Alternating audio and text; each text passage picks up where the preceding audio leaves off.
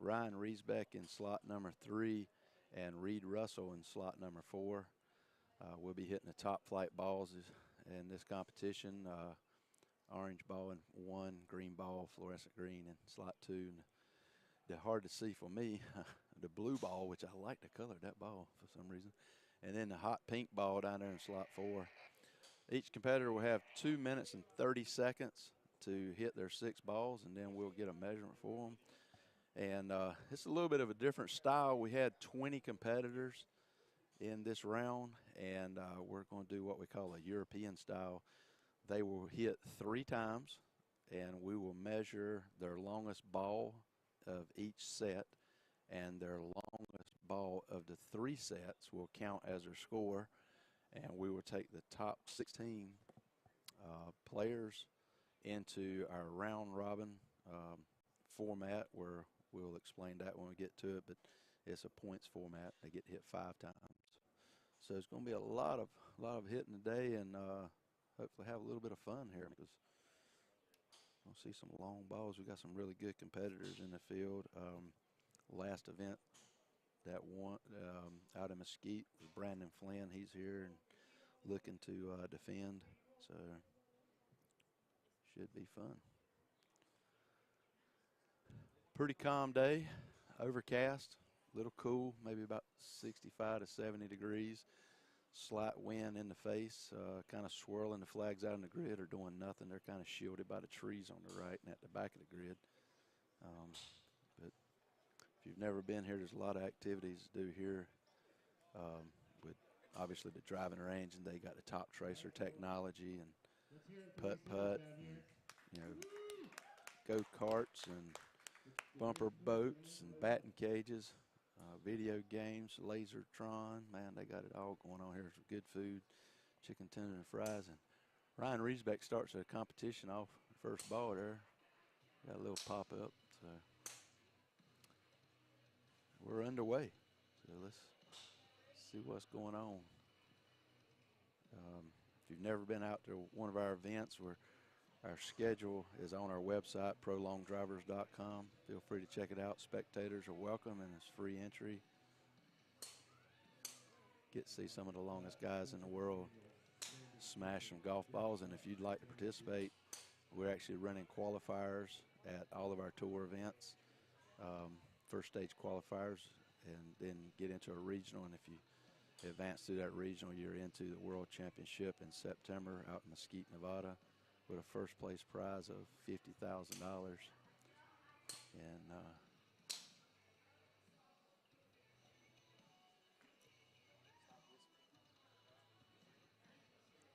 my sound guy says I'm not talking loud enough, so I'll speak up a little bit. Huh? Yeah, it's probably the first time I've ever had anybody tell me to speak up. Usually I'm pretty low, so.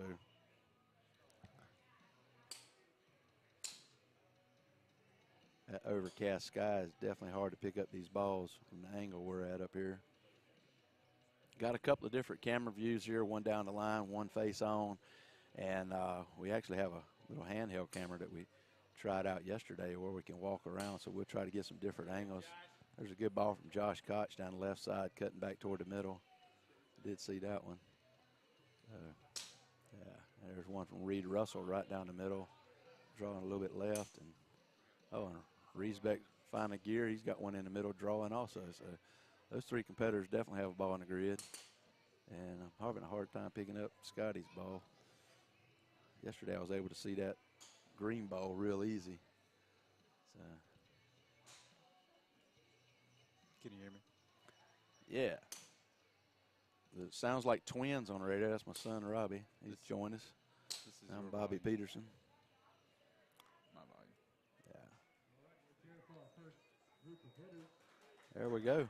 Next on the team, slot 1, Pinkerton Virginia, slot 2, Landon Jensen, slot 3, Jeff Schmuck, and slot 4, Damian Dooley. This is an on-deck call for Wes Patterson, Colton Castro, George Haggerty, and Kyle Colville. What if we had a runner get the scores and bring them back? Hey, can you get scores? Yes. Run down there and get them. Just pencil them in. All right. Our next group of hitters coming to the tee. We'll try to get the scores on that last set. The grid workers right there measuring them. We actually physically measure all of our balls. Grid lines are painted in the grid. And got ball callers, obviously, on each color ball, and then grid workers on each ball in the grid. Next group coming to the tee is our host here, Spencer McDaniel.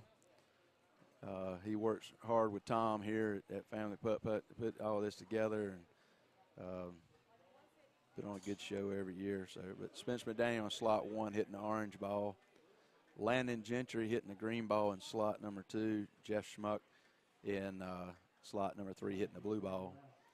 And Damon Dooley in slot 4 hitting the pink ball.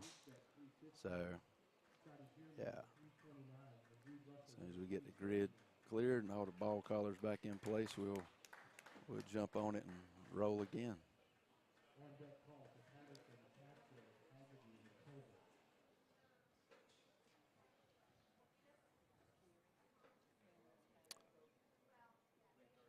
So got the scores back here from the first set, and Reed Russell right now in the lead at 339, followed by Scotty Pierman at 329, Ryan Riesbeck at 315, and Josh Koch at 314.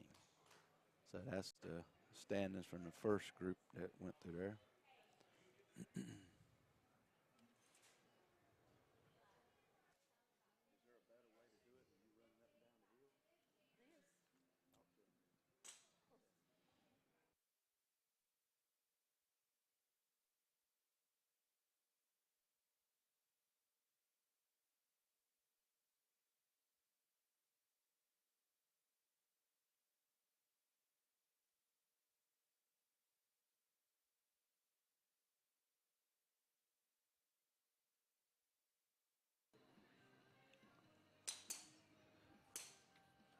Landon starts one down the right side. I kind of lost it as soon as it peeked over the tops of the trees. We might need to have a little more eagle. I need Roy Studley up here with his eagle eyes. He could help us out with it. I see famous Dave Hogue has walked in the house over here, so I'm gonna mute a second and say hello to him.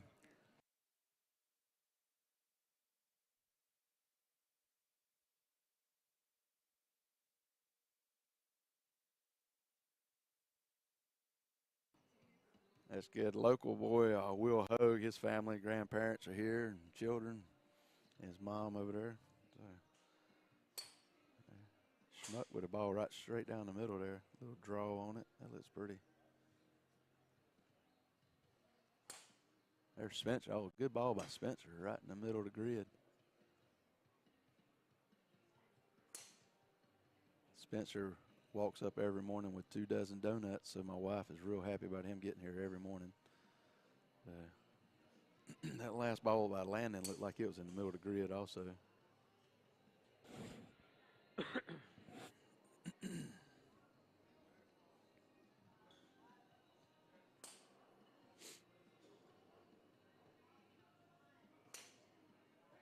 That's right in the middle by Landon again.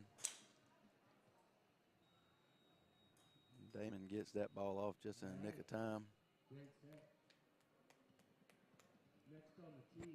All right, we get those measured up for you and get some callbacks. There's an on-deck call for Brandon Flynn, Will Hogue, Colton Lippincott, and Brian Kelly.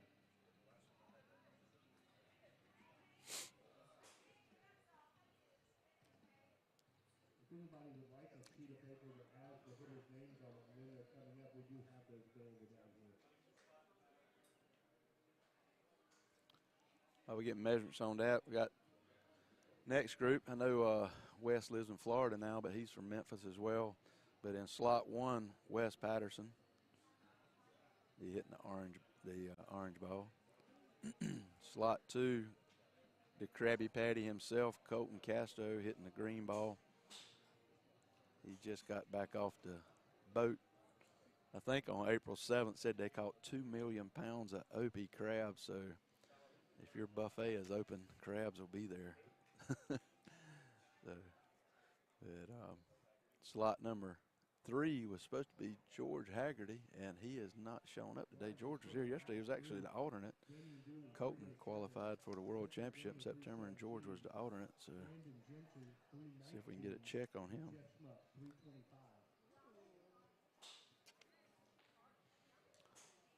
Slot number 4, we got Kyle Cover. So here's the callbacks from the second group there. Leading that group was Jeff Schmuck at 325 yards, followed by Landon Gentry at 319 yards, followed up by Spencer McDaniels at 317, and then Damon Dooley coming in at 307. So we'll get on our way here with our third group. Colton starts out a bullet down the right side. Wes has a ball in the right side of the grid drawing in. So looks like a good start for both of them.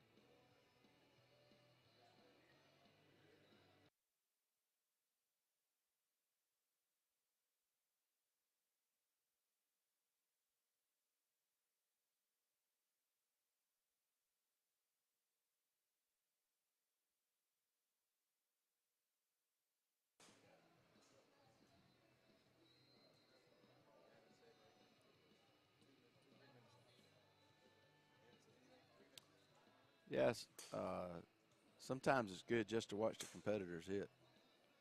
I mean, this is not CBS, and I'm not a professional commentator. And I'm definitely not Howard Cosell. I'm wearing a lot of hats, I'll tell you that.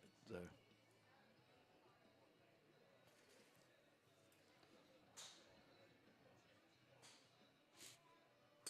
I always think the first set's kind of a like, especially in this style of format where you're getting 3 rounds to hit your best ball, and then that's how you're measured, is the best of the 3 sets. Kind of find the grid, find the groove, get the feel of the tee box, especially if you haven't competed in a while. First time Colton's been hitting balls. I know I'm not sure about Kyle Covert, if he's been able to practice and stuff like that, but I know Wes has been hitting. He plays a lot of golf, living down in Florida, so getting out. That looked like a good ball by Wes right there in the right center of the grid, drawing. Got the geese up anyway. They're flying out.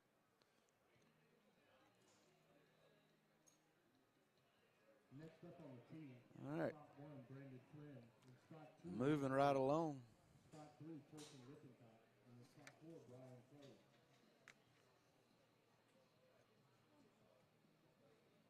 On deck call for Glenn Wilson, Jeremy Nowak, Nick Corbett. All right, we got our Mesquite event winner, Brandon Flynn, in slot number 1. Local hero, Will Hogue, in slot number 2, hitting the green ball. Yesterday's qualifier for the World Championship in Mesquite, and first place prize of $50,000, Colton Lippincott. And Texas native Brian Kelly over there in slot number 4, hitting the pink ball. Please make sure you're aiming well left of the grid. We are getting some balls on the grid, and that's dangerous to the grid workers out there. Hazardous to your health. All right, looks like the grid workers are leaving the grid, so we should have a number called back on that third group right here in a second.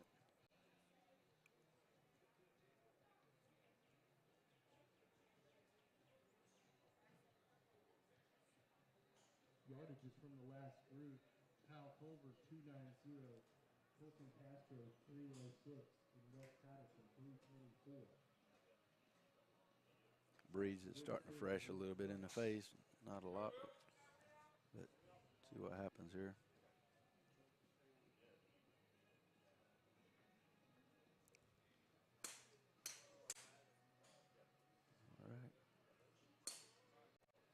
All right.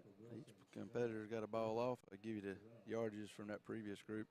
Wes Patterson was leading that group of 4 at 324 yards. Colton Casto came in next at 306 yards. And obviously George Haggard was a no-show on that set. And then Kyle Covert come in at 290 yards.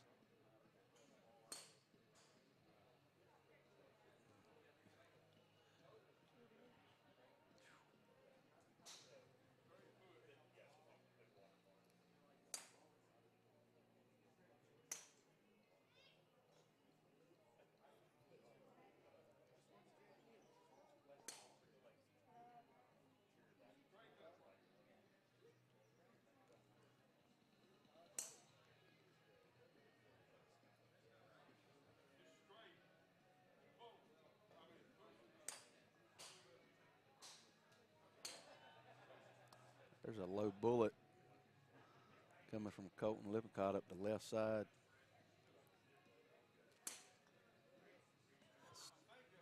Will started in the middle, looked like it was fading a little bit. Yeah.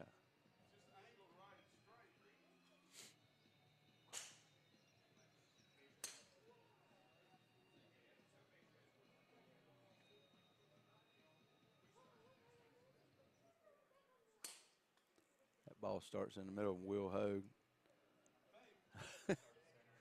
They are hard to see with the clouds like that. It's like a good ball from Brandon Flynn down the right side.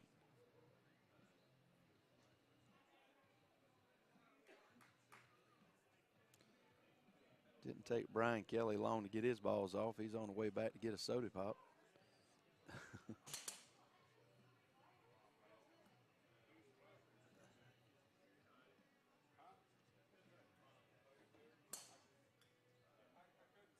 Some callbacks. Next up on the tee, spot 1, Glenn Wilson. Spot 2, Jeremy Nowak. Spot 3, Nick Warbeck. And then spot 4, Mikey Jarrell. All right, the grid workers go out to measure those. We'll get some numbers back on those guys. And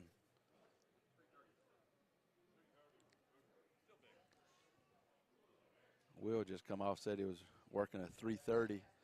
330 is actually a really good ball right now. I mean, I think 339 by Reed Russell is the longest ball we've had so far. So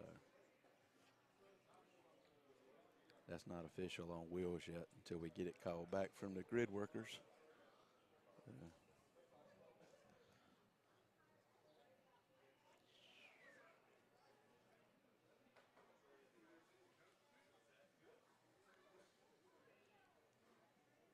All right, coming up in this set in slot number 1, this is our 5th group. Got Glenn Wilson hitting the orange ball in slot number 1. Jeremy Nowak, slot number 2. Nick Vorbick, slot number 3. And the slightly under-colorful Mikey Jarrell. I don't know where he gets his shirts at, but it sure isn't Walmart. He's a colorful character, that's for sure. All right, here we go. 5th set. My runner's going down to get our scores from the last set. Glenn Wilson wasting no time getting the ball off.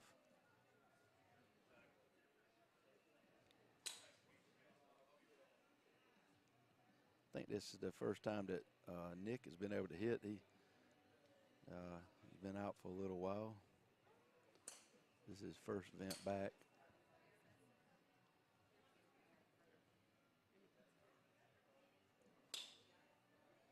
Like Jeremy hit one down the left side. Are we getting that? They get the call back here from the previous set. We had Brandon Flynn leading that set at 333 yards. Will Hogue at 331 yards. Colton Lippincott at 324 yards. And Brian Kelly failing to make a mark there at OB. Hey, Jeremy, you got it. Straight up, buddy. You got it.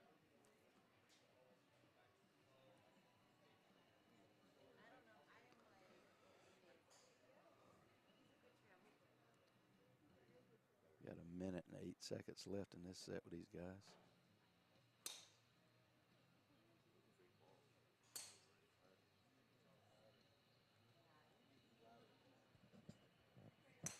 I'm trying.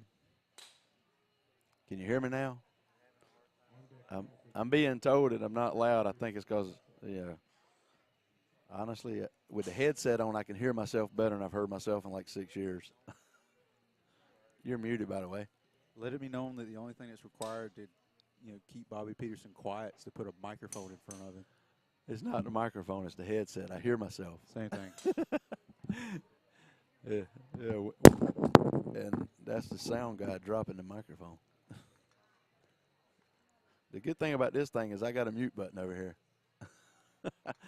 I can finally get the last word in.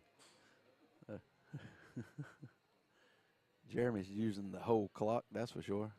8 seconds. And he pulled that one left.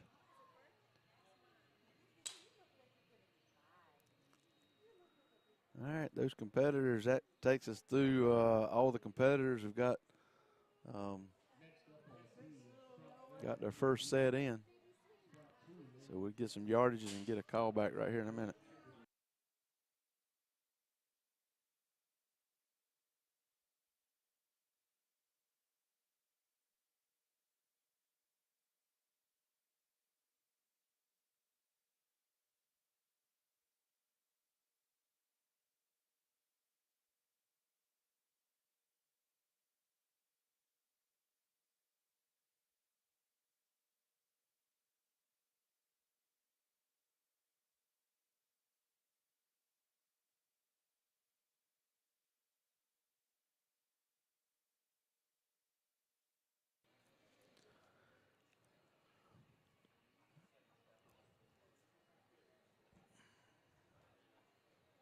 All right, we'll be moving into round 2, set 2 here, and the competitors will get another trip through, make some adjustments, try to build on what they put out there the first time, or find the grid and get it going. So rolling along here.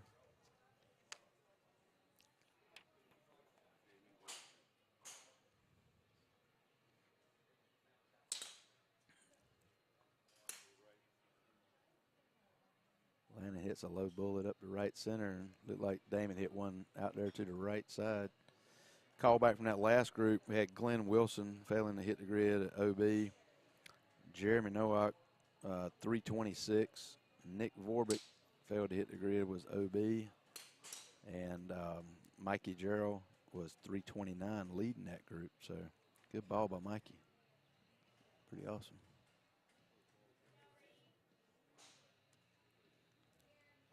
So back on the tee here, we got Damon Dooley in slot number 1. We got Landon Gentry in slot number 2. George Haggerty still missing. For those out there, I did send out a text message to him. He's okay. He did not get the email somehow. So he's okay. I didn't want to have anybody there worried that he might have went out and enjoyed Beale Street last night. And we got Reed Russell down there in slot number 4. Reed's a relatively newcomer to the game. We had a indoor amateur event on the About Golf Simulator at the OSPS headquarters, and Reed come in and put up some strong numbers and finished second in that, and went out to Mesquite to our first event, and he qualified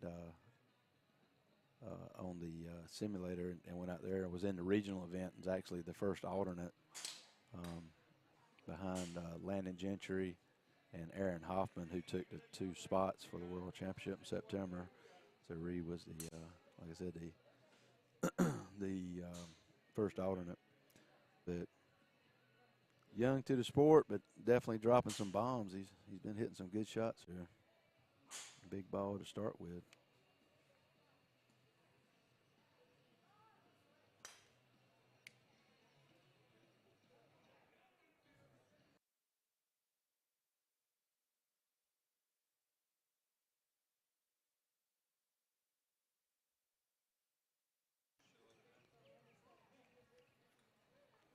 All right, so that's the end of that round for those guys. So they've got their second shots in, and they'll be back up in set 3 to give it another go. Everybody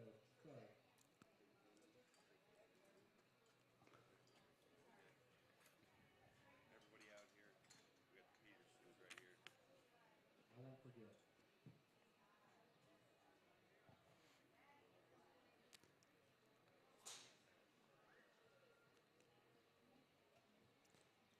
Coming back up in this set, we got Colton Lippincott in slot number 1.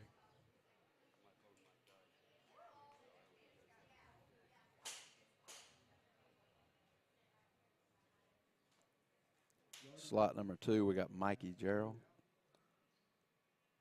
Slot number 3, Ryan Riesbeck. And slot number 4, Colton Casto.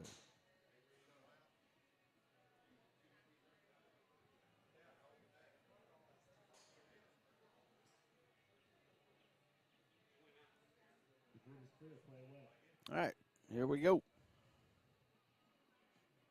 Guy on the clock's got a hair trigger.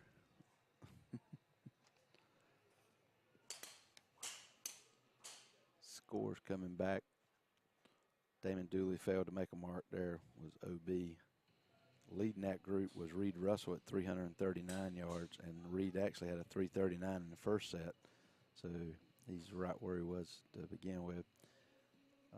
And Landon Gentry came in at 314, so his first set of 319 will be still his longest ball. Ryan just hit a ball down the middle.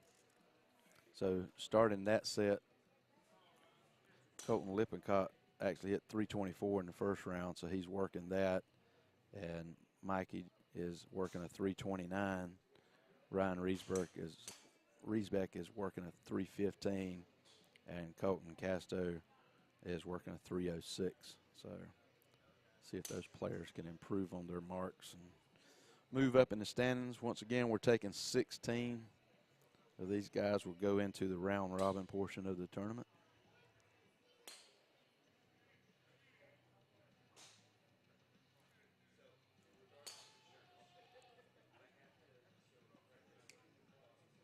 Got a lot of unique styles in the sport.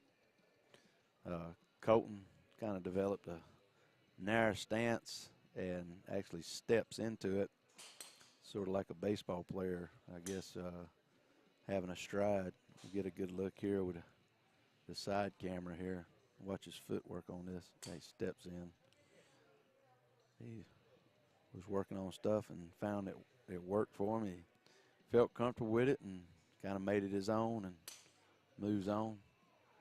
And there in slot number 3, you got a good look right now of Ryan Riesbeck face on. Ryan actually works on trying to get his hands super high in the backswing and kind of a slow tempo taking it back. If he rushes it, it doesn't give him time to set his hands. He's actually struggling a little bit. He's got a right wrist issue. Right now he's got it taped up, so he's trying to deal with that. It's a good ball right there, draw down the right side. So all of these guys have a unique. I don't think I've ever seen 2 people identical swings out here.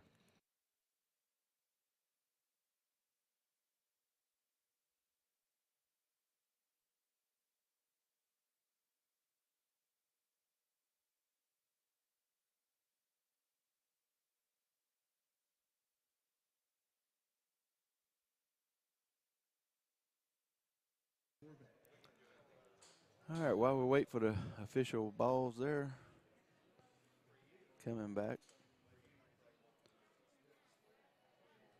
Be sure to stick around. We're going to have a special treat for you. George Haggerty has shown up, ladies and gentlemen. So he's going to get the hit, hopefully. Oh, man. Communication. This next group coming to the tee. Got Jeff Schmuck in slot number 1, Josh Koch in slot number 2, Spencer McDaniel in slot number 3, and his good buddy and all this, Glenn Wilson in slot number 4.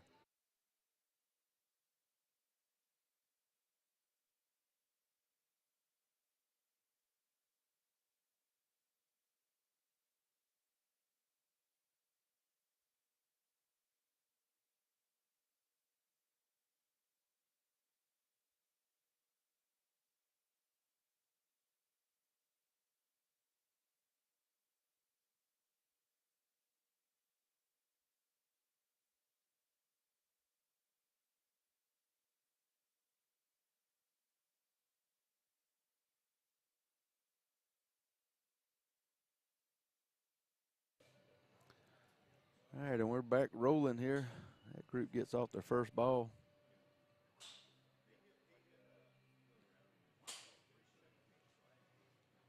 Cool thing about the driving range here at Family Fun Center is they're heated bays. So this morning it was pretty awesome. Now it's starting to warm up, and my head is on fire. Got the heater rolling.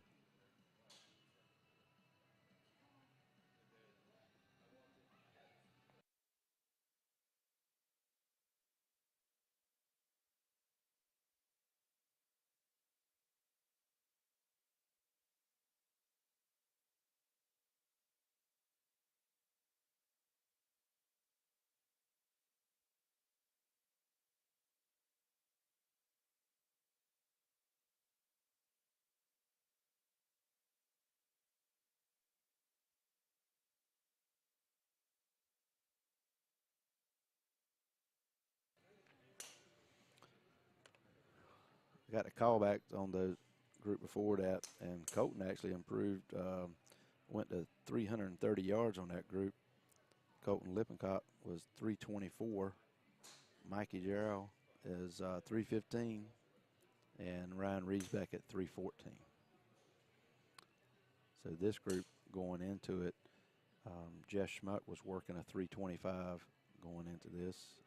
Josh Koch was working a 314. Spencer was working a 317, and Glenn was OB in his first set. So I'm sure he'll get a mark here and get a number on the board. And you'll be able to turn it loose on that last set. Once you got some numbers in there, that third set in this style of format, it's just, go for it. You got to just go after it, turn it loose, and try to hit a nugget out there and be one of the top 16 to advance.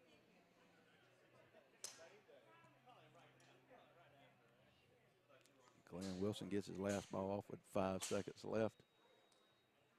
Next on the tee in slot 1, Brian Kelly. Slot 2, Kyle Colbert. Slot 3, Brandon Flynn. And slot 4, Nick Vorbeck. Oh, we almost lost internet from Jeff. I thought you went down there for a second, bro. Good thing we got those big cones. He stepped around the cone to trip over the cord.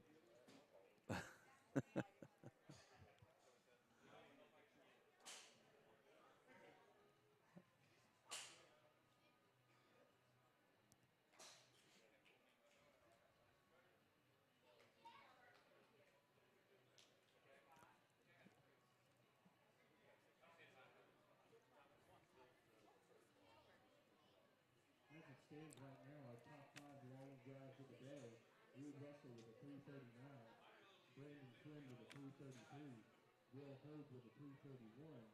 Colton Castro with a 330. And Mikey Gerald with a 329. He's tied with Scotty Pierman. All right, so going into this set, we got slot number 1, Brian Kelly.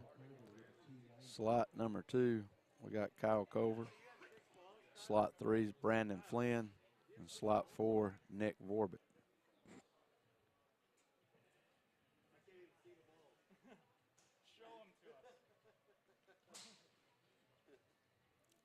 Still got a grid worker out in the grids to hold up. They must have saw another ball or something. Try to get it clear. We got range balls also coming in there to try to keep it clear as you can. Jeff Schmuck, 307. Glenn Wilson, 312. Spencer McDaniel, 317. And Joshua Koch with a 339.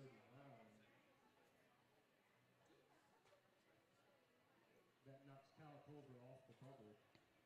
And it's now Damian Dewey with a 307. All right. So here's the callbacks from that previous round. We had Josh Koch leading the way there with 339. And that ties Reed Russell at 339 as well. And then we go Spencer McDaniel at 317. Glenn Wilson put a mark out at 312. And Jeff Schmuck with a 307.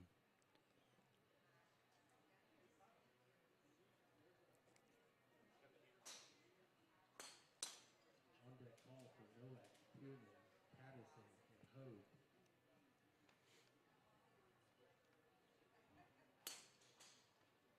Like a good ball and Brandon Flynn there.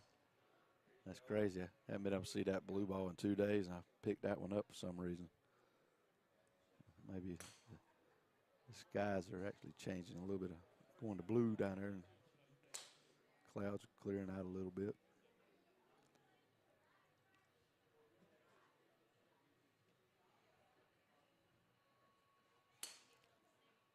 Brandon's first year last year came out pretty strong and had a real successful year, I thought.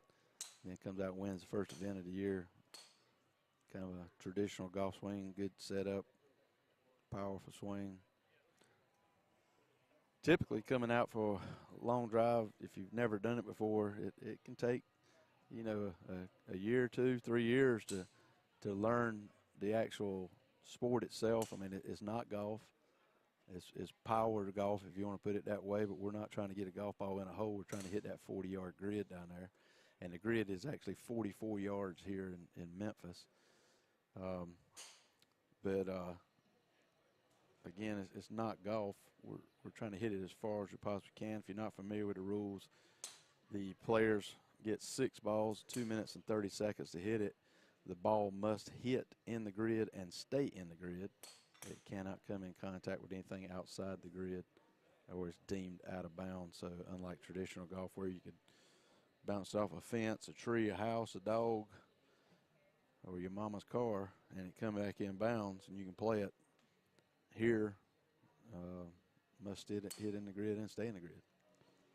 So makes it pretty challenging at times, especially if the wind's blowing across. I mean, we were out in Mesquite last month, and the wind was swirling in almost every directions at times, and it's hard to figure out how to keep that rascal in the grid.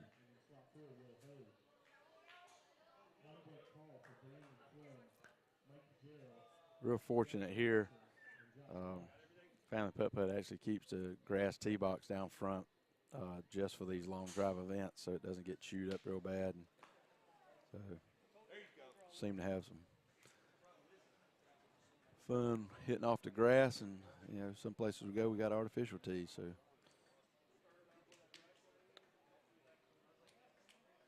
I don't think we could ask for much better a day. Hardly any wind blowing, overcast.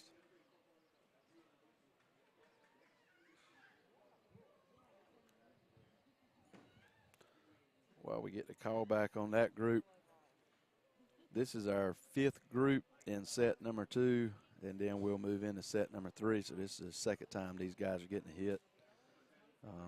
Looks like a real fun group here. We got Jeremy Nowak in slot number 1. We got Scotty Pierman wearing traditional purple for preemies in slot number 2. Wes Patterson, slot number 3, and Will Hogue in slot number 4. So 2 Memphis boys get to hit ours side by side. So our new leader at 344 yards, Kyle Covert, followed by Brandon Flynn at 339 in that group. Brian Kelly at 312, and Nick Vorbrick failed to find the grid, was OB.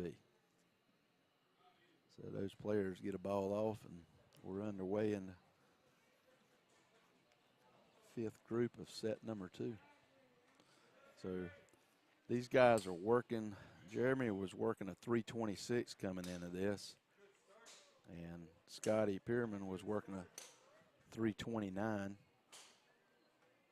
Wes Patterson was working a 324, and Will Hogue was working a 331. So with these conditions, all of these guys have got a pretty good number already on the board, so I'm sure they're trying to build on it. And since Kyle just went with a 344, they're looking to reach back and probably catch that number. That seems to be the new mark, new high right now.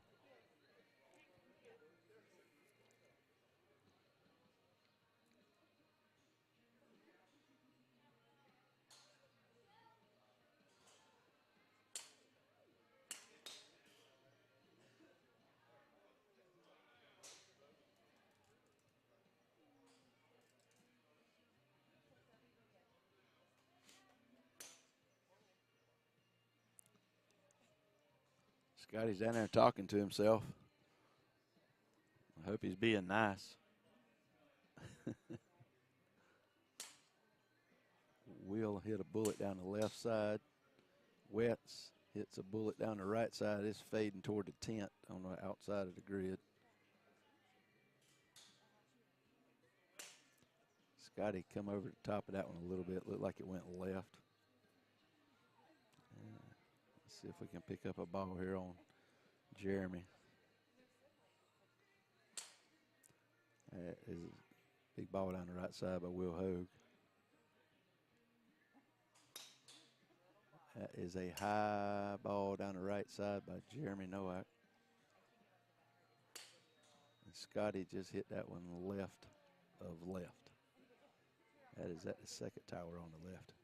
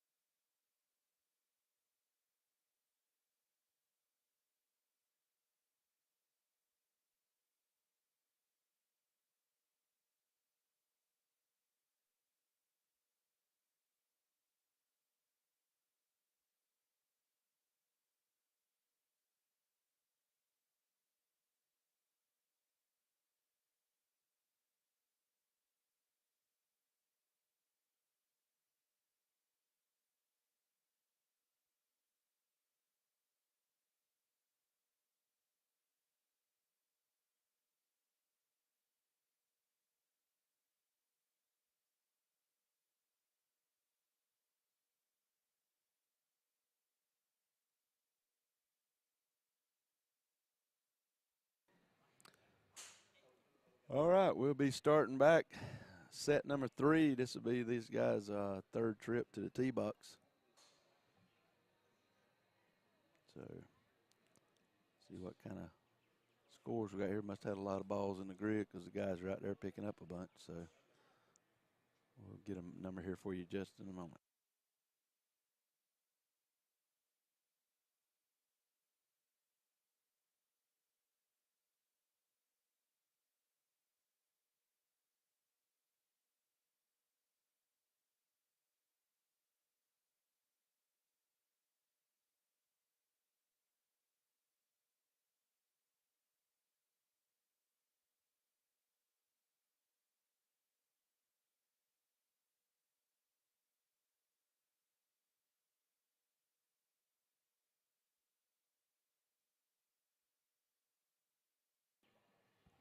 And I'm back. All right, these guys are going. I got Brandon Flynn in slot number 1, Mikey in slot number 2, Wes Patterson with the draw of back-to-back sets, but he'll be done after this, so we'll get to take a break. In slot number 3, and Josh Koch on the pink ball over there in slot number 4. Call back from that previous set. We had Will Hogue tying Kyle Covert at 344 yards. Wes Patterson coming in second in that group at 315. And Jeremy Nowak at 305. And Scotty Pierman failing to make a mark there at OB. So with a minute and a half left into this, down the line.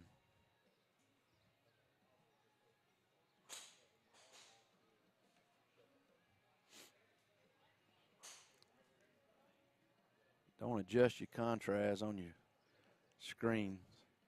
That shirt is definitely allowed by Mikey. That's a new one. I don't think I've seen a cowboy riding a shark in a long drive event before. But, you know, there's a first time for everything. Mikey's actually hitting the ball really good today. His first set, he came out 329.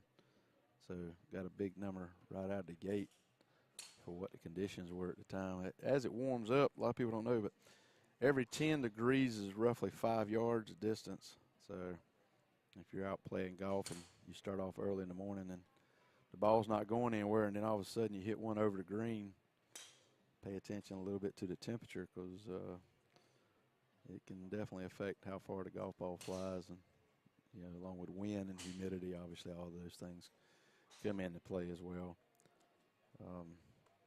If you're new to the sport of long drive, all of these competitors are competing with USGA legal equipment.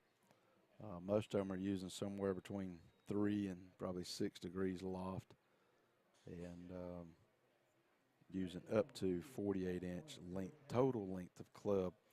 It's not 48 inches length of shaft. Obviously, you got to cut them down to. We use the Mitchell's club measuring device to get that 48 inches, just like the USGA and the PGA Tour. So, not to be over length there. And all heads must conform to USGA standards.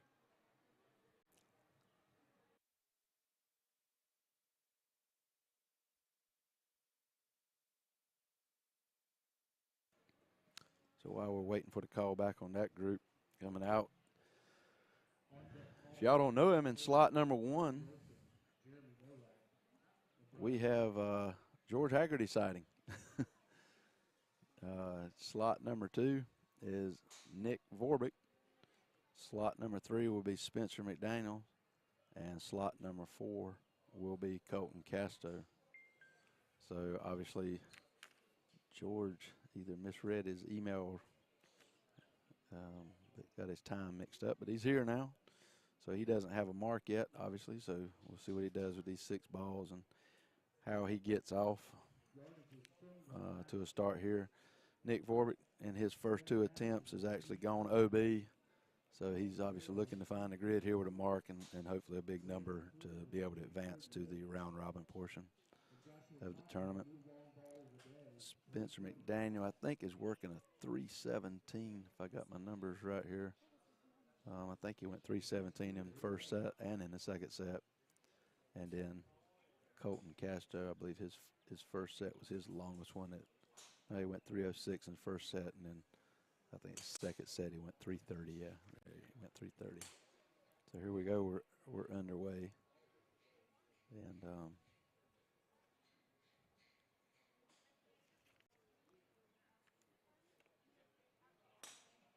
good ball by George. So he starts off with his first ball in the right center with a little bit of a draw. So it may only take one to get him to advance, depending on how big this ball is. I'm not sure he had a lot of time to warm up, but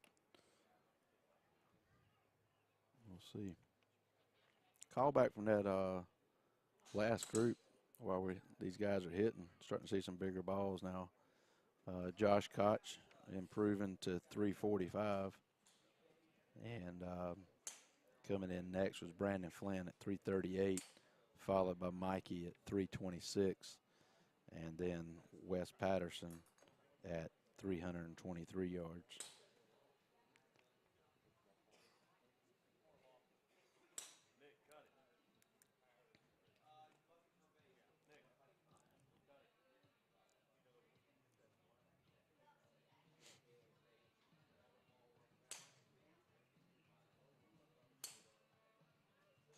It's a good ball down the right side by Spencer. I don't know if he liked it or not. It's kind of a high floater. Stayed pretty straight.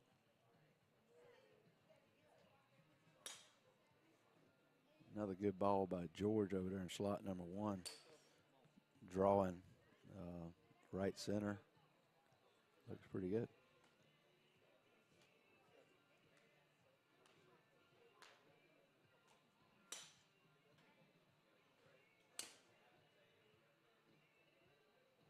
All right, competitors down to about 22 seconds in their last ball. Colton gets his off with no problem with the time clock. Nick's out of balls. Spencer's lining her up.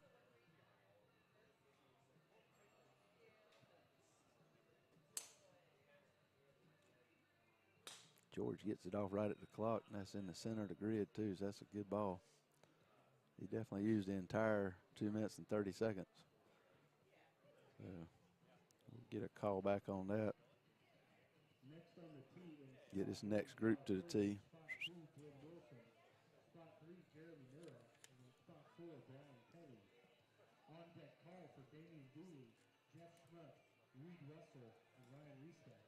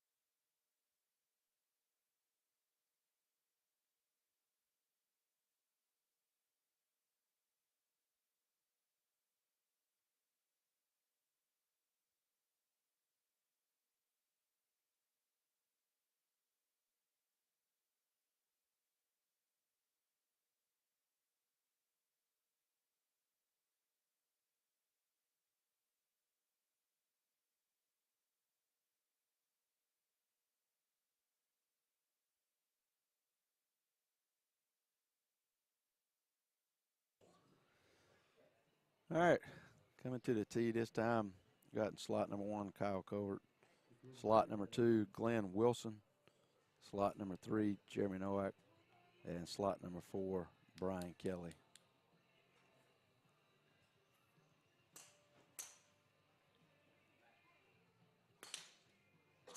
On deck call for Dooley, Shutt, Russell, and Reestack. Come on, Jeremy.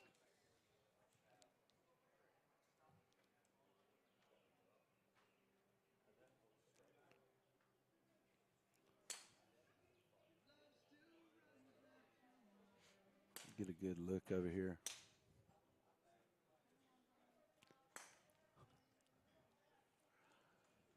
See if we can get a good look here at Brian Kelly in slot number 4. Got you call back on the last group that was up.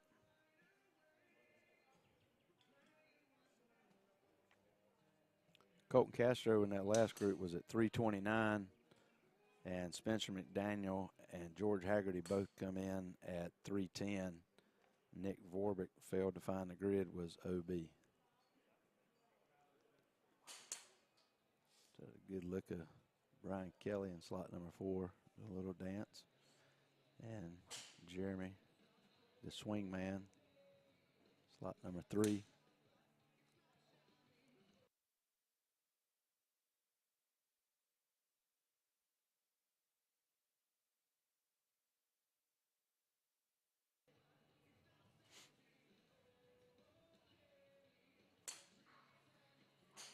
Brian has more of a traditional swing also. Pretty solid. I think it's his first competition of the year, so probably knocking the cobwebs and rust off of it.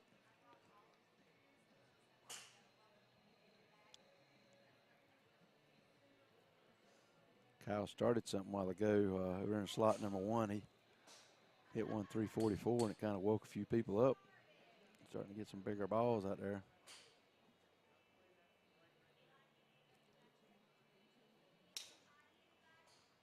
Jeremy crushes that one, but it pulls down the left side and goes OB. Glenn with his last ball. And he kind of did the same thing. Got it down that left side and drew it left OB. So going into that, I think Kyle was at 344. Glenn was at 312.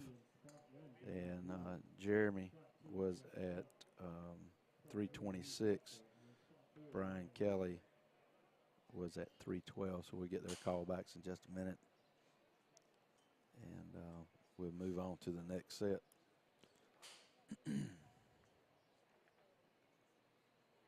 Coming to the tee now in slot number 1 be Damon Dooley. Slot number 2, Jeff Schmuck. Slot number 3, Reed Russell. And slot number 4, Ryan Reesbeck.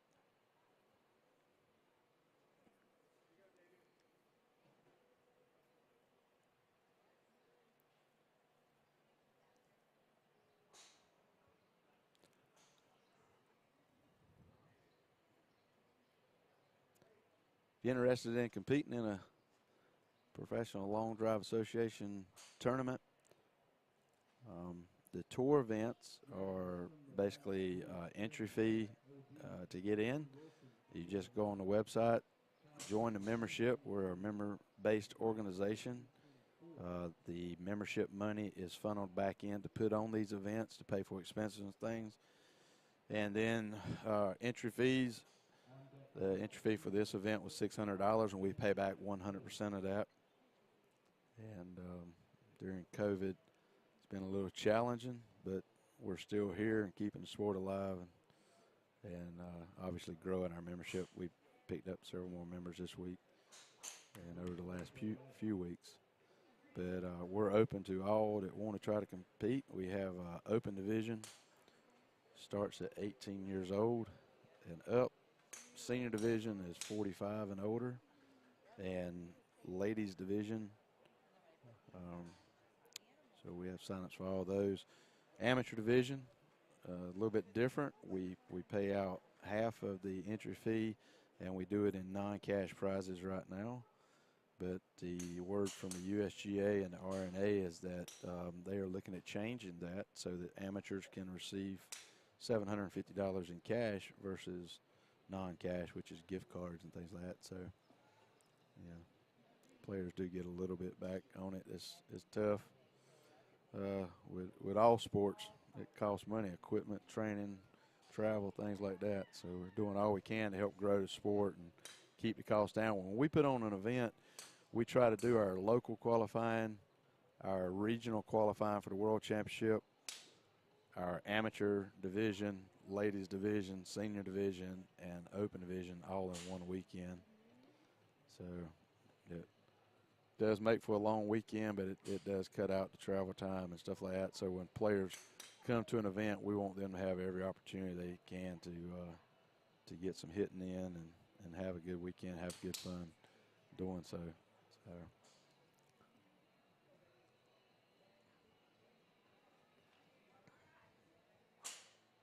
These players are coming down to their last couple of balls with 50 seconds left on the clock.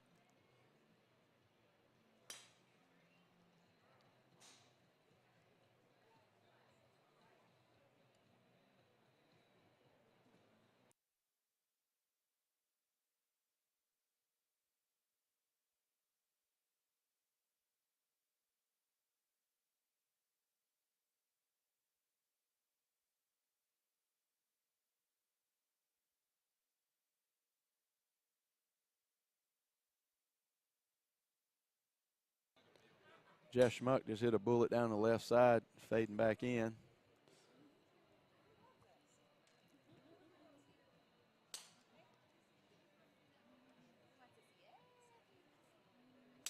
Reed Russell gets it off with just a couple of seconds left on the clock there. And gets it off in play.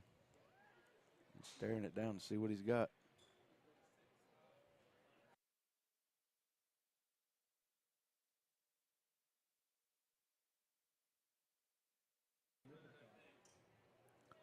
Ryan Riesbeck just walked by me and gave me the 336 sign, so we'll see what the official measurement is. And all balls are not official until they're called back by the grid workers and confirmed that that is their color and their yardage. It's just an estimate until then, so we'll see what we get here out of those four players.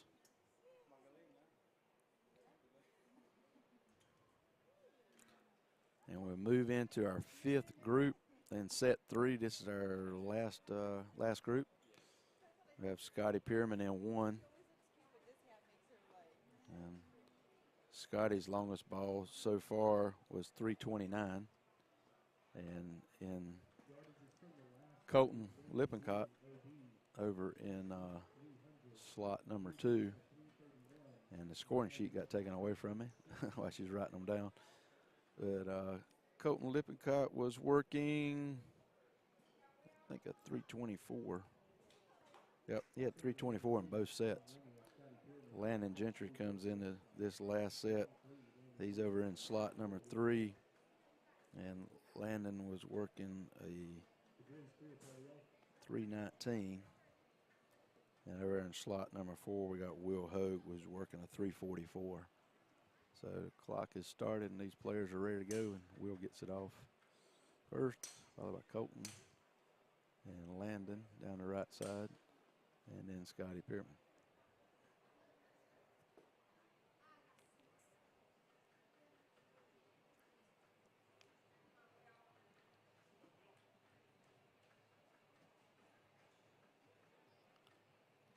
With this format, Will's in kind of a really good situation here. He's got a big ball, 344, so he's not worried about qualifying. He's in, so if he wanted to kind of experiment and hit different shot shapes and stuff like that, now would be the time to do it. And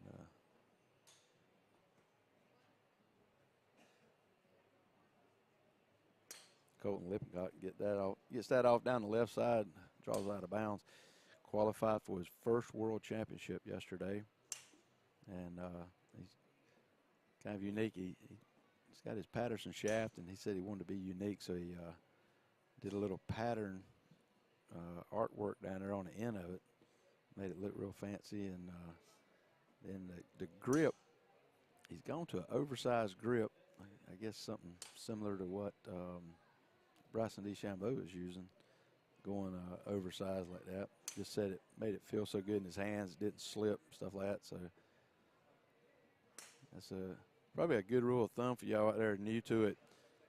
It's not one way to do things. Kind of experiment and find what feels good, works good for you, and get out there and try it. The only real way to know whether you can compete or not is to come out to an event, get on that tee box, hit a few shots, and just see how your nerves and everything can handle it. Landon gets into that one. That was a bullet right down the middle.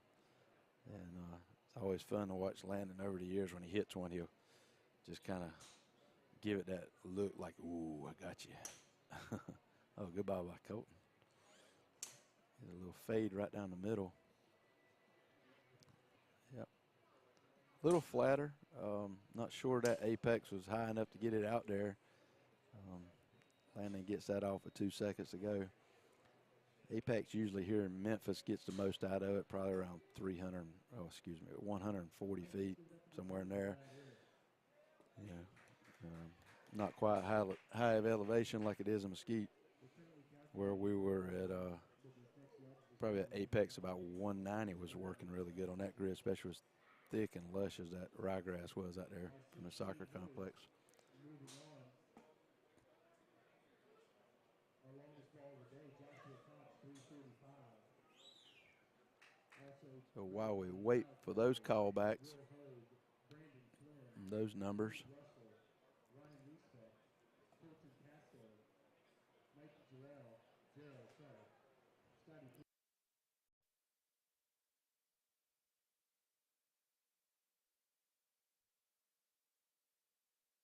so while we're waiting on those numbers, once we get this, I'll give you the 16 players that will be moving on to the round robin.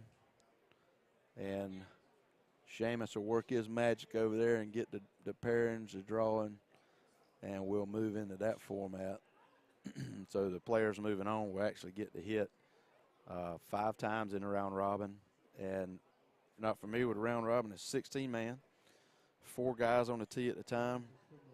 They were all hit, and we will give points based on yardage. The longest ball in the group will get 200 points. The next longest ball in the group will get 100. The next longest ball will get 75, and the next longest ball will get 50. We'll be back in about 15 minutes.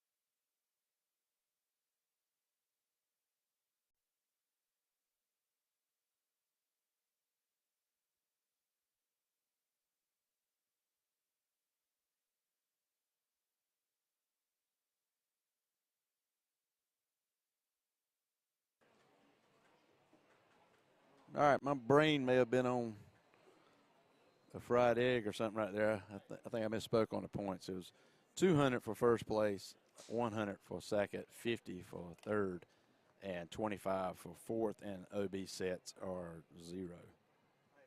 So the callback on those last 4 there was Scotty was OB. Landon Gentry led the way there at 338 yards. Will Hogue was at 319, and Colton Lippincott was 310 yards.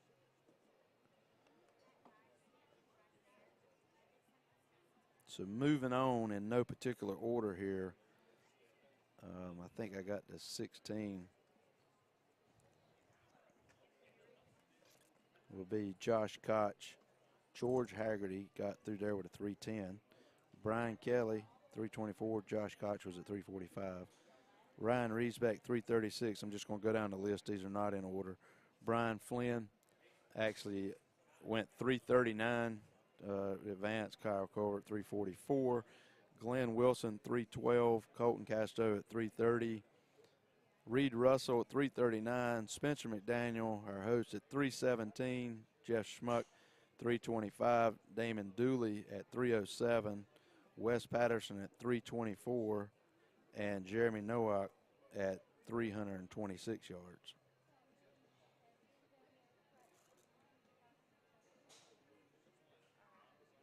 And I need to check that. That's not the official. Going on this score pad here, and I'm looking at it, and I see that. Yeah, I'm trying to see it on that sheet. So let me get the official here, and I'll run straight down the list.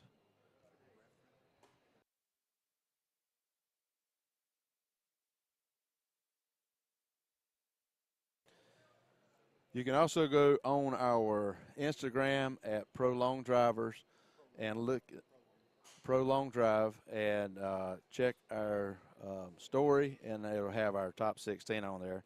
And I just got the official ranking, so I was trying to do it off the top of my head, which I screwed it up. So, sorry. Josh Koch, Kyle Colbert, Will Hogue, Brandon Flynn, Reed Russell, Landon Gentry, Ryan Riesbeck, Colton Casto, Mikey Jarrell, Scotty Pierman, Jeremy Nowak, Jeff Schmuck, Brian Kelly, Colton Lippincott, Wes Patterson, and Spencer McDaniel will be moving on. And unfortunately, I was wrong on that. Glenn Wilson, George Haggerty, Damon Dooley, and Nick Vorbert were eliminated. So right now, we've got the camera going down to look at a few guys that are warming up. We're going to have a 15-minute break between this set and the next. So got our camera walking around. That was a shot of Scotty Pierman. Got the Yuck himself, Richard Smith, in the house over here. Be hitting in the senior division later on. Good look at the top tracer hardware and software that they use here. Colton Casto, thumbs up.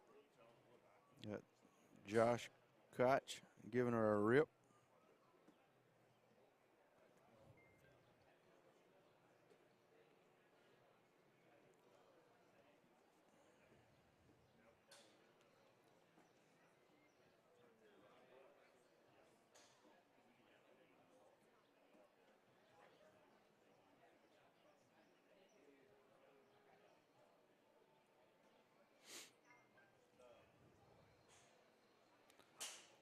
I'm going to move away from the microphone. If you want to stay tuned and just kind of keep a peek at the camera, we're going to have that live camera walking around, seeing some of the players in action. And I'm going to take a quick timeout to get reset for this next group, and we'll be back to try to talk our way through the next one, give you a little bit of updates on the point system and stuff. And we are working on a group. We're having to develop all of this stuff, our cameras and software, and our scoring system works great. It just doesn't link with our camera system yet, but we should have that in the near future so that we can have the live score and everything on the screen. So I think we may have that in 2 weeks. We'll be down in Columbia, South Carolina at Par T. There's a good look at Jay. Looks like he's trimmed his beard. If he was about 1.5 feet shorter, he'd look like that that guy with a big hammer. I can't even remember the show. I went brain dead. Like Elfin Magic. Will Hogue, the fireman. Trying to keep his hips from sliding. I know that move. But yeah, we'll check it out on our website, prolongdrivers.com. Still time to sign up for that. We got the locals will be on Friday, regional on Saturday, and tour event will be on Sunday at Par T. Tom does a great job down there, and a big facility. That is a huge driving range in Columbia, South Carolina. So 2 weeks from today we'll be there. All right, I'm going to do a walk around and talk to some players, and we'll be back in a little bit.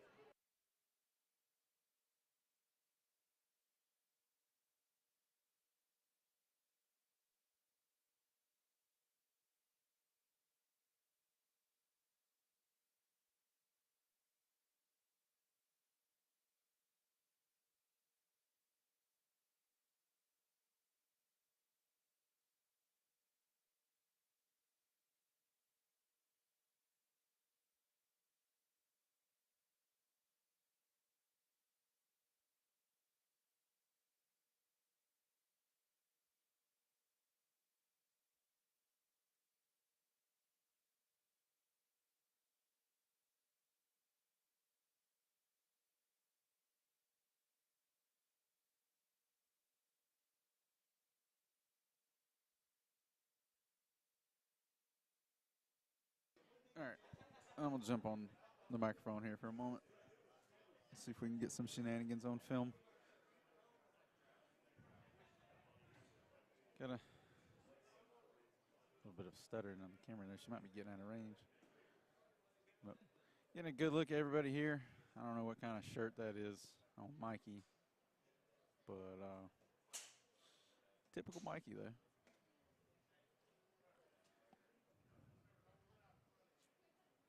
So we can get a good shot of this one.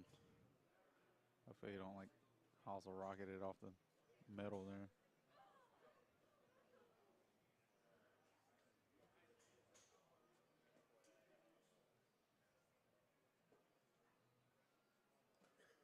Tell you what, his closet is rather interesting. Seems like every time he comes out, he's got some kind of shirt. I remember back in Mesquite, I was taking pictures for like the website and stuff, and I think he had a cat with sunglasses on his shirt. About same kind of color scheme as the shark there, but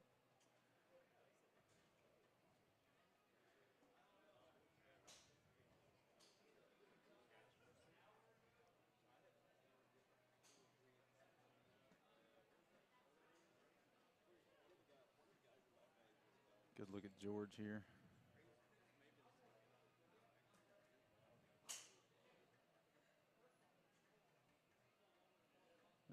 Apparently George had some communication issues and wasn't here for the first 2 sets of the quote-unquote seeding rounds.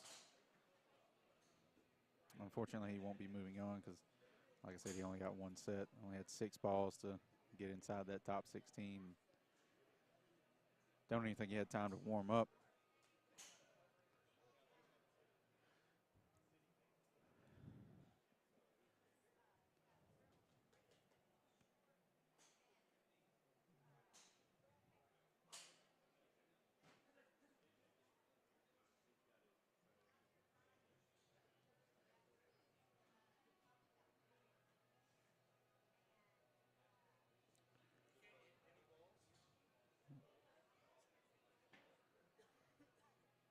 I don't know what kind of club that is, but it's definitely not something that a long driver should be swinging. I can tell you that. It looks like an iron. We don't hit those clubs.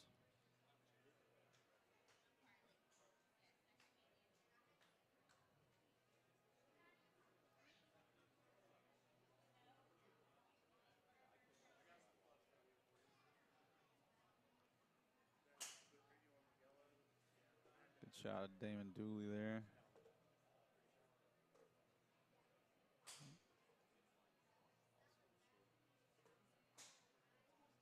Jeff Schmuck. Oh my God, there's another iron. Brandon Flynn's over there hitting that iron too. Kids might as well pull out putters.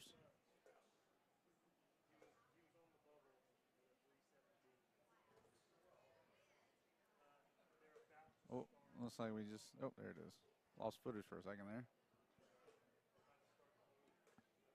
A lot of people here.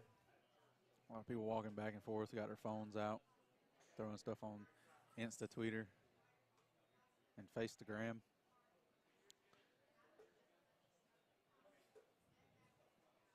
Turned out to be a pretty day. We showed up earlier today. It was terrible overcast. I thought it was going to rain. I was going to have to break out the rain gear for the cameras and stuff. But those rolled on through, and now the sun's come out. It's actually turned into a pretty day. About 65 degrees. Feels kind of good.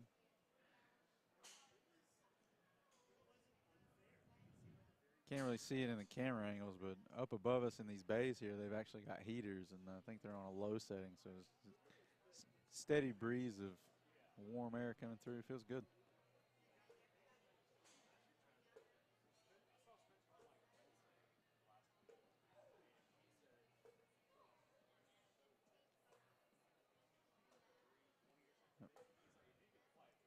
Coming up here for round of 16, we'll be trying some new technology here. I was able to build a scoreboard. Hopefully that works out. Keep things a little bit more informative for viewers at home. If you have any suggestions as to how to, I know it's a little hard to keep up with what's going on, especially with 4 people on the tee box. Everything's fast-paced. Shot tracer would be great. Unfortunately, they want to charge a ridiculous amount of money for a quality shot tracer, and I personally refuse to pay for something that's inferior. And everything I found so far that was quote unquote affordable, just the software wasn't good enough in my opinion. Didn't track the balls very well. As far as like information goes, we try to do the best we can with the tools that we have. Unfortunately, sometimes it's a little difficult to get the yardages back here, but for the round, like I said, for the round of 16, hopefully we'll be able to get this scoreboard up and running. Check in on it every once in a while. Good shot of Josh Koch, Jeremy Nowak, and Reed Russell here. The swing man.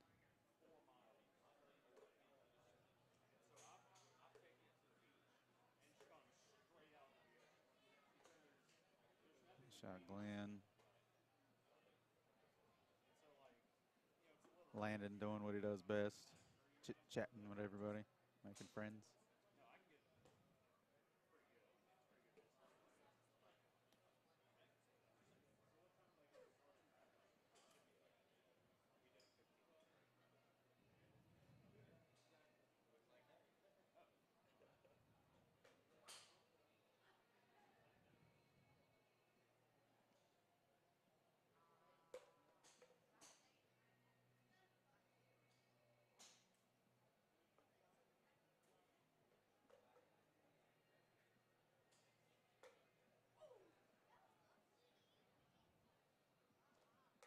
Oh, let's get a preview here. All right, y'all, we're going to get going here in just a minute or two. We'll see. I mean, it looks like it's working, so This is the 3.5. we'll see how it goes. Let's get a preview here to the scoreboard real quick. Throw that up on the scoreboard here. In the round of 16, we have Josh Koch, Will Hogue, Kyle Culver, Reed Russell, Brandon Flynn, Landon Gentry, Ryan Riesbeck, Colton Casto, Mikey Gerald, Scotty Pierman, Jeremy Nowak, Jeff Schmuck, Colton Lippincott, Wes Patterson, Brian Kelly, and, of course, our wonderful host, Spencer McDaniel. So for the yardages and stuff, we'll take their top yardage for each set. On the right, you'll see there the points will be our points leader. Everything goes according to plan, and my programming, or lack of programming, should I say, goes according to plan. Everything will update, and everything should be dynamic, sort them properly. Like I said, fingers crossed. We'll see. See how it goes. No promises. Dennis, if you can please aim well left of the grid. Guys are getting some balls. Hit it there. No, not Williams heads.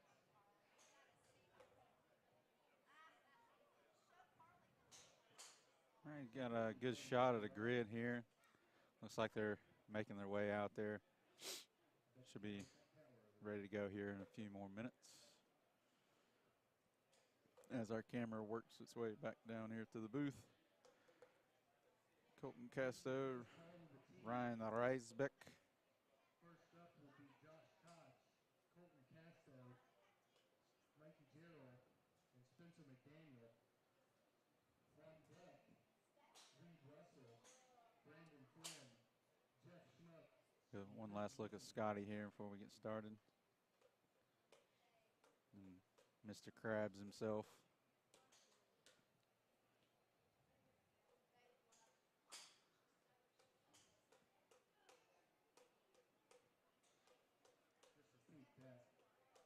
Colton didn't get the since the fourth event at the One Stop Power Shop last year back in August.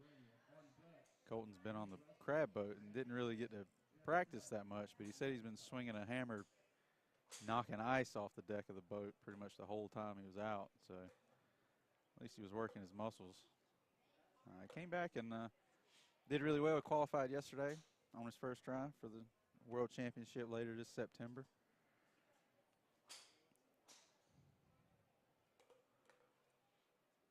Shot of Ryan Reisbeck here, getting last minute work in for the big competition.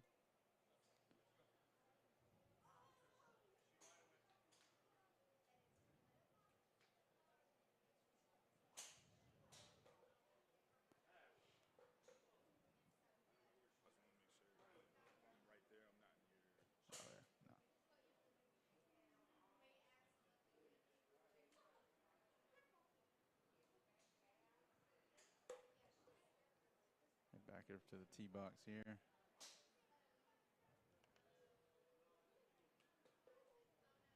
All right. First set on the tee box, we're going to have Josh Koch in slot 1, Colton Casto in slot 2, Mikey Gerald in slot 3, and Spencer McDaniels in slot 4.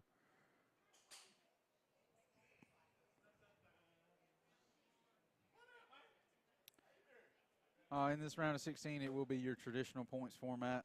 Players will get to hit the usual 6 balls, 5 sets. Points based on how they finish in each set. And at the end of the 5 rounds, we'll tally up. And the top 8 points earners will move on to the match play. My co-commentator and genetics donator, Bobby Peterson, is shown back up. You're welcome for that. That's just doing my part. Jury's out. Are we ready to roll, Robbie? Yep, we're back. So all right, here we go. Not sure where you picked up. I was down the line with the players.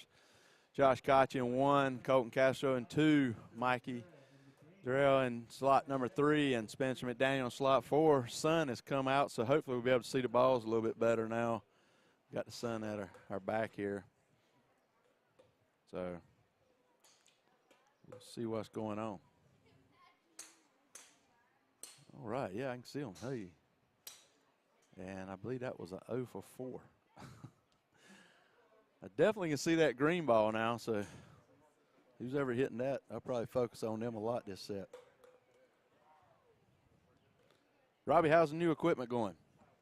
It works, so that's about all that matters. Get some feedback out there how everything looks. You know, we're constantly trying to improve. Yeah, the blue sky is not helping the blue ball for me to see it. I saw it come off, and as soon as it got over the trees, it disappeared like a Houdini trick on me.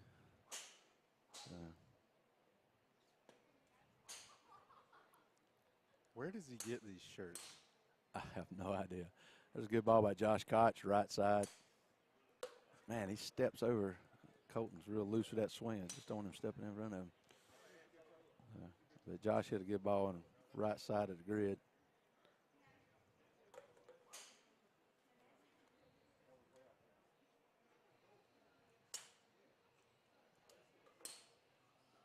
Ball's up the right side and looks like it's, I think it's going to hang on for Josh.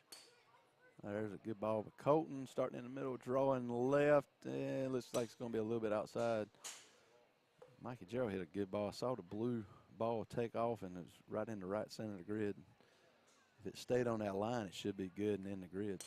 So. There's a good ball by Spencer. Good high towering ball down the right center. Maybe just a little bit of a fade on it. It's in the grid there. Colton's kind of dropping it inside right now, getting too much turn on it. There's a big ball by Josh Koch. Center of the grid, little 5-yard draw on it. Perfect. That's what everybody's looking for right there. So.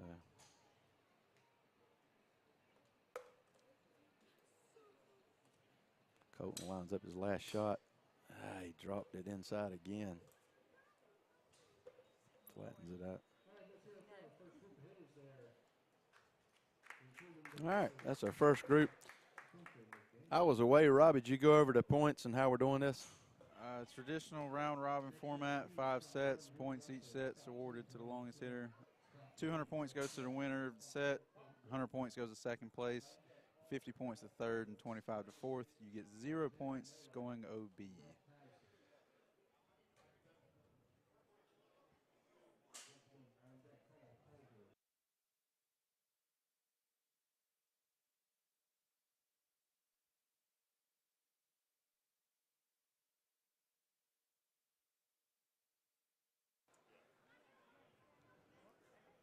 All right, we're waiting on the call back for that.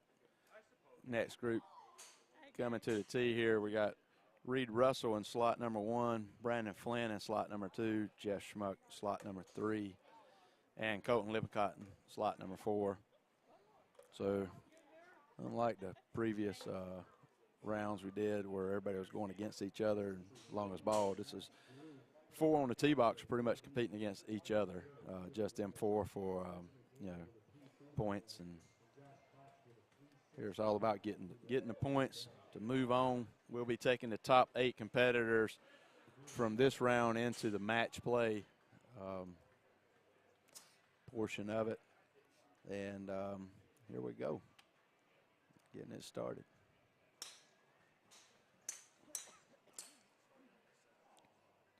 So while they're taking that first set was Josh Koch at 365, so he gets 200 points. Spencer Daniel at 341 yards gets 100 points. Mikey Gerald at 301 gets 50, and Colton actually missed the grid, so he gets 0 on that.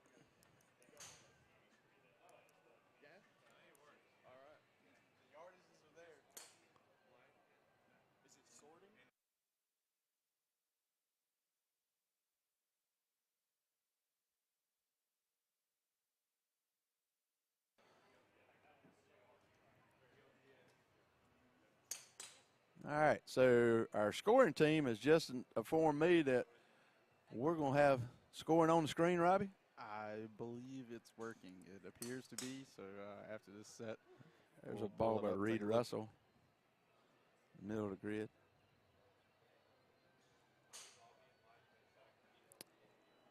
Is that going out live now, Robbie? No. No, I would hate to interrupt this action that we got going on the tee box right now. So in between sets, I'll pull it up, keep everybody There's informed. a big ball by Reed Russell. Draw right in the middle of the grid.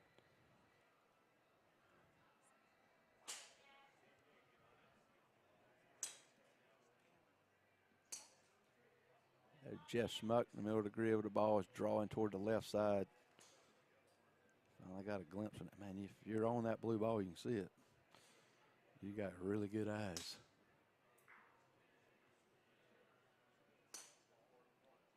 And Brandon kind of leaves that one out right.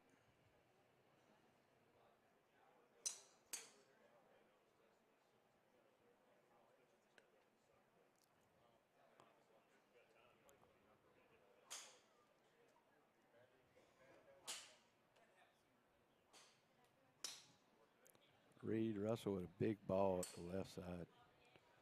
And Brandon got that little high and drifting out of bounds left.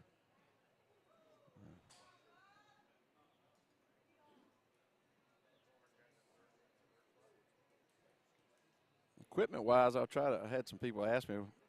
Reed Russell's actually hitting some House of Ford shafts, and he's got a combination of some crank drivers and Callaway drivers.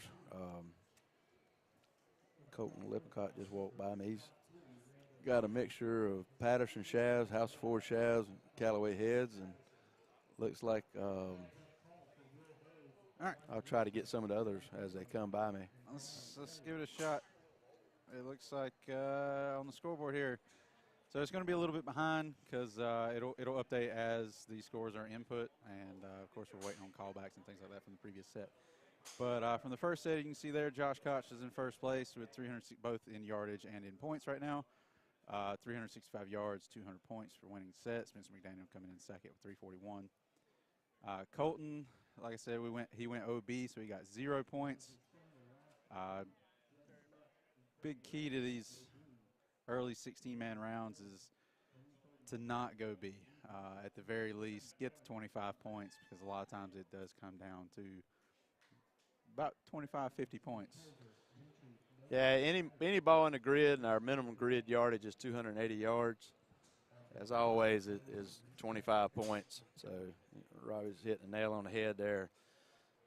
Get some points. You know, they all add up at the end. And, of course, our scores were updating just as the second round started, so we'll get that pulled up in between sets. Try to get information out as quickly as possible. Well, Landon starts off with a ball right in the middle of the grid, so he's definitely getting some points out of this. We got over here in slot number 1, we got Kyle Culvert. Slot 2, Landon Gentry. Slot 3, Jeremy Nowak. And slot 4, Wes Patterson.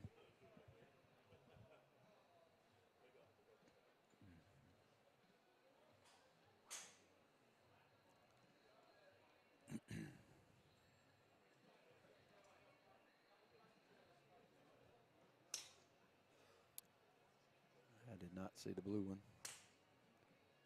OB right for Landon. And Wes Patterson up the left side. Looks like it drew out of bounds. And looked like Kyle actually did the same thing. Started right on the left line and drew out of bounds left.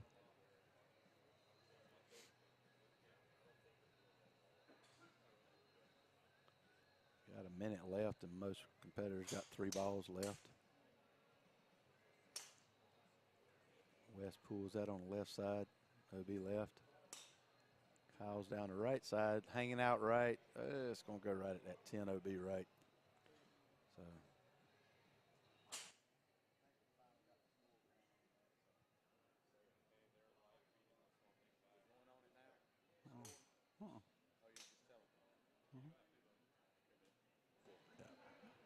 No, like in between sets, it's on there. I'm not going to put it on when people are hitting. Oh, okay, I got you. You're just flashing it. Well, no, in between sets. Yeah, okay. They're moving pretty quick. Yeah, they are. Oh, my goodness. Good tell them to slow I'll it down. tell you what. Increase the. Shout out to April, my wife. She just found me a purple Monster energy drink. And for y'all that know me, this is probably my first one. So I should get a little rowdy now. Speaking of purple, coming to the tee next will be the purple people leader, Scotty Pierman. Comes by and gives me some knuckles on that. Next on the tee is Scott Webb. Man, what a pretty day. All right, now we're going to take a look at it. So you go from the previous set. Looks like Reed Russell took first place with 351 yards. Brandon Flynn came in second with 337.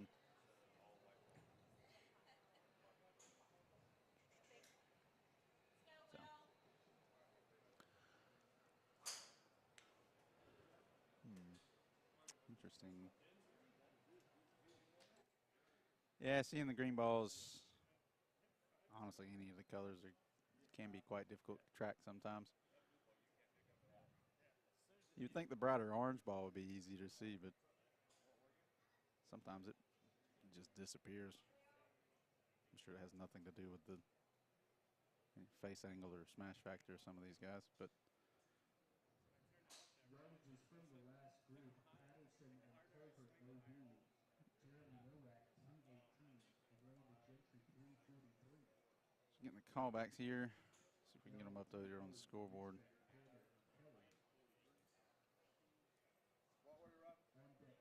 I don't know. Waiting them to get put in.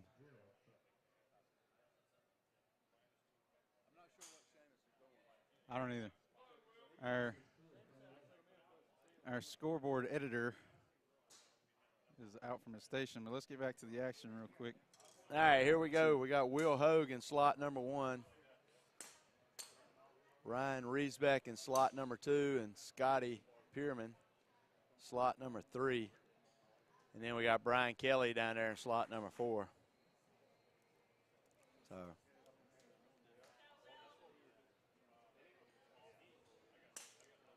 oh man, good ball by Ryan Riesbeck up the right side. It's right on the line though. Looks like it's gonna be close. We'll see. And there's Scotty down the right side too.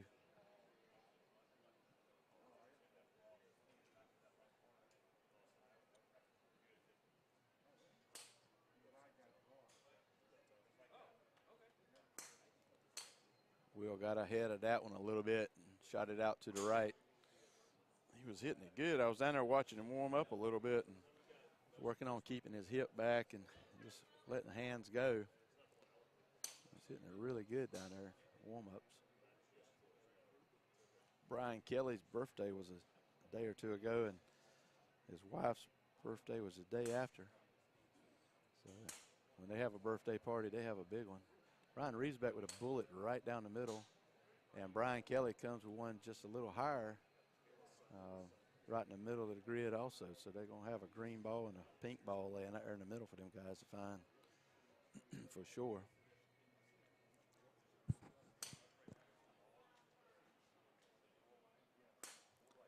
There we go, Will. Will's got one right center, kind of fading a little bit. It's going to be close to OB.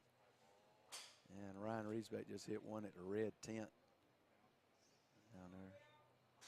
He's filling that right side up. He got his wrist taped up. He's struggling a little bit.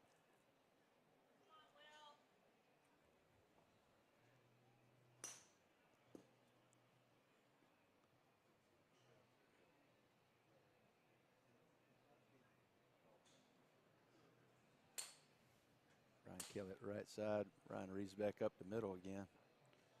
So you got a couple of good balls in there. And I cannot see that ball. Yeah, a lot of them just disappearing. Yeah, I know when I was on the tee box yesterday calling balls, and when you're sitting down there level with it, you can see it. But sitting up here at this angle, it's pretty tough to see it.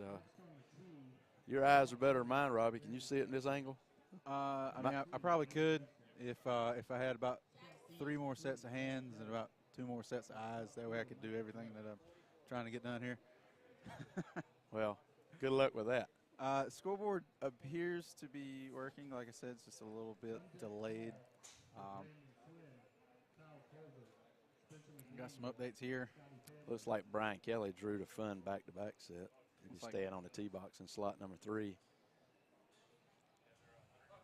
It's like Landon took his first set with a 343-yard drive. He's now in a 3-way tie at 200 points with Reed Russell and Josh Koch. It looks like this set will break that tie as Landon Gentry and Reed Russell are on the tee box. Unless they tie. True, but that's very unlikely. All right. Hopefully this will continue to work throughout all the sets. Might be a few kinks I have to work out, but we'll get through that. I sent out an action cam trying to get some good shots. We'll get a little preview of that.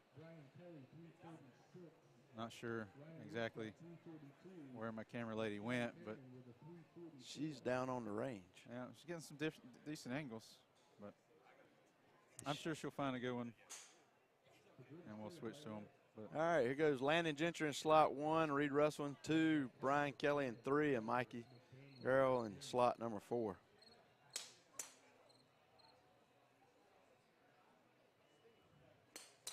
there is a fine balance there. We don't want to ice the players, but seems like just as soon as the scores get put in, the next round starts. So it's so we're constantly going to be behind here. Well, keep in mind the flow of the tournament is more important for the players. You know, we want the fans to enjoy it that are here, the fans online to enjoy it as well. But when you're a player, you're antsy, you're ready to go, you don't want to be iced. So our main concern is with them. I'm going to step away from the mic just a minute and take a very important phone call from Trevor Macho Man Savage. All right, thank God. Now I've got the reins again, and we can get back to having some fun. I'll even try to look at some balls here. Mike Darrell not too happy with that one. Not sure if he's got one in yet. Ryan Kelly looks like he's going to miss. A little stinger down the middle, cutting back towards the right for Reed Russell there. That's going to be a number. I'm not sure. Ooh, ball went absolutely nowhere. Landon's got a nice one going down the right side. Mike Jarrell's going to go OB right. Just OB right for Brian Kelly on that one. This one for Reed's left side, cutting back towards the middle. That should be a number.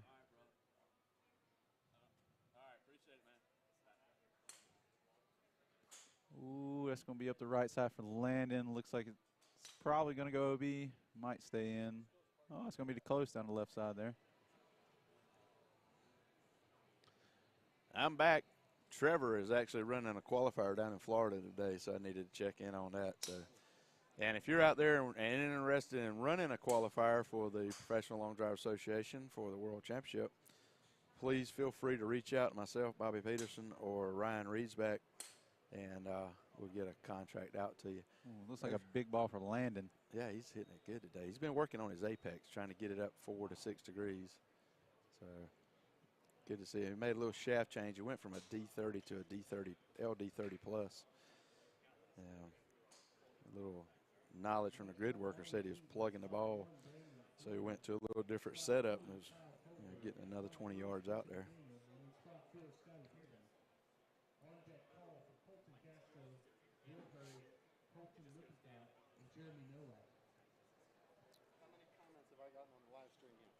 Quite a few. They're asking about the cats. And so yes, Bill, we do have a cat. Everybody wants to know. See, I thought it was a cowboy riding a shark. It is a cowboy. But it's a cowboy cat riding a shark, and the shark has a rainbow coming out of his mouth.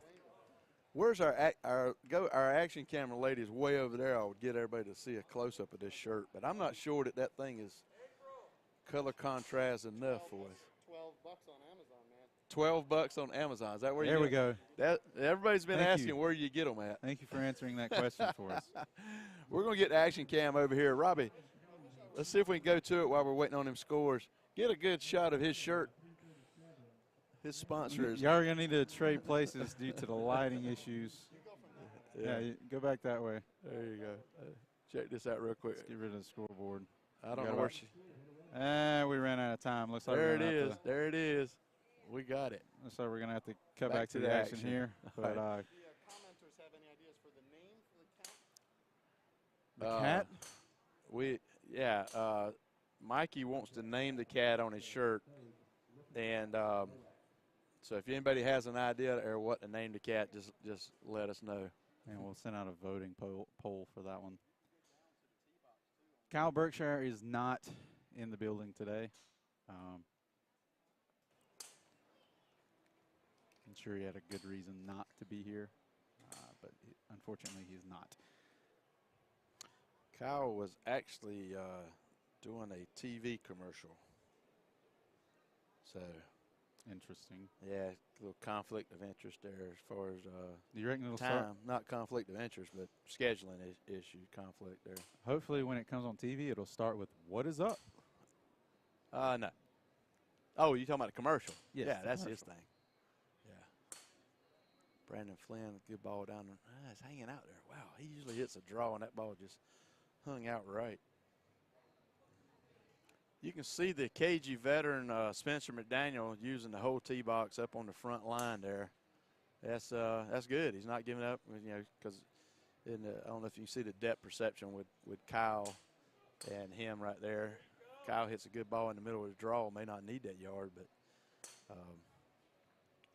in our sport, if the balls are within 6 inches, it's deemed a tie, and the two players, or in some cases 3 players, would actually split the total of the points for those positions that they're in.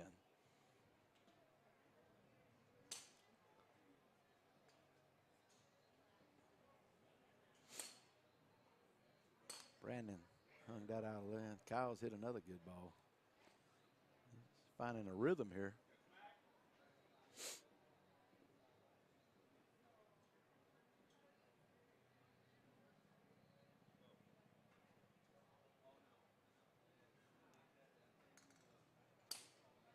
I saw that start in the middle, and he's looking at it, so he's got an eye on it. I didn't see a single ball that Scotty hit over there, that pink ball. It's the bad thing about being perched up this high from the tee box. Let's cut to the action cam. There's a good angle over there. She's hiding over there behind one of our sponsors, T-Claw banner, not behind the T-Claws themselves. If you haven't had T-Claws before, you know, check them out on their website, tclaws.com. They're good for, you know, when you come to a nice facility like this that has turf mats, if you don't like to hit off of rubber tees, you can actually use the T-Claws to twist into it. And good combo with our other sponsor, Tornado Tee, and John Hartline out of Utah. Those two products work real good together. All right, take a look at the scoreboard here. It looks like Reed Russell took his set against Landon, moves him up in the first place with 400 points. Landon is in second place, though, with 300. Josh Koch and Scotty Pearman. Well, Josh has yet to hit his second set, but Scotty just hit his. We'll get an update on. He'll probably move into solo third place after that one. Or tied for first if he won that round. McDaniel 326, Pearman 345, Brandon Flynn 352, and Kyle Culver 356. Sounds like some bigger balls being called back now as temperatures coming up. Winds kind of stayed the same all day. As I alluded to earlier, 10 degrees of temperature, roughly 5 yards more distance. So wind might be switched just a little bit. These flags up here at us are blowing a little bit to the right or leaning right. The ones out in the grid on the left side are moving, but the ones on the right side are not. I always try to think of wind like ripples or waves on the ocean. You know, they're never moving in the same direction all together or at the same height. So.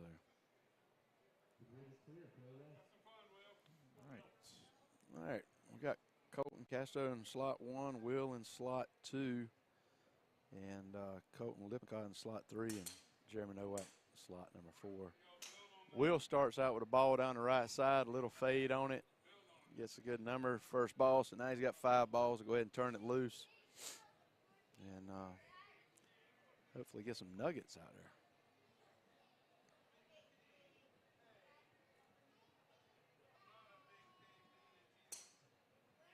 A good ball by Colton Lippincott, right side, and Colton Castro hits the ball down the middle with a 5-yard draw on it. Looks pretty good. I saw that ball actually bounce down there. Wow. Either my eyes are getting better or the sun's at the right spot and the apex for me to see. Or we just got a good bounce.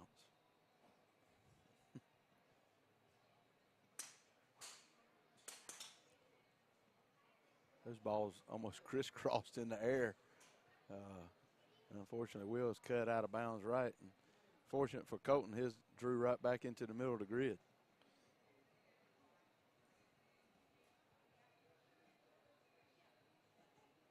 Actually, several years ago in a competition, I saw 2 balls collide, which was pretty miraculous. Big ball by Will down the right side with a little fade on it. Just hammered. Absolutely hammered. And I've seen players actually hit. We had a left-handed, right-handed guy hitting back-to-back and heads hitting their back swings, which is kind of scary and spectacular at the same time. Good timing.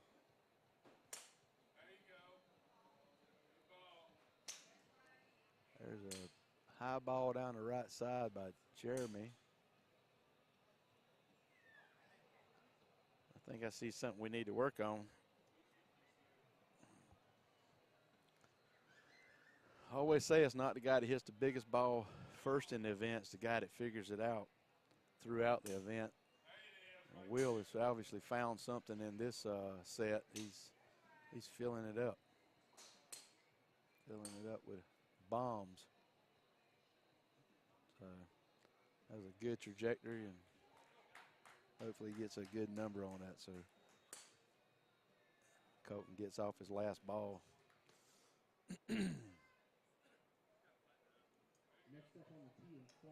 This is group 4 in our second round.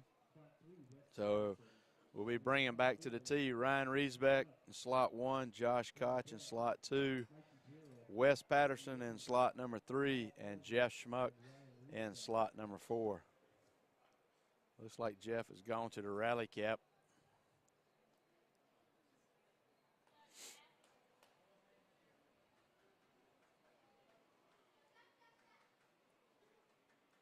Take a look at this scoreboard here. Reed Russell still in first place with 400 points. Landon Gentry still in second with 300. Scotty did move up to solo third with 250. Josh is still in fourth with 200 points. Then we got Kyle Culver and Brandon Flynn with 200 points apiece. Smith McDaniel with 125. Ryan Riesbeck with 100. Mikey Gerald and Jeremy Nowak with also 100. And Brian Kelly with 75. I do see an error in my scoreboard that I need to fix. Will Hogue has 2 yardages posted, but 0 points. I don't think that's correct. So we'll have to take a look at that during this set. Yardages from the last group. Colton Whippet got 314. Jeremy Nowak 315. Colton Castro 335. And Will Hogue with a 340. The group is clear. Hit away. All right, so here we go. Round 4, or group 4 of round 2.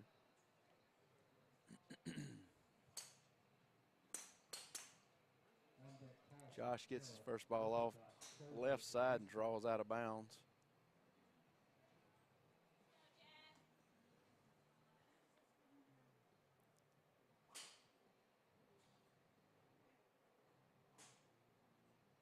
Four players line up.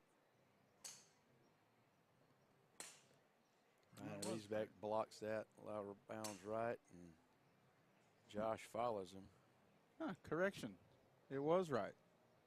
What happened? My scoreboard was right. The scoring sheet was incorrect. Look at there. Never doubt yourself. Unless you're wrong. Well, yeah. And Josh hits a big ball right at the tower, and it's staying right there. And Riesbeck follow. Are these guys talking to each other on the tee? Because they seem to be hitting it in the same direction each time. Riesbeck had a little hooky on his, though. And if you're noticing, Josh Koch brought his track man up to the tee, which we allow here in the PLDA. We think the players have the opportunity to get their numbers and make corrections, and hats off to them and good luck. Riesbeck just hit a high draw down the middle. Not sure he caught it great, but it's a number. And as we said before, minimum of 25 points for that. So now he can try to build on that and get a bigger ball out there in the grid. So Josh pulls that left, and him and Ryan play a little crisscross that time. I think Ryan went to the right side. Wes Patterson hits a big ball left center of the grid. Looks like it's staying straight. So you get a number there, and Jeff Schmuck followed him right up to the left center of the grid again. So he's there, and Josh Koch finally finds the grid, hits one in the middle of the grid, little high floater.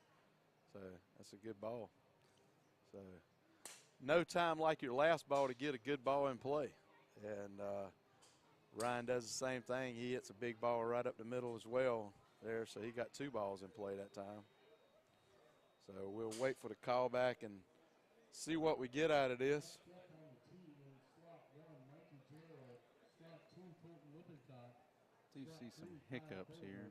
And then slot 4, Ryan Reesfeld. On deck call for Jeff Schmuck, Spencer McDaniel, Will Hurd, and Landon Gentry. What was that?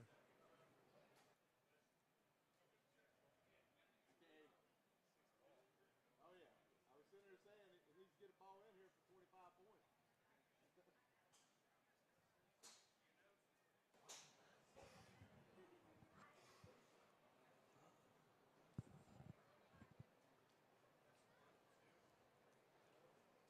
Well, Ryan drew a real good group. He's back-to-back. Goes from slot number 1 to slot number 4 over there. And slot 1, we actually get Mikey, which this is the beginning of round 3, group number 1. So Mikey's in 1, Colton Lippincott in 2, Kyle Culver in 3, and Ryan moves over to slot number 4. So he gets to turn it loose. Little action shot here. Can't tell if she's trying to zoom in on the players or the crowd.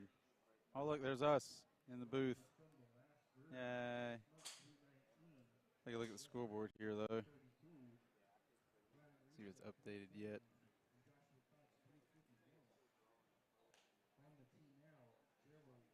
Not quite. Just caught out Josh's yardage, and his third yardage is not on the board yet. So, like I said, we are a little behind here. We're behind time-wise? No, we're behind on the scoreboard. Oh, Just keeping I'm everybody sorry. I updated. was talking to Landon over here and was a little distracted. I thought we were running pretty good on time. But we are flying through the sets. Things moving like an extremely well-oiled machine. Well, if we need to throw some rust on it, we can slow it down. We don't get too far out ahead.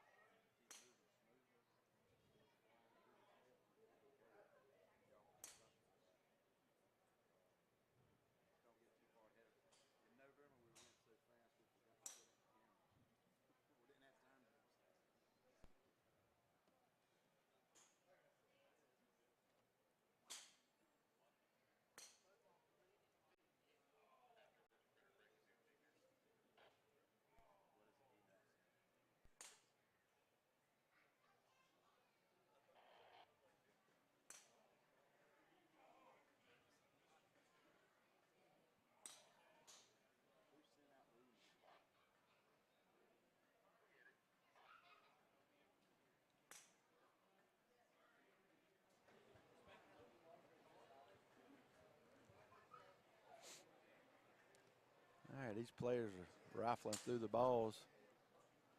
Ryan hits a high ball down the right side. And looked like Kyle started on the right side, but I couldn't tell if it stayed in or drew back. Yeah. That's definitely not Colton Lippincott's best shot right there. He got a little quick, caught it in the bottom of the club. Taking a minute to regroup, reset, attack. I'll tell you what, these guys are going 100%. It's not hard to miss it just a little bit, that's for sure. Yeah, left face open on that one. So let's take a peek over here at Mikey with the cowboy cat, shark shirt, rainbow Sprite. I don't know if Skittles is sponsoring him or not. That would be nice. I think he said $10 on Amazon. Oh, got a little low hook on that one. So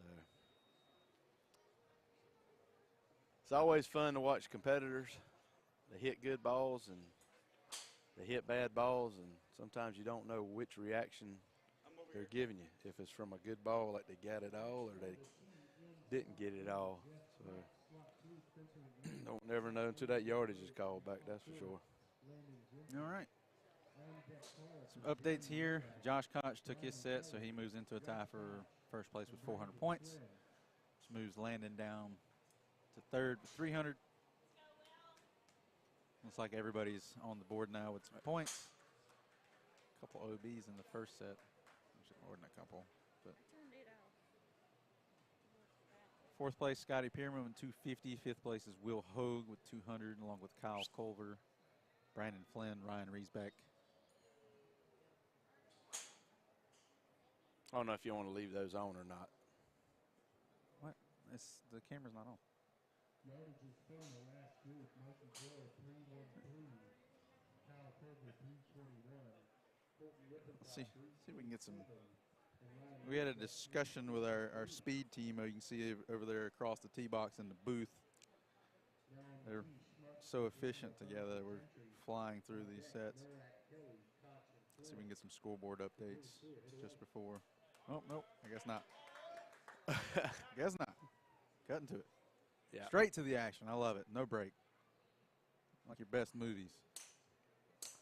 Well, back to the action. Slot number 1, Jeff Schmuck. Slot number 2, Spencer McDaniel. Slot number 3 is Will Hogue.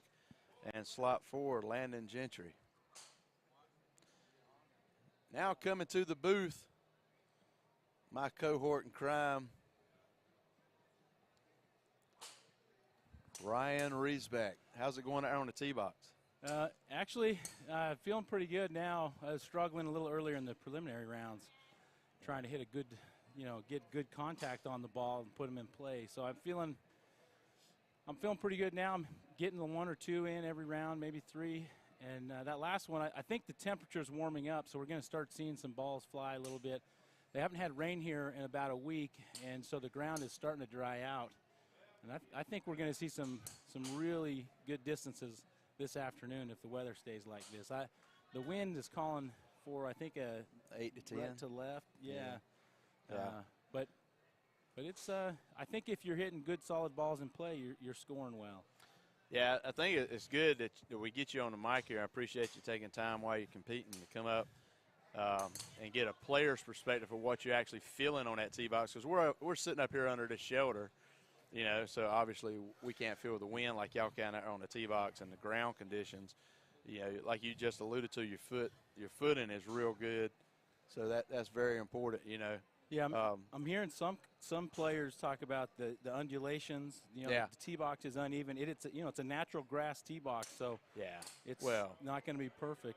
Well, I think part of that is a lot of our events, like in Mesquite, we're hitting off an artificial surface, so it's perfectly level. Right. The conditions of the tee box, unless They don't change. once in a while we might get a little moisture out there, but it's in the middle of a desert, so it's pretty dry most of the time. So I tell you something, Jeff Schmuck, as you came up, hit a good ball yesterday. He kind of struggled in the regionals, so he made a huge improvement, coming into today. So Yeah, he's been working on hitting his ball higher. yeah, Because when he showed up the other day, even when he was practicing before the local qualifiers, and even in the local qualifiers, it was really low trajectory, which is hurting him. But he's working on it, and he's like a lot of these guys. They've got a good work ethic, and they're just going to keep on getting it, work until they get it. Oh, yeah. Well, anytime you're in these competitions, 5 rounds, you got to get out there and find your ball and settle in. And you got 4 different angles here with the 4 different tee boxes. And like you said a while ago, with the natural grass, each tee box is slightly different, maybe a feet above you, a little below you. You might be in there like a batter's box, in a baseball game where the players are digging in a little bit and chopping away at it, right? Yeah, the last round that I hit in, I was in the 4th slot, which is the closest one to the camera that's face on. You see Brandon Flynn's getting his ball teed up there. And in that slot, I actually moved back about 2.5, 3 feet. So I was giving up almost a full yard because I liked the way that ground, the footing was for the ground and where I was teeing my ball up. I don't like to have a feeling that my front foot is lower than my back foot. I like to hit up on the ball instead of down into it. Well, it helps you a little bit. I mean, you and I have been working together a long time, and the big thing that you struggle with to start with was actually getting your attack angle up. Yeah. I was about a -2 attack angle. Now I'm somewhere around a 5.5, 6 is my average tack angle, which we've been working on for a long time, trying to groove that swing. So getting some yardages called back here. Yeah, we're trying to, because we were able to get the scoreboard up, Robbie with his mastery and Seamus with his mastery down there and trying to get it together. So we're trying to get the scores updated now. So here we go with the next group. And we got Jeremy Nowak in slot number 1, Brian Kelly in 2, Josh Koch in 3, Brandon Flynn in 4. So did you get the scores updated there, Robbie?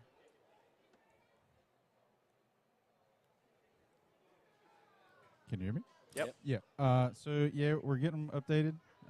Like I said, in between sets. A couple hiccups here that I'm trying to smooth out in between sets, but looks good so far. Ryan, right now you're in a tie for first place. I know there's still some guys that need to hit their third set, but That's right. how you feeling right now? Feeling better than I did in the preliminary rounds. That first round, I said, I was struggling to hit the center of the club face, and even right now, I can still feel that when I'm trying to amp it up, I'm still kind of sliding into my ball, so the ball is going out of bounds right just over that tent on the right side out of bounds. And when I aim a little bit left, I put balls in play, but I feel like they're spinning a little too much. So luckily I got some rollout on that last one. There's some spots out there that are pretty soft still. You got to carry it about 320 to get a little love from the grid, get some rollout. Yeah, this grid is not known for having a lot of rollout on it. I know talking with Will weeks out coming into this, they were getting a lot of rain here. So, and this is not like a golf course where there's a lot of golf cart traffic on it and stuff. Yeah. There's a big ball by Brian Kelly right down the line. Yeah, and there are some of the ant hills out there too, right? Like when we were out there setting the flags up the other day, the ant hills. And if you hit one of those ant hills, that you might see a poof of dirt, but it's not a good poof. Yeah, even at my range in North Carolina, you know, I got those fire ants and I spray for them, but man, it's hard to get rid of them. But yeah, you could hit the front side of one of those and just murder your ball. Hit the back side and away it goes. Josh Koch just 6-balled another one. He got the 6 ball, was his only ball in the grid last set. This time, I think he got a couple of balls in the set this time. Yeah, he was feeling earlier. He was 225 ball speed on that 361 drive that he hit early in the first round. Newcomer here, Reed Russell. He's really feeling good today. He asked me earlier in that first round of the preliminary rounds. He hit at 339, and he was kind of like thinking that he should see more yardage out of that. And I said 339 here in Memphis in the morning. Yeah, it's fantastic. Yeah. Yeah, I think the longest ball of the morning set was like 345, so 339 was definitely a good ball.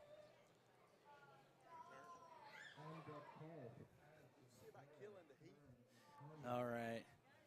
I got the storages on the board here if you want to talk through them, Ryan. I know you're can you see them at that angle, through Ryan? your phone right now. Let's see. Let me take a look here. Got some questions?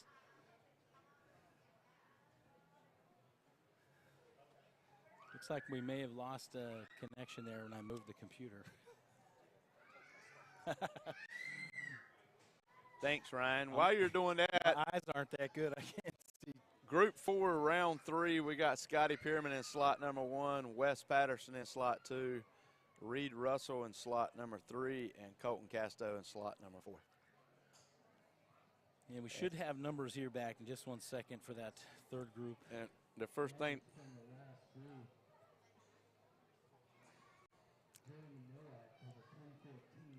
Jeremy Nowak, 315. Brian Kelly, 326. Josh Koch, 348. And Brandon Flynn with a 350. So Brandon Flynn carrying on from his desert launch debut last month in Mesquite, still driving it with the top of the class. Well, we got some horsepower in this group here. Scotty Pierman, he's a 220 guy. Patterson's 220. Reed Russell, if he's not there, he's going to be there soon. And Colton Casto's a 220 guy. So I don't know if any of the players had a ball in play. Yes, I saw Scotty's. He went right at the red 10 on the right, and I think Reed actually hit that in the dirt. Yeah, he's low left right now. Yeah. That did that first tower. Looks like he's hanging back a little bit. He might be trying to hit it higher. I mean, that's what I know my tendency is when I try and hit it high to lean back instead of transfer my weight. Wes and Scotty just hooked both of theirs out of bounds left on that. So see if Reed makes the adjustment on his third ball here. No, it's still about the same. Colton started in the middle, drew left. Looks like he's going to go out of bounds left too. This ball West just hit high right. It looks like it's going to fall out of bounds. Yep. Scotty's right. Man, it's Army golf right now. I tell you, right, left. They all four look like they're just waylaying at it. Need to settle down a little bit, make quality swings. The adrenaline I know is hitting them, so that'll add speed. So Reed Russell just aimed right and hit a better ball down the left side. So we know he's got a ball in play now. This ball with Wes, it is tailing a little bit. If the wind pulls it back, I think that wind is actually going left to right. It's starting to blow across now. Yeah, you saw it push it out. Scotty blocks that right again.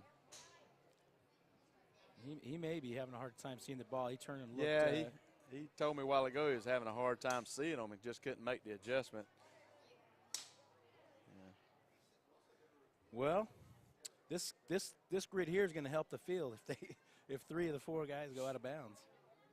Well, I don't count anybody out until the 6th ball is gone, right? Yeah, Scotty's right. Yep. Wes is right. Yep. Colton hit that one right.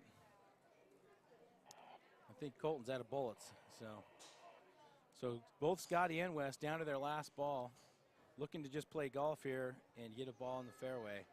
One of these tournaments we need to go buy an extra bullet for $20. And Wes did it. Yeah, Wes got one in.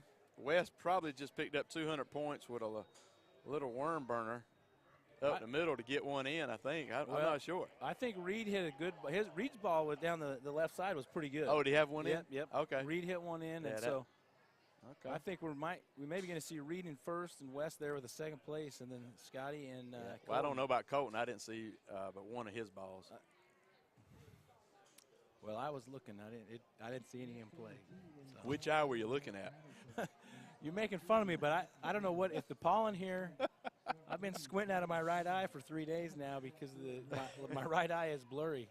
So I even put my change in my left pocket to try and balance things out. So I didn't know you carried change. I thought you were just a bill guy. Oh no, I'm a cheapskate. So you're coming back up in Group 3 this time. What you going to do? You got Reed Russell, Jeremy Nowak, and Spencer McDaniel in your group. Well, I would trip Reed and tell Jeremy the tee time's been changed. Yeah, and we tried that early with Haggerty.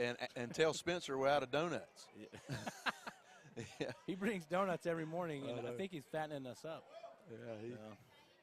Is this looks like it's first group of round 4? No. Yeah, round 4, Group 1. This will be Wes Patterson on slot number 1, Mikey in slot number 2, Brandon Flynn in 3, and Will Hogan slot number 4. Well, I know my strategy right now is I'm just putting balls in play. Yep. You got any scores down there, Robbie?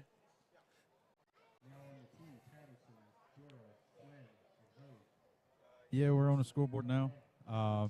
Looks like Josh Kosh is going to take a solo first with 500 points. Will Hogan's in second with 400, along with Reed Russell, Brandon Flynn, and Landon Gentry.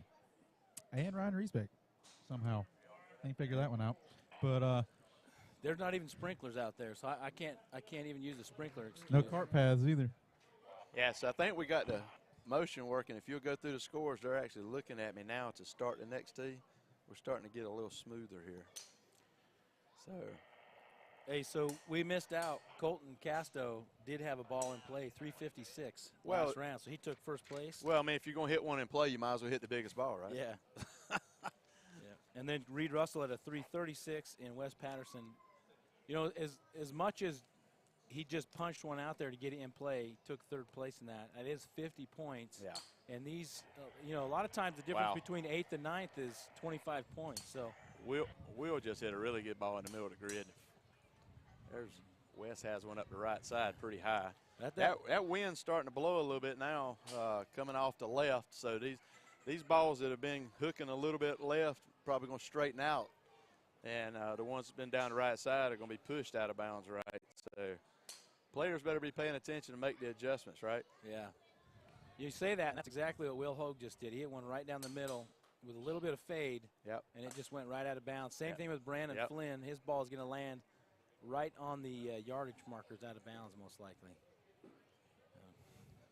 Yeah, Brandon's got a really good swing, and I think he controls his ball flight, so he should be able to make this adjustment good. And I think, like with Will, he struggles to see the ball, so he relies on his group behind him seeing it, letting him know you can see him look back. So Wes Patterson just hit a really nice high drive down the left, down the center, and it faded to the right, and it's definitely in play. I think that's the ball he was looking for. Maybe he caught it high on the face. I don't know, but he. Let's see if the shark riding kitty cat can put a bomb here too. He wins most colorful apparel every year. Yeah, Mikey Jarrell. I think he looks like a ninja. That black mask on him. That started right and went right. He's letting us know. Yeah. Thanks, Mikey. Yeah.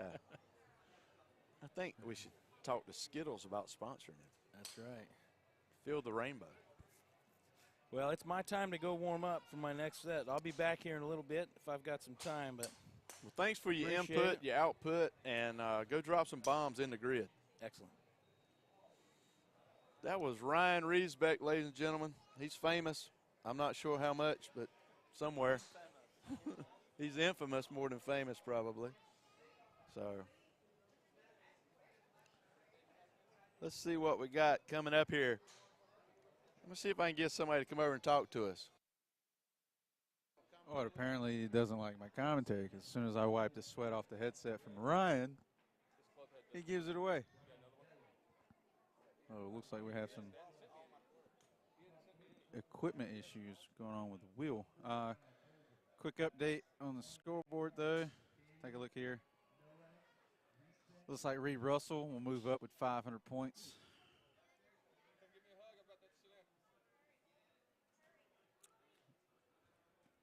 So, all right, so Will just hit, and he's got about 5 or 6 sets, so we're going to get him over here and mic him up real quick.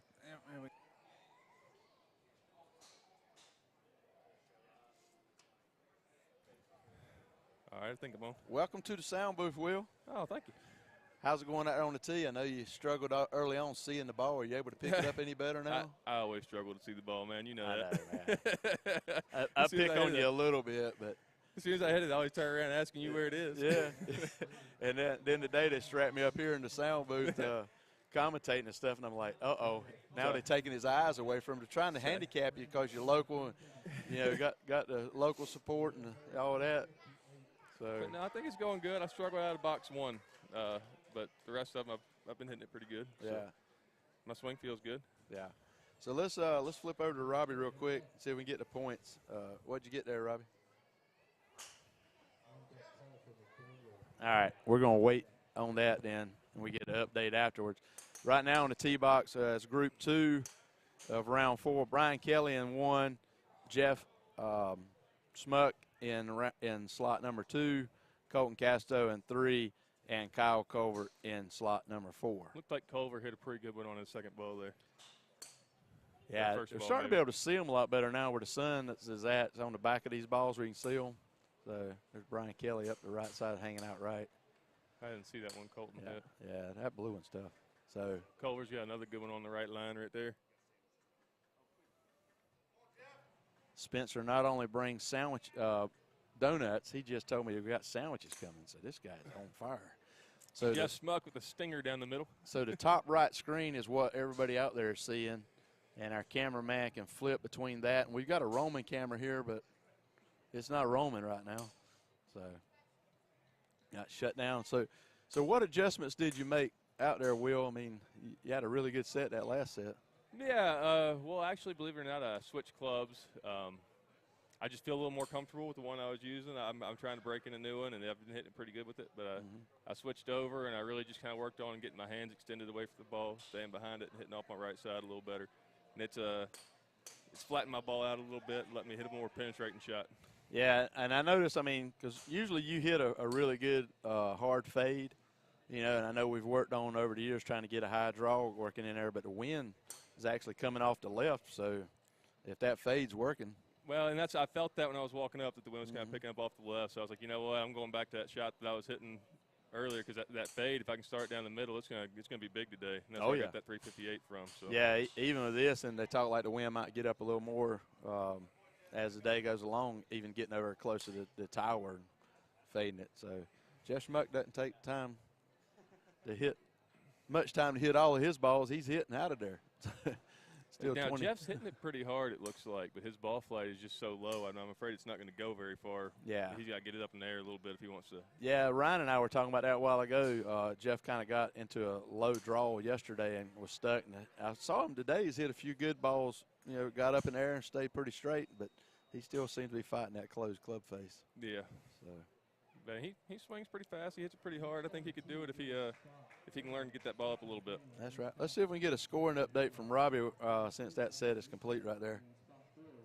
Well, it looks like you're in first place with fantastic. 600 points here. Whoa. I don't hate hearing that. 358. That's a pretty I big hit that ball. one good. I knew I hit that. You know, it was hugging that right line. I was a little worried it was going to go out, but I knew I hit that one really well. So when he said it stayed in, I honestly didn't really worry what the number was. I knew it would be a good one. Coming to the tee this next set, we got Spence McDaniel in 1, Jeremy Nowak in 2, Ryan Riesbeck in 3, and Reed Russell in 4. Robbie, you got an update on where those guys are at? So in second place is Josh Koch with 500 points. Reed Russell also has 500, along with Brandon Flynn. Landon Gentry's in fifth place with 400 points, along with Ryan Riesbeck. And we have Colton Casto at 300, Kyle Culver at 250, Scotty Pierman at 250, Mikey Gerald with 175, along with Jeremy Nowak, Spence McDaniel. And then at 125, we have Colton Lippincott, Wes Patterson, and Brian Kelly. And then Jeff Schmuck coming in with 50 points, which might explain why he left the building so quickly. Yeah. Well, long drive is a tough sport, that's for sure. Especially when you're first getting into it. I mean, I remember when me and you first started, I couldn't hit my way out of a wet paper bag. Yes, you could. I couldn't hit the grid. You couldn't hit the grid, but you could hit your way out of a paper bag. Yeah, I think I worked for you for 3 years, and you had me at number 1 in the world. It took you 3 years. Took me 3 years. Take me from unranked to number 1, 3 years. It's kind of funny if we're going to reminisce a little bit, meeting you and your dad up there in Greensboro, and we went down to Dunn, North Carolina, and had dinner and wound up at the shop at 12:30 that night. And you were in there just ripping nuggets. I can't even remember the name of that club you had, but it was Adams Speed Line. It was a speed line. It was beat to death, and it was making this weird sound. And I looked at it, and I had a big old crack in it. And I'm like, well, that's one of the problems right there. But yeah, it's been fun. I mean, you know, going from that to seeing, you know, long drive transition through the years, and now where we're at with the sport and trying to hold on. There's Spencer with a high ball down the right side. That wind is coming hard off the left right now, though. But yeah, it's just it's growing pains for the sport. You know, it's going through transition, and the Professional Long Drivers Association got the players running it now, and obviously we're trying to keep it alive, not only for the players but for the sponsors out there, T-Claw, Tornado T, Patterson Shafts, Callaway, Crank, House of Forge.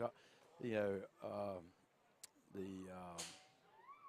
the sport itself is just a fun sport, and it creates an entire industry out there that you know, keeps a lot of people engaged, and the economy rolling a little bit for those industries as well. So I think the guy hitting on the right over here, Reed Russell, he's an interesting newcomer. I think he's got a lot of potential to be really good. Yeah, I don't know if you know the story on that, but Reed actually came to an amateur indoor event with us earlier this year, and he put up a 218 ball speed. Yeah, he can hit it. And I actually had 3 amateurs, never competed before, came in and put up 218 ball speed. Good night. And Reed finished second. Yeah. Yeah, hitting in the 218, finishing second in an amateur. That says something right there. Yeah. So, and he went out to Mesquite, and he's the first alternate into the world. But yeah, he's learning the game. I mean, because it's not just not just hitting it as hard as you can, it's also learning to flight the ball. And like you just made a hell of a correction with the wind change and stuff. So Well, that's the stuff that comes with a little time. yeah. You know, you Experience, gotta right? learn that. Yeah, there you go. So Well, look, we don't want to keep you too much. You're in the fourth group in the round 5. So when you feel like you have to go, take off. But you know me. I think I'm sitting at 600 points. I'll talk to you all day, especially if you find some bourbon. I got plenty of that. I got an E.H. Taylor single barrel. We're going to break that after this. Uh-oh. Or I'm sorry, not single barrel, barrel proof. Uh-oh. So Well, maybe a little Blanton's Green Label too. Oh, Lord. All right, so coming back to the tee, we got Colton Lippincott in 1, Scotty Pierman in 2, Landon Gentry in 3, and Josh Koch in 4. Robbie, do you have a score update?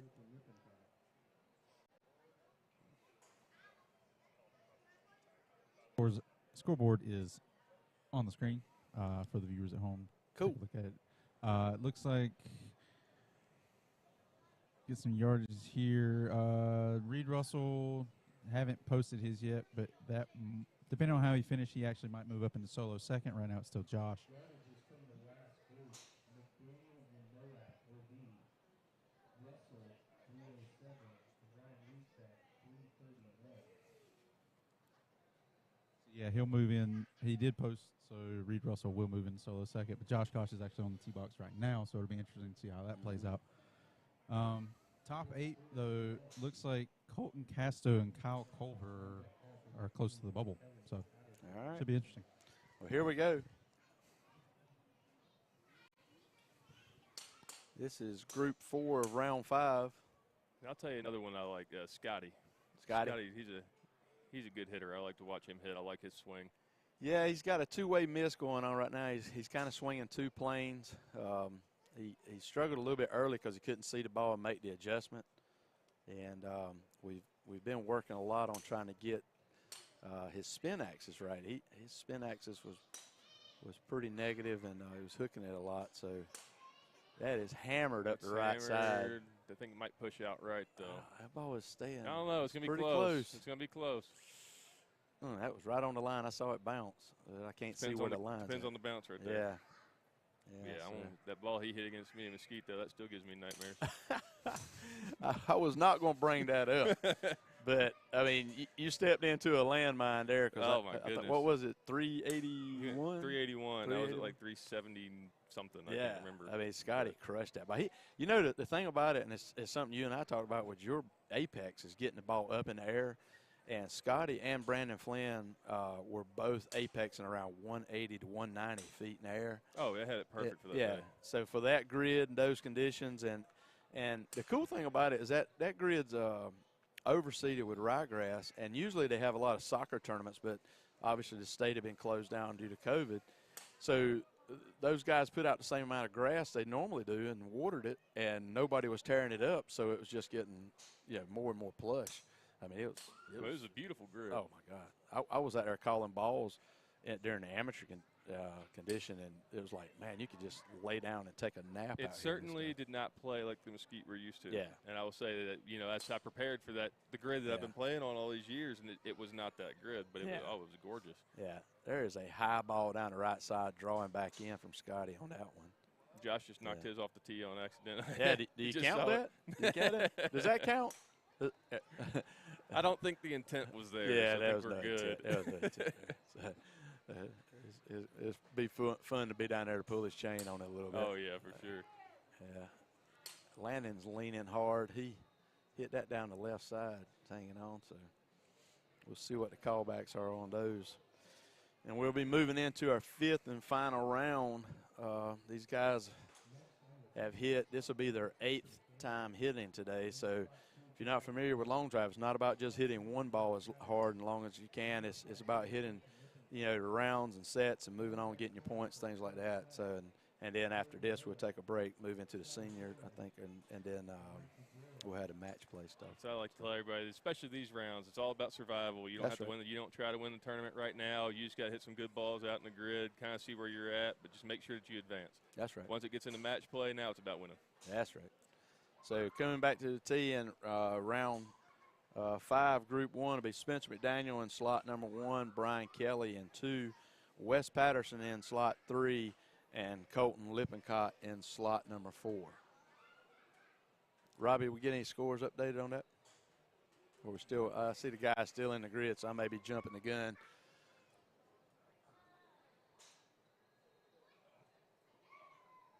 Scores from the last round, Josh Koch, OB. Colton Lippincott, 307. Landon Gentry, 331. And Scotty Perryman, 348. Now on the tee, Nathaniel, Kelly, Patterson, Lippincott, on deck, Schmuck, Nowak, What's happening? Berman, and Gerald.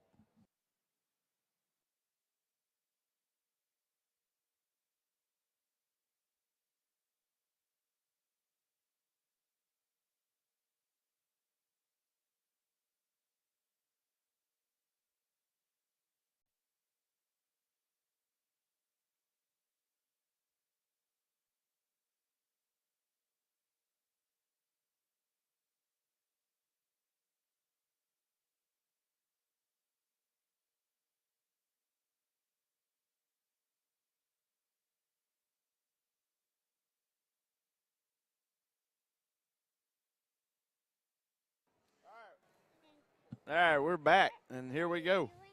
Hey, Eli, who's your favorite hitter today? Yeah? All right. Hey, man. I saw you down there yesterday, and Jackson was putting some numbers out.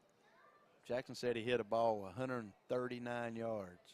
You never did tell me how far you hit it. Do you remember what your farthest one was, bud? 75 yards.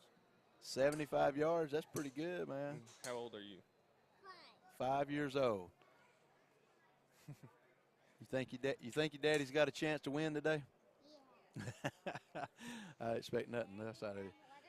All right, so these guys are firing away. Right. Run on, bud. Love you.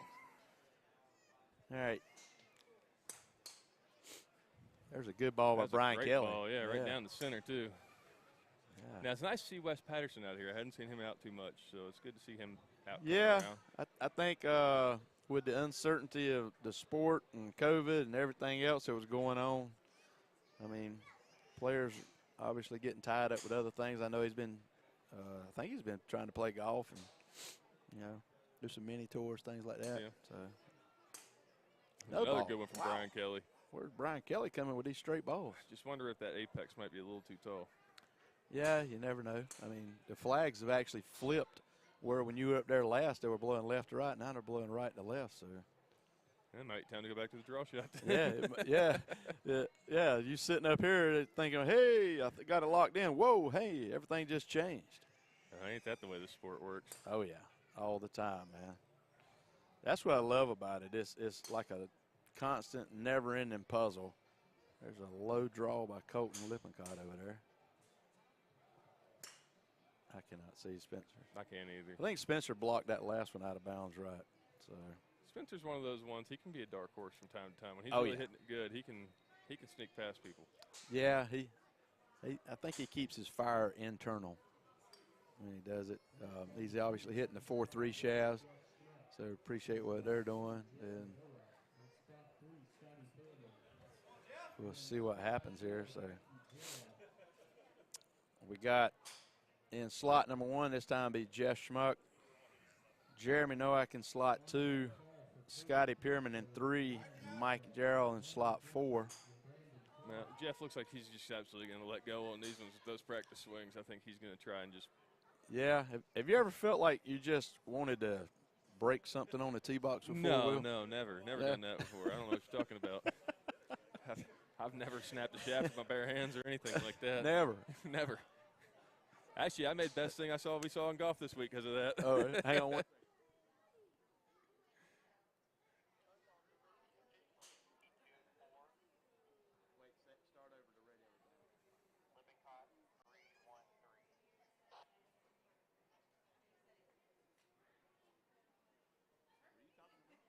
Scores from the last round, Wes Patterson, OB.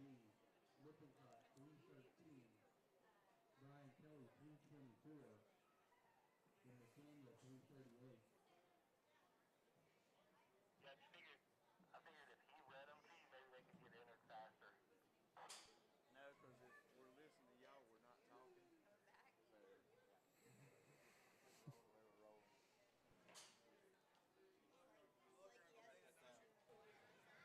What'd you say, Robbie? Yeah, all right. All right, here we go. We'll try to get a update on the score after this set. So we're going to get started here with group number 2, round 5. I couldn't see Scotty's, but I think all 4 of those went over your right. No, Mikey's is right down the line. I couldn't. He was leaning pretty hard. Robbie, where are these guys at points-wise coming in? Maybe we can get that. You don't have that? Okay. That's out of bounds. Jeff went right, and Jeremy went left. Scotty Pierman. Good one. Yeah, that's right down. Man, he's hitting it high today. That is super high. That's at the left tower. Wind is totally opposite from when you're up there. There's a good ball by Jeff. Yeah.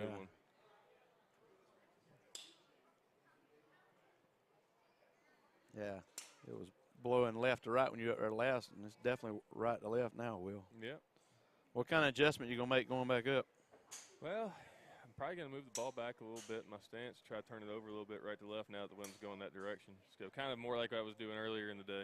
Yeah, it's a good plan. Just don't get punched in the face up there. You get up there and bam, it flips back the other way, and you go, what happened? So I think I'm prepared to hit whichever shot I need to at the moment. Yeah, just keep thinking, man. Everybody says, I just don't think. Well, that's the wrong thing. That's definitely the wrong thing. Yeah, you better be thinking about the right stuff. I cleaned that up for Josh Cassidy. Yeah, not thinking is how you lose. That's exactly right.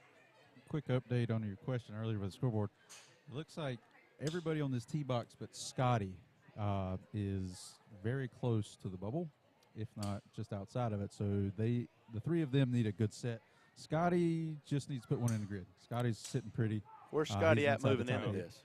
Scotty is currently in, I believe, to be 7th place with 450 points. So, like I said, as long as he gets the ball in the grid, he should be. Yeah, he's got one in. Jeff had a really good ball down the right side. And he's done again with 25 seconds left. That last one he hit actually ended up being a pretty good one, too. He yelled at it, so we'll see how it goes. But. Oh, man. Mikey gets that off at 4 seconds, and it goes out of bounds right. So we'll try to get an update on the scores as quick as we can here.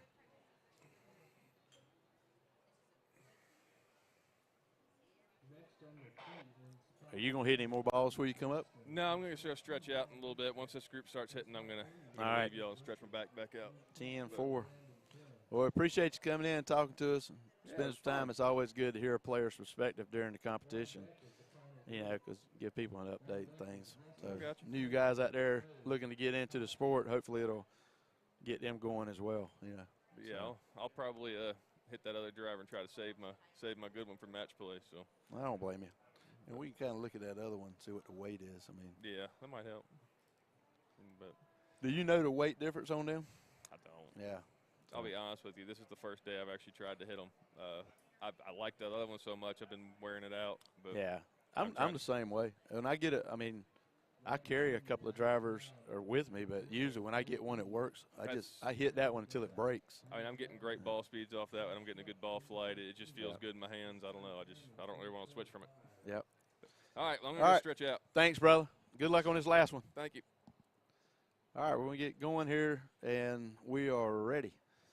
So we got Colton in slot 1, Ryan Riesbeck in slot 2, Landon Gentry in 3, and then we got Brandon Flynn over there in slot number 4.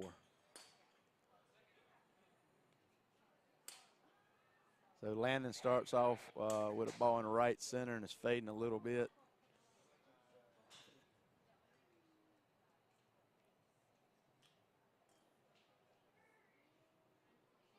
Hey, have my own camera. That's a high ball down the right side by Colton. That's drawing back in. That may catch the grid over on the right side.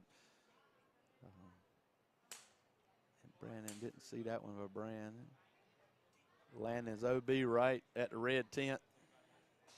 Huh.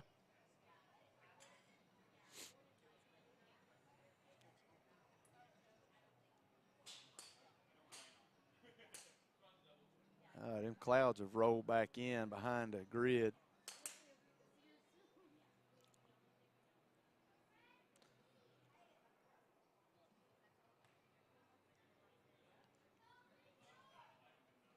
The wind is in the face off the left right now. Wow, that's a new wind. So we sit there and talk to Will about the wind changing right to left, and now he's up next, and it's starting to blow in the face off the left. So a high ball at the right side by Riesbeck.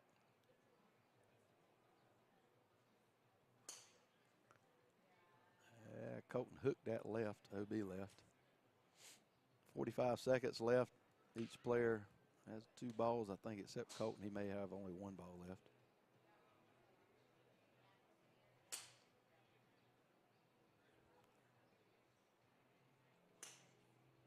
Riesbeck starts that in the middle. I can't tell if it's fading. Yep. Yeah, this wind is actually picking up stronger in the face.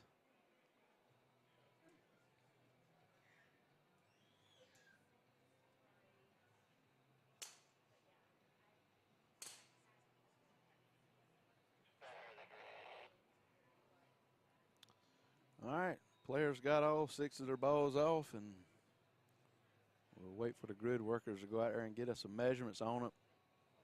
Try to fill us in. All right.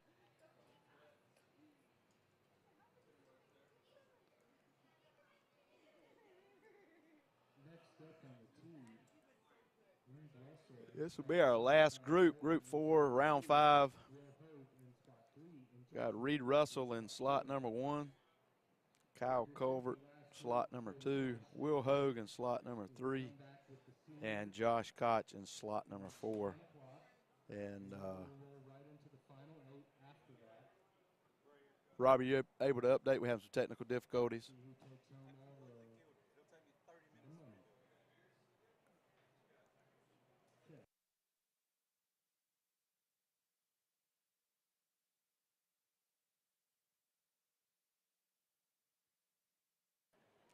All right, we got a little technical difficulty with the updating of the scoreboard, so we're going to do the best we can here.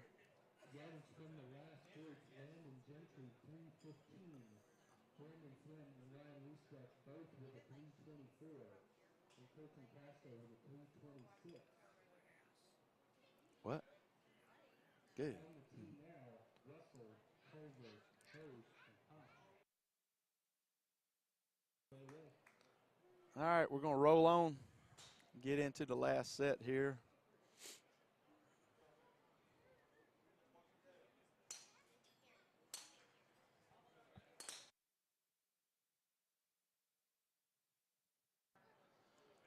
All right, so all 4 competitors got the first ball off and letting them go. So we'll see what's going on here.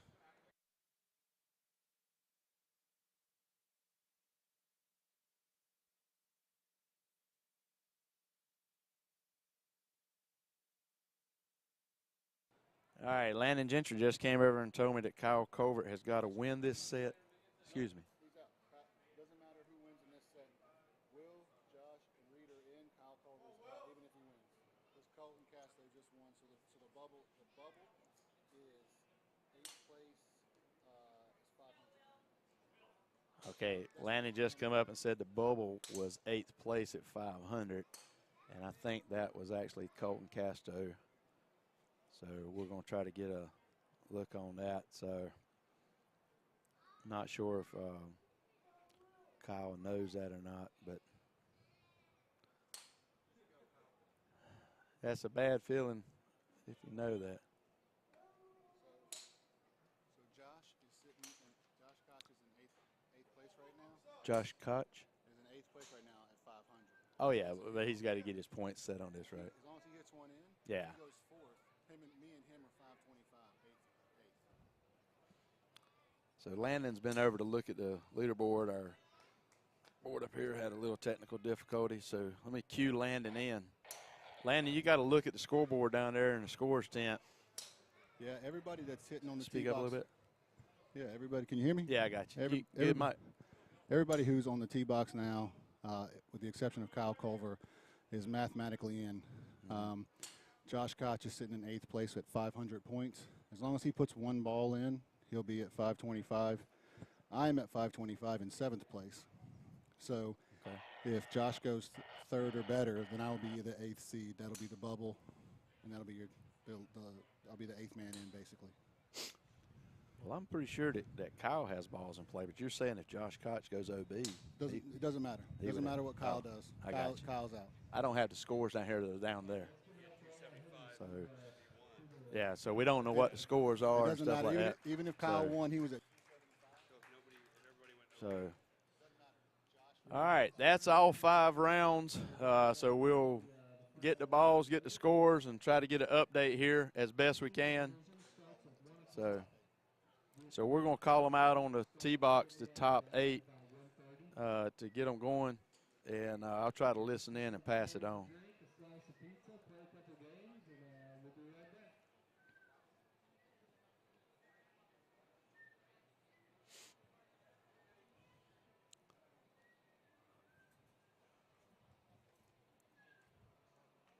Right now, this is a 4-man show. We got a man on the MC with a radio, and he's actually doing all the announcements and PA work, keeping the players informed and when they're up. And then Seamus entering the scores. Robbie's working 3 cameras, building out scoreboards and stuff like that. So yardage from the last round, we'll try to repeat them. Reed Russell went OB. Kyle Colbert went 298. And it sounded like Josh Koch 347 and Ryan Riesbeck maybe Will Hogue 315 maybe. So going to try to call out the top 8 now. So see what we got. Let's go back to this camera over here. We're going to call them out to the tee box. You want to go down there, April? Number 5, Reed Russell. Number 6, Colton Casto. Number 7, Brandon Flynn. And number 8, Randy Gentry. People please come down to the tent.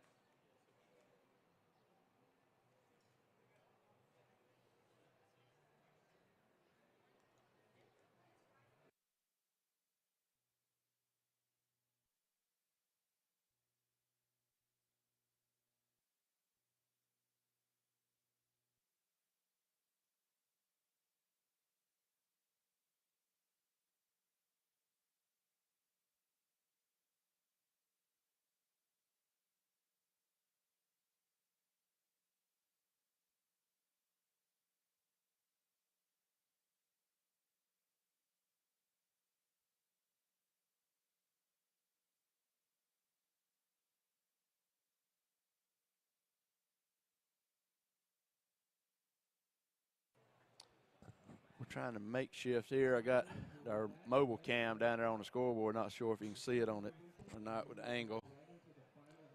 I got Ryan coming this way. Hopefully he can give us an update on what's going on with the scores. I'm able to salvage at least the points and the names.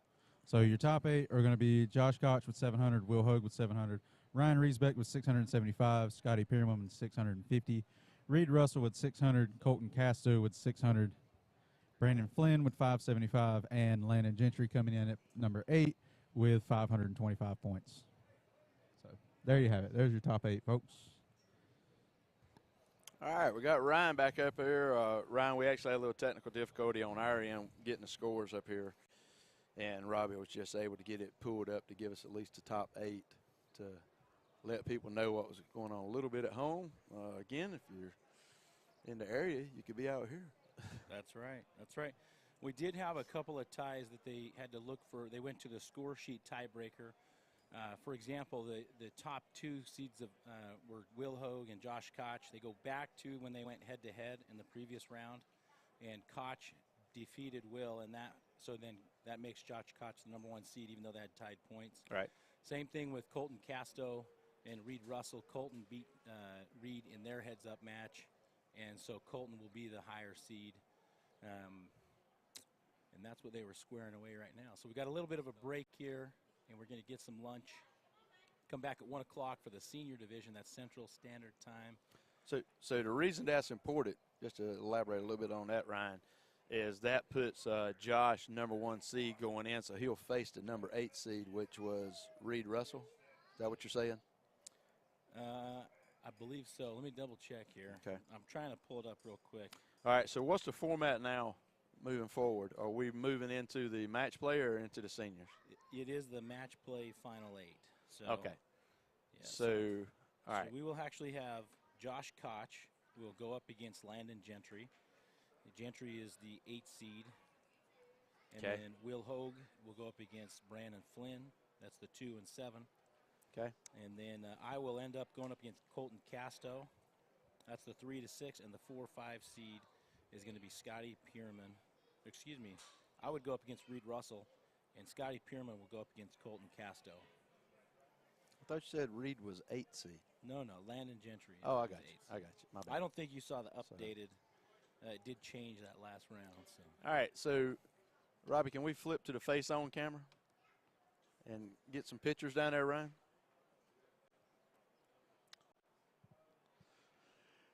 So, Ryan was up here commentating, and we're actually trying to get all the top 8 players out on the tee box. So get our little trusty handy cam out there. Got too many hats being worn here. So reading them left for right, we got Ryan Riesbeck, Reed Russell, Colton Casto, Josh Koch, Brandon Flynn, Will Hogue, Landon Gentry, and Scotty Pierman. So those are your top 8. Be going into match play. And in match play, those guys will be hitting 3 balls, and then their competitor hit 3 balls, and so on until they've hit all 6 balls. And it's mano a mano. Longest ball moves on. And I'm not sure if Josh Koch brushed his teeth today or not, but his pearly whites are smiling. Yeah, so yeah, here we go. There's our top 8, and we'll be back in a little bit with the match play. Stay tuned.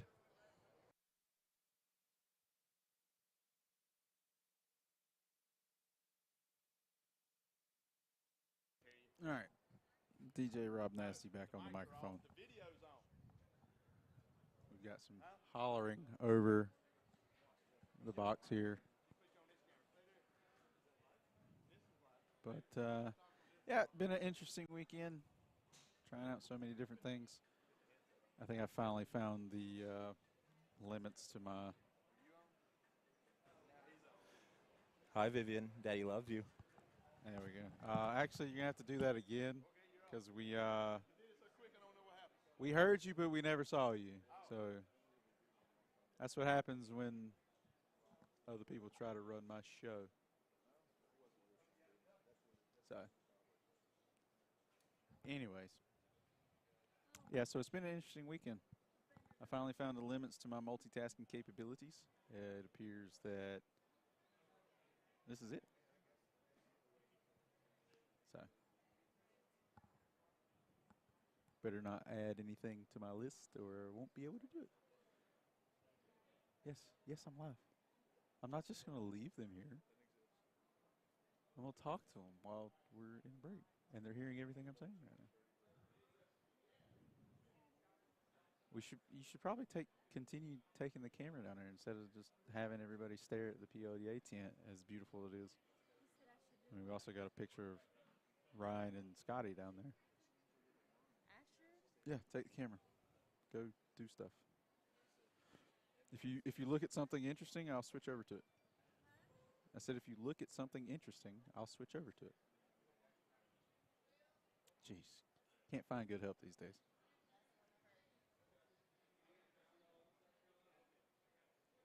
So yeah, I accidentally fat-fingered the scoreboard, ended up killing it. So 30 minutes worth of work just completely evaporated in like 0.2 seconds. But yep. Pull it back up here for a second. So let's talk about the points. Usually at these events, 400 to 450 points is basically, it's considered the bare minimum. If you're around that area, you're hovering around 8th, 9th place, which is, I think, what most people strive for is that 450 mark. But today was an interesting day. Landon coming in 8th with 525 points. In fact, I'm pretty sure he won a couple sets and ended up coming in 8th. So today was definitely a tough one. Ryan, put the headset back on. Put the headset back on. Get back in here. Don't let me leave our fans hanging here.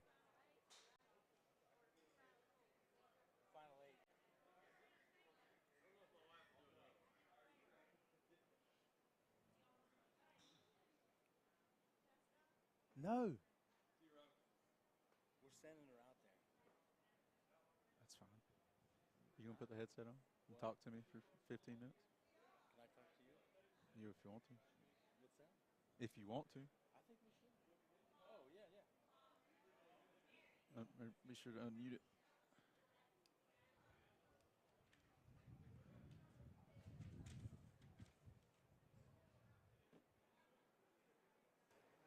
Oh, you made it.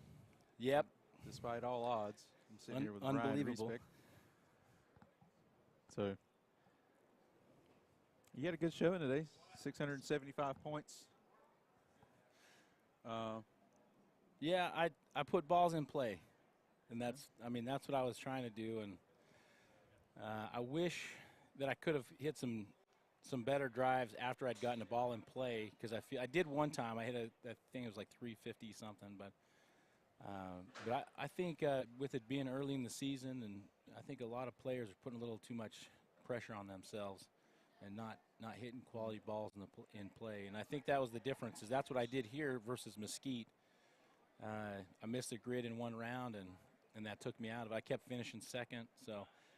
But it makes a difference when you hit, when you win one of the rounds. It takes a little pressure off, and I think that's what I did today. I took second, won one, took second again, and like I said, I think it frees you up. So today, judging by the points, today was actually a really tough day. Landon coming in 8th with 525 points. That seems a bit high. Usually the bubble seems to be around 400 to 450 points. That's right. And I think that what you're going to see here in this final 8 is representative of that, is that top 8 group of hitters really does have some horsepower. And so there's quite a disparity. I mean, I don't know what the low, but it seemed like there was a lot of guys missing the grid, and that's going to make for low points on the bottom end of that 16 and higher points on the top end. So, and the grid is not, I mean, I'm not sure, exactly what guys are thinking when they're out there, but the grid is not a narrow grid. I think it's about 50 to 55 yards wide, so it's decent. And the wind is swirling a little bit. Sometimes it's right to left, left to right. Hasn't really been in our face all that much other than right now, but we're on break. So mostly just a crosswind. I think players I think they need to kind of settle down and put balls in play. Yep. Now the final 8's the match play, so you're going heads up against one player. You'll first player will hit 3 balls, second player 3 balls, and then they'll repeat that. What's your prediction here? What do you think we're going to see? There's no telling. Like you said, there's quite a bit of horsepower in the top. I mean, Josh Koch, Will Hogue, Ryan Reesbeck, Scotty Pearman, Reed Russell, Colton Casto, Brandon Flynn, and Landon Gentry. Now that you bring that up, I think I'm the slowest guy in this group. So, not to pick on you, but I believe there's only 3 of you that are south of 220. So there's going to be some high ball speeds out there. And I'm probably closer to 210 right now than I would be 220. So, and that's a good point. That seems to be the case. It seems to be like in just about every finals, we've got a handful of 220 guys, and then there's a handful of around 210, 212 guys. And it's kind of funny. And that's a ball flight thing. Shows right? you the importance of striking the golf ball and knowing where it's going. Yeah, there's a couple of 220 guys that didn't make it. One of them didn't make it out of the first round, and that's the struggle. That's the game. There's a game within the game, right? And you've got to hit balls against certain players at certain times, and other times just putting the ball in play is the best thing you can do. But it's fun. I think this is going to be a fun final 8 because this grid is going to give you some love because it's dry. So if you flight it right, I think you can get some rollout. And I think if you hit it too high, I think the wind might knock it down a little bit. Did we find out? Are you going up against? I mean, according to this scoreboard, it says Colton, but I think you said Reed. Reed because of the You'll be up against tiebreaker. Reed. Yep. How you feel about that? Reed's kind of scary. Reed's new. We don't really have a lot of background on him. Pretty much all we know is that he's from Texas and he's fast. And he's been hitting a lower ball flight today, but his speed has kept him in a good position. That's kind of why I'm thinking maybe a lower, not a low ball flight, but a mid to high ball flight will work if you put him in play and get a rollout. So he's definitely fast. This is his second professional event. The Desert Launch was his first professional event. He made the final 8 there as well. I'm hoping that my experience is going to give me an advantage. That's true. You do have quite a bit of experience, especially in final 8s. It seems like your name's usually always around.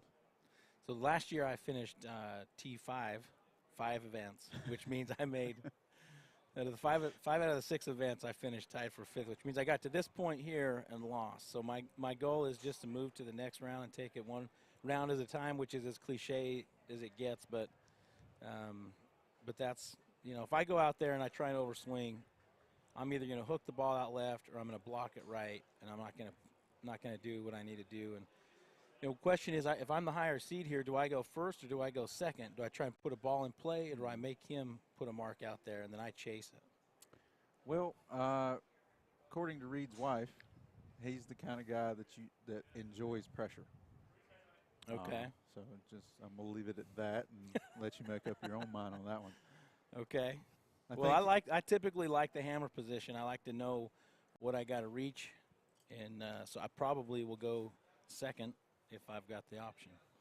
I think your best bet is to get out there and hit one dead center of the grid further than his longest ball. Yes. And then you should be good to go after that. That's the game plan. I like it. I'm going to implement that strategy. You should. Words of wisdom there. That's coming right. from the guy with the least experience out of all the fans here. I don't know. You've been around long drive a long time. In the shadows. Yeah. In the shadows. Kind of like Batman. But yeah, a lot of observation, though. The wind is picking up, though, and it's the cloud cover. I mean, when that sun came out, you saw balls started going. They did. What's that? I've been on mute this entire time. But, yep, sun came out. Distances started going up. I think we got some math earlier from the mad scientist. I think it was every 10 degrees or so was about 5 yards. I can't remember the math. He knows it better than I do. But it definitely shows, not to mention Memphis is a weird place. A lot of times the balls don't seem to fly as far as they should out here. I think the record's 406 or something. Yeah, I think Trent's, I think it was 402 or 406, and it was Trent Scruggs. And it was a warm day in July. And I hit down the left side, I remember. And they're out there. I mean, if this wind turns, away from us here, I think we'll be seeing, 370s, 380s. Let's talk about the grid. I remember last time we were here in November, it was kind of soft. I think they had like a bit of a gopher problem. Have you been out there this weekend? I have. And the soil here is not real firm. Like where I'm from in Utah, if it were to dry out, it would typically get firm.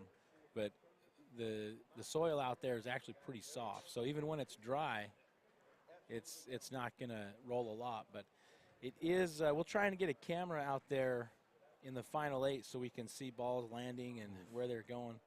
Hopefully that works out. We weren't able to get the bucket. We need to get a bucket truck so we Definitely get some of that. bucket.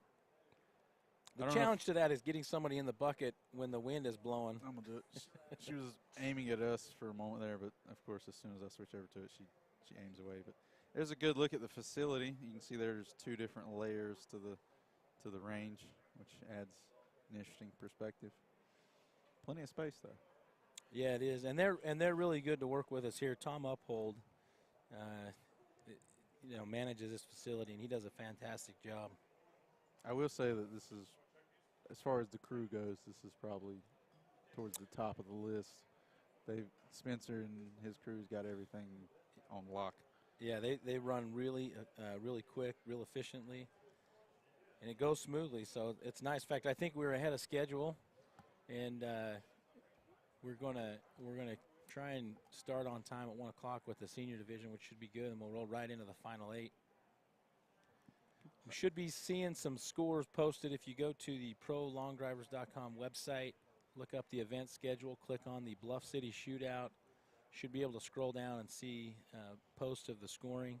Yardages, balls in play, points, all that. I was telling the viewers at home how I fat-fingered the scoreboard, wiped out about 30, 45 minutes worth of data.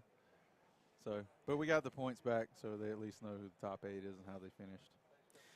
We need to probably get your mom over here to take some video of what you've got set up here. You got a couple of cameras. I don't know if I want people to see this mess.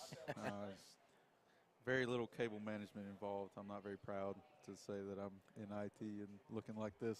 So. Yeah, but it's a mobile operation, and you basically have a table set up is all you've got to work with here. A couple of chairs, and so you're going to see a lot of cables around. But the audio equipment, we've upgraded our equipment recently, given us multiple angles. We've got the handy cam out running around. I think it's pretty good. I think we're moving in the right direction. So definitely fun. It's always just like the sport. It's always changing. So that's right. As soon as I get used to doing things one way, it's like, oh, I can do this or I can do that. And, oh, this doesn't work anymore, and stuff like that. So yeah, and better ways to do things. That's right. We're trying to improve, and hopefully we've got we're in the process right now of bringing live scoring together. And I know I mentioned that yesterday on the broadcast, but we're working with some gentlemen in Utah that putting a software package together that should allow us to have live scoring on our website as scores are loaded round by round. Right now, the process is the scorekeeper will gather the scores from the ball callers, walk over to the scoring tent, inform them of each player's longest yards or longest yardage, and then relay it to us. And it's a bit of a process, and we'll be able to speed that up and have some real-time live scoring, which will help you folks at home following the action. Yep, it'll actually speed up my process a little bit. It seems like during the event we were about a round behind on the scoreboard, which isn't bad because you get a pretty quick view of what's going on. But yeah, if we can get the app running to where the things are inputted instantaneously, that would definitely help. Be interesting to see the numbers pop up there. Yeah. Now we just need to get one of those giant jumbotrons to put off to the side next to the clock, so players can see it as it's uploaded as well. That'd be interesting to see what that does to like the psychology part of the game, right? Because you get there's a little bit of added nerves knowing that you're stepping on the tee box and you got to hit a big ball to move on. Yep. And then today it's interesting you say that, because today when I was competing, I could hear yardages being called back on radios, but I didn't know if it was my radio, my ball caller's radio. So I had to keep asking what my yardage was, because I was hitting other people or hearing other people's yardages. And I made that mistake actually in Mesquite last month. I thought I had a yardage and a ball in play, and I didn't, and it changed. Now it's no excuse, right? But I assumed that I had a ball in play, so I changed my tactic on the next couple of balls, and turns out I did not have a ball in play. So I would have tried to keep just putting a ball in play rather than trying to really launch a bomb. So poor excuse, no excuse. Well, yeah, if you just take my advice and hit it further than everybody every time you go up there, you'd probably be pretty sound. I probably would win. Probably would, yeah. It's a good chance of that. I'd bet on that, even though I'm clearly terrible at gambling, according to Mesquite. Well, that makes two of us, so I had to give it up. Now I just pick stocks,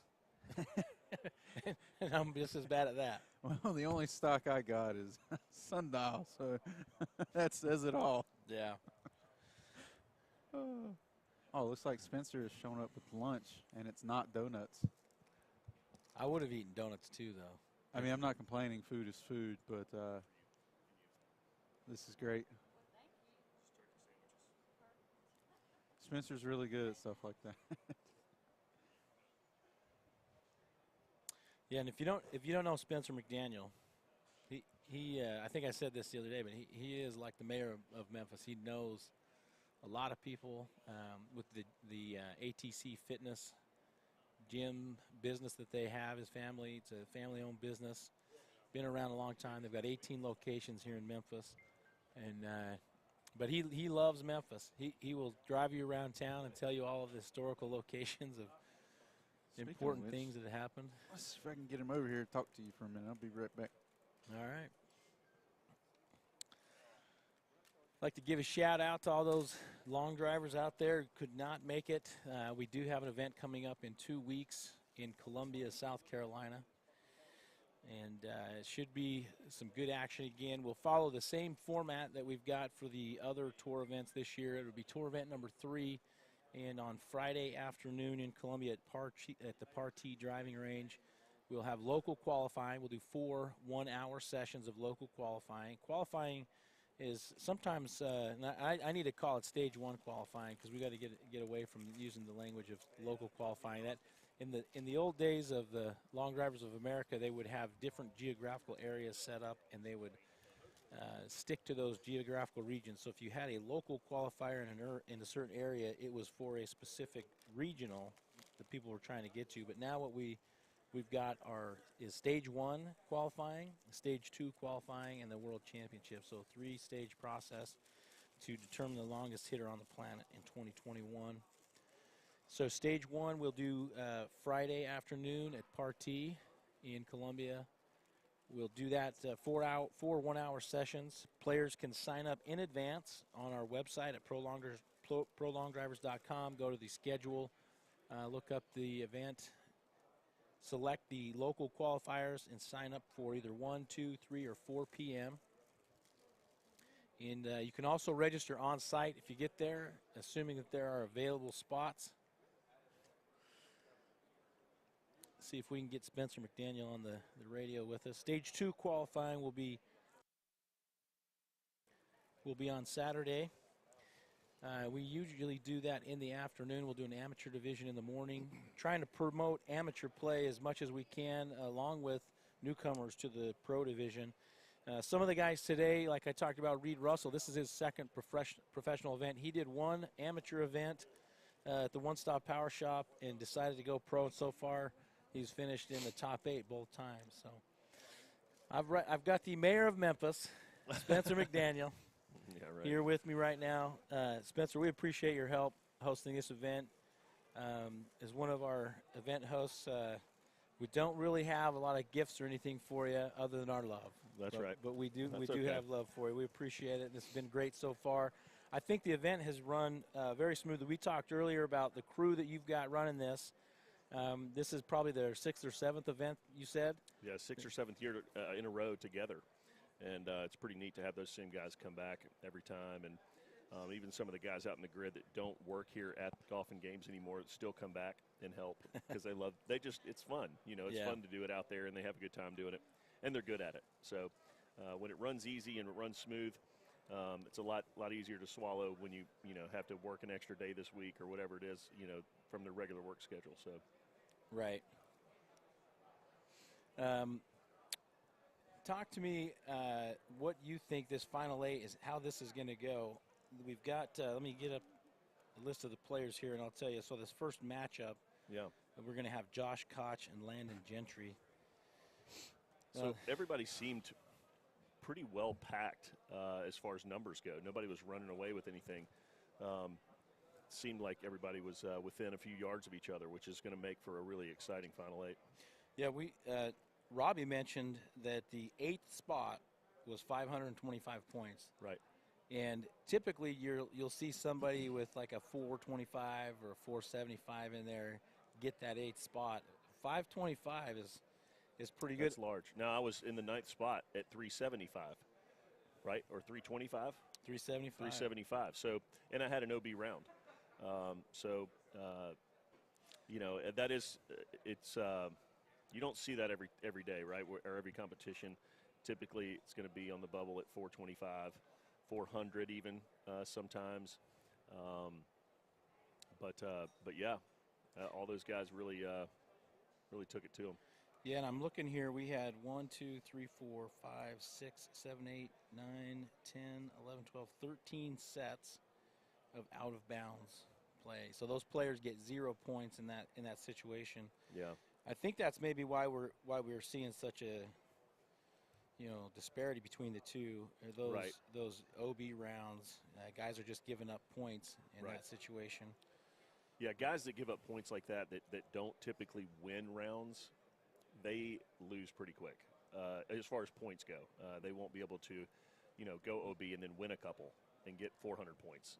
So a guy like myself, I don't typically win rounds, but I try to finish second in every round I can. And I had 1 second today, and then an OB. So I know at that point it's going to be a really tough road. Right. And you never know if that, like with Landon there, if maybe he didn't hit some great balls, but if he, if one of those other guys would have put a ball in, that could have knocked him out or knocked him down on points and then brought somebody else up. So, yep. That's right. Rule number 1, right? Hit the grid. You got to hit the grid. That's right. Talk to me about ATC Fitness. Yeah, ATC Fitness. We're about to come up on our 30th year of business. It's a family business, so we've always been involved with each other and working with each other as a family. And 18 locations didn't really start and happen overnight. We started to expand in 2004, so we had been in business for a while with one location. Since 2004, we've made it now up to 18 locations, and been very fortunate. How did the pandemic affect the business? Because I know that's one of the things that's top of mind nowadays. The pandemic is always, in conversation. But how did that affect you? What have you guys done to combat that? Yeah, so the pandemic affected us heavily during quarantine. We couldn't take any customers inside the building, so we had to not charge people. So for 2 months straight, we had 0 billing coming into the business, and that hurt.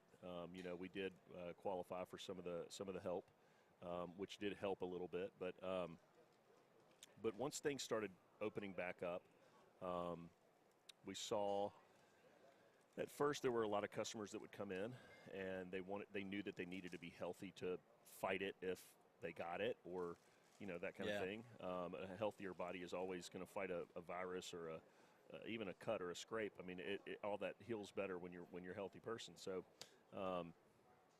we started to see a lot of new faces, which was really nice. But then a lot of those old faces that have been around for a long time weren't ready to come back in, and so we had a little bit of a revolving door for a few months where some new people were coming in, old people were leaving, and now we're starting to see some of those old people back. And I don't mean old in age; I just mean old members. Your long-time customers. Sure. Yeah. And so now that they're coming back, it's really reinvigorated the people that work there. They've probably been hit the hardest. Mentally, they're doing stuff every day to try to keep things clean. We put in some purifiers, some air purifiers in a lot of our AC units in every location, and it's scrubbing the air to make sure that nothing is airborne, pretty much. Right. So yeah, it's been challenging, but we've learned a lot. Nothing seems to really bother us now since we've gone through something like that, So it's funny you say that, because I remember when the pandemic happened and everything started shutting down. I listened to a podcast, and there's one of the hosts was talking about how it's going to be exciting to see all of the neat new innovations that would be a result of this pandemic. And I thought, this guy's crazy, but when it comes down to it, that adversity, it does shape and mold us, right? Whether it's our business or us individually. Long drive has taken a huge step back. We talked, about World Long Drive and some of our Zoom calls and stuff with the membership, and I think that we've lost players, like you've talked about losing, patrons at the gym. We've lost players. We're working to try and develop new players as well. We hope the other players come back, but sometimes people move on and life changes. But we're trying to do what we can to continue to grow Long Drive and develop it. That's right. That's all we can do. And that's right. And it's fun. It's an uphill battle, but hopefully, the guys that are here, we try and take care of the guys that are here as best we can. This is an awesome event. We need to get it back though to where we got more participation, like we had. And World Long Drive, they were, was really nice about what they were doing. It was on TV. It was in front of people. Now we're streaming through YouTube, and we'll put it up on our website. And we'll have it available so people can see it. But it's not the same as being on prime time on Golf Channel and having their backing. So that was really nice. We appreciate all the Golf Channel did and World Long Drive Association did to push the sport forward. And hopefully through pandemic, once the vaccines are coming out, I think things are starting to open up.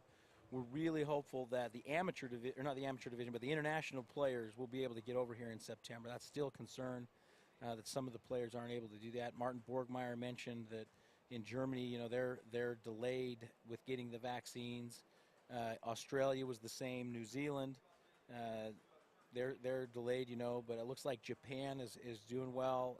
Possibly South Korea and Europe hopefully will open up, and hopefully we can get our Canadian brothers and sisters down here as well. So. Yeah, that would be great. And even just thinking about it from the tour events. I mean, those guys were coming over here quite a bit for the tour events the last couple of years.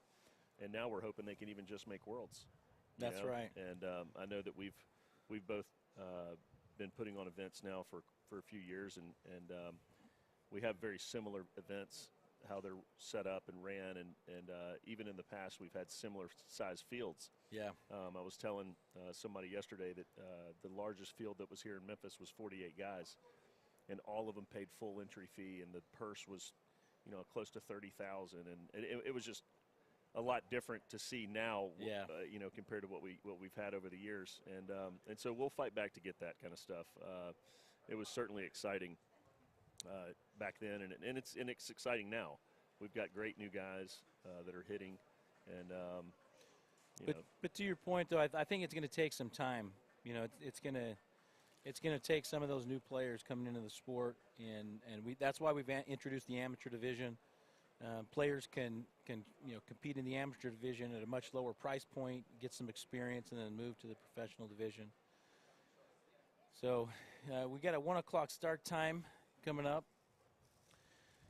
I remember sitting with you in Mesquite in I think it was the cafe at Casablanca or one of those places, and you said, I want to run an event. And I think at that time I'd run 1 or 2 events, and we sat down and chatted about it. And for a minute I thought you were crazy, but we need guys like you, Spencer. We need guys that the thing that's great about you is you focus on making the event good for the player. And making it, we want to have fun, but we want the camaraderie and the family feel like you've done with with ATC Fitness and the business, and that's what at least coming here to Memphis, that's what one of the things I love is it is kind of like coming home. Yeah, there you go. Coming home to your friends, so it's a good time. We're gonna keep building that. One of the things that we used to do that was probably the best thing I think you ever did was we did that tour at St. Jude's Children's Hospital. Yep. And that totally opened up my eyes to St. Jude's, because I remember seeing advertisements on television and I didn't know what that was about. And then we did a pro-am golf tournament. We're trying to work towards introducing that back into what we're doing, because we feel like we need these long drivers out in front of the public, and playing around a golf with people is something that we can do. And we were raising money for St. Jude's, and then we did that tour in the hospital, and it totally blew my mind of at that hospital, those people are not expected to pay anything, $0. And when you have a family that gets a diagnosis, I know a family friend of mine has a daughter that's got brain cancer. She has a tumor, and she's 18 months old, and the public rallies around her. But it's so good to see an institutional organization like that is just built and designed to help families, and really is just to love them. So I think we need to try and get back to where we're doing some events and supporting some charitable organizations, doing some fundraising, because a lot of people, that's how they know long drivers. They see them out on the tee box hitting drives, raising money for some, for a good cause. And I always think about St. Jude's when I think of Memphis now. Yeah. It's a wonderful place, and I would love to start to reincorporate that back into our setup here at the Bluff City Shootout. For those few years that the Golf Channel was in charge of the sport, it didn't always work to have a charitable organization as well as the Golf Channel working together, because they have so many partners of their own. Right. And now that we're somewhat able to bring that independent feel back to some of these tour events, even though we're obviously involved with PLDA. PLDA is open to the idea of bringing some of those charities back and helping, raise money and going on the tour and taking toys down there and coloring books and all that. That was really a special day, and I appreciate you guys doing that back then, and hopefully we can get to do it again in the future. Yeah, it was unbelievable. I would venture to say it changed my life. It changed my whole perspective on getting involved with charitable organizations. And in Utah, we do the Rockwell Blast, and at that event, we support Juvenile Diabetes Research Foundation. There are good people out there trying to find ways to. Most of the people that suffer from type 1 diabetes are juvenile. They're youth or they're in their early 20s. And it's a really difficult challenge. A lot of the younger kids don't understand, when their body's changing like that, what's causing the body and how it affects them and what they need to do, to keep their insulin levels where they need to be. And so, there's lots of good causes out there, and we're going to try and work to doing something with every event. So there's a lot of exciting events that we've got coming up on the schedule. We'll be in Mesquite again next month, May 21st through the 23rd, for the Diamond in the Desert. And it'll be warmer, probably be in the mid-90s. It'll be nice and hot. And I'm anticipating some long distances in Mesquite. I am too. They'll be able to cut the grass a little lower and get things moving out there. That's right. And in June, we'll be just out of Denver, just north of Denver and LaSalle. This is something that people don't realize too, is we have a hard time finding venues sometimes because the ball travels so far. We can't just go to any driving range or any golf course. It doesn't always fit what we're trying to do. But we've got a gentleman in LaSalle, which is about 35, 40 minutes of Denver, and it's Bigfoot turf sod farm. And this guy, he's got like 550 yards. So we're going to try and break some records in Denver in June. And it's going to be a great time. July, we're still looking to try and get to Ontario and Port Rowan, which is about an hour west of Buffalo, New York. We don't know if the border is going to be open. If that doesn't happen, we're going to make an adjustment. We'll do one in North Carolina at the One Stop Power Shop, Bobby Peterson's facility. And then in July, we'll be in Portland, Connecticut. This is our first time being in Connecticut, but Chris Cody, he's got a golf shop and a driving range, and they have a similar setup with their technology where they've got the top tracer like they've got here at Golf and Games. And so we'll do local qualifying on the top tracer there as well. And he's got a beautiful driving range. It's going to go like 450 yards. I don't know if it's like here. It's low. It's not Denver. It's not 5,200 feet. Right. So 400, anything over 400 is probably going to be a massive, massive drive with the tailwind. So yeah, we're going to see some interesting numbers here this afternoon, I think, now that we've got some cloud cover.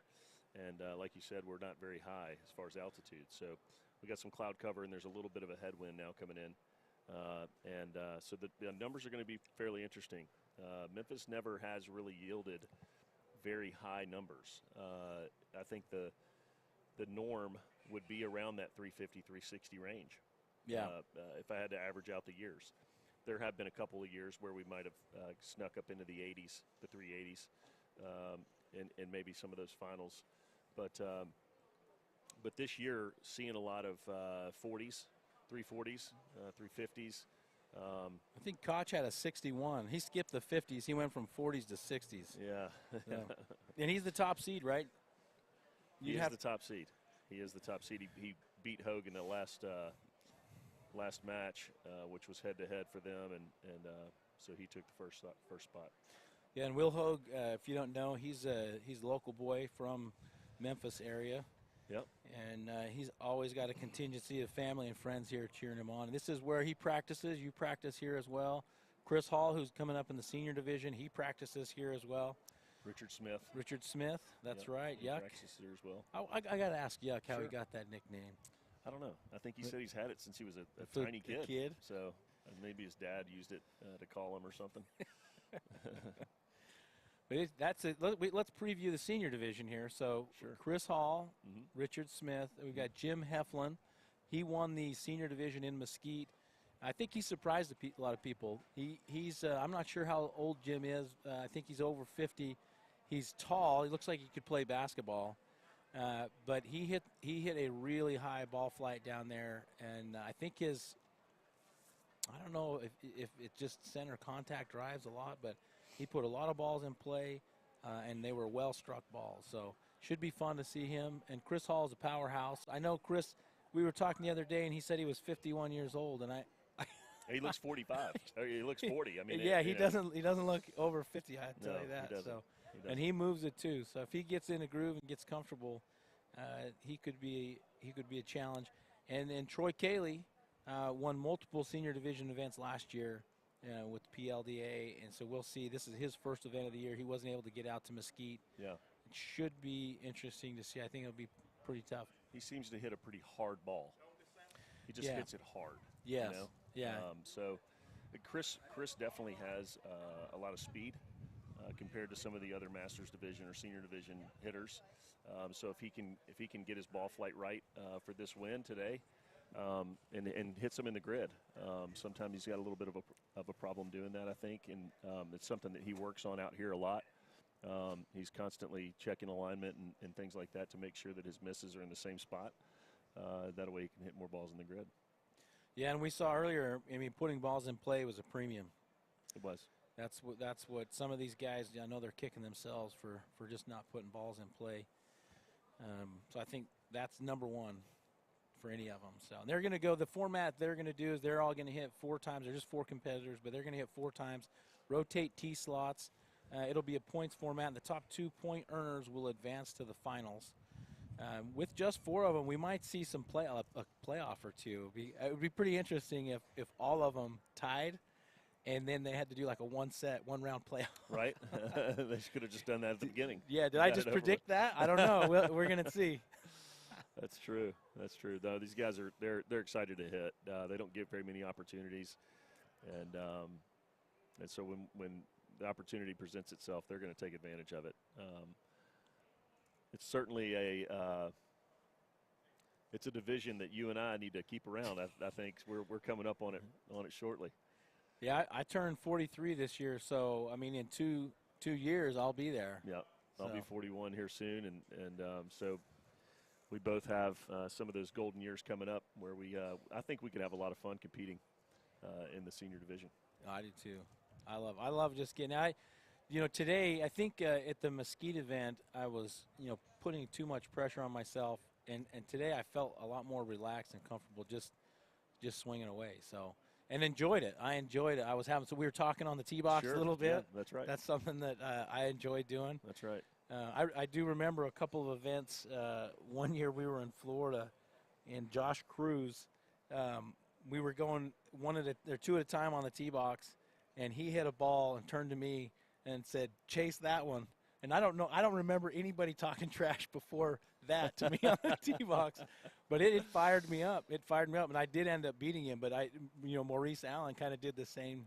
He did the same thing, and I remember I hit my next ball really well, and I said, "Hey, if you can beat that, you're better than me," because I just hammered that, and I ended up beating him on that set too. So I actually won that event. Yeah. Probably hit a tree root or something that shot it forward, but I enjoy the banter. Back and forth. I think it loosens me up. It definitely loosens me up, especially before the round starts. You can kind of jaw a little bit, and then sometimes during the round, some guys don't like that, but it is a lot of fun if you can get a buddy of yours up there and hit against him, and you're in the same conditions and see who can beat each other.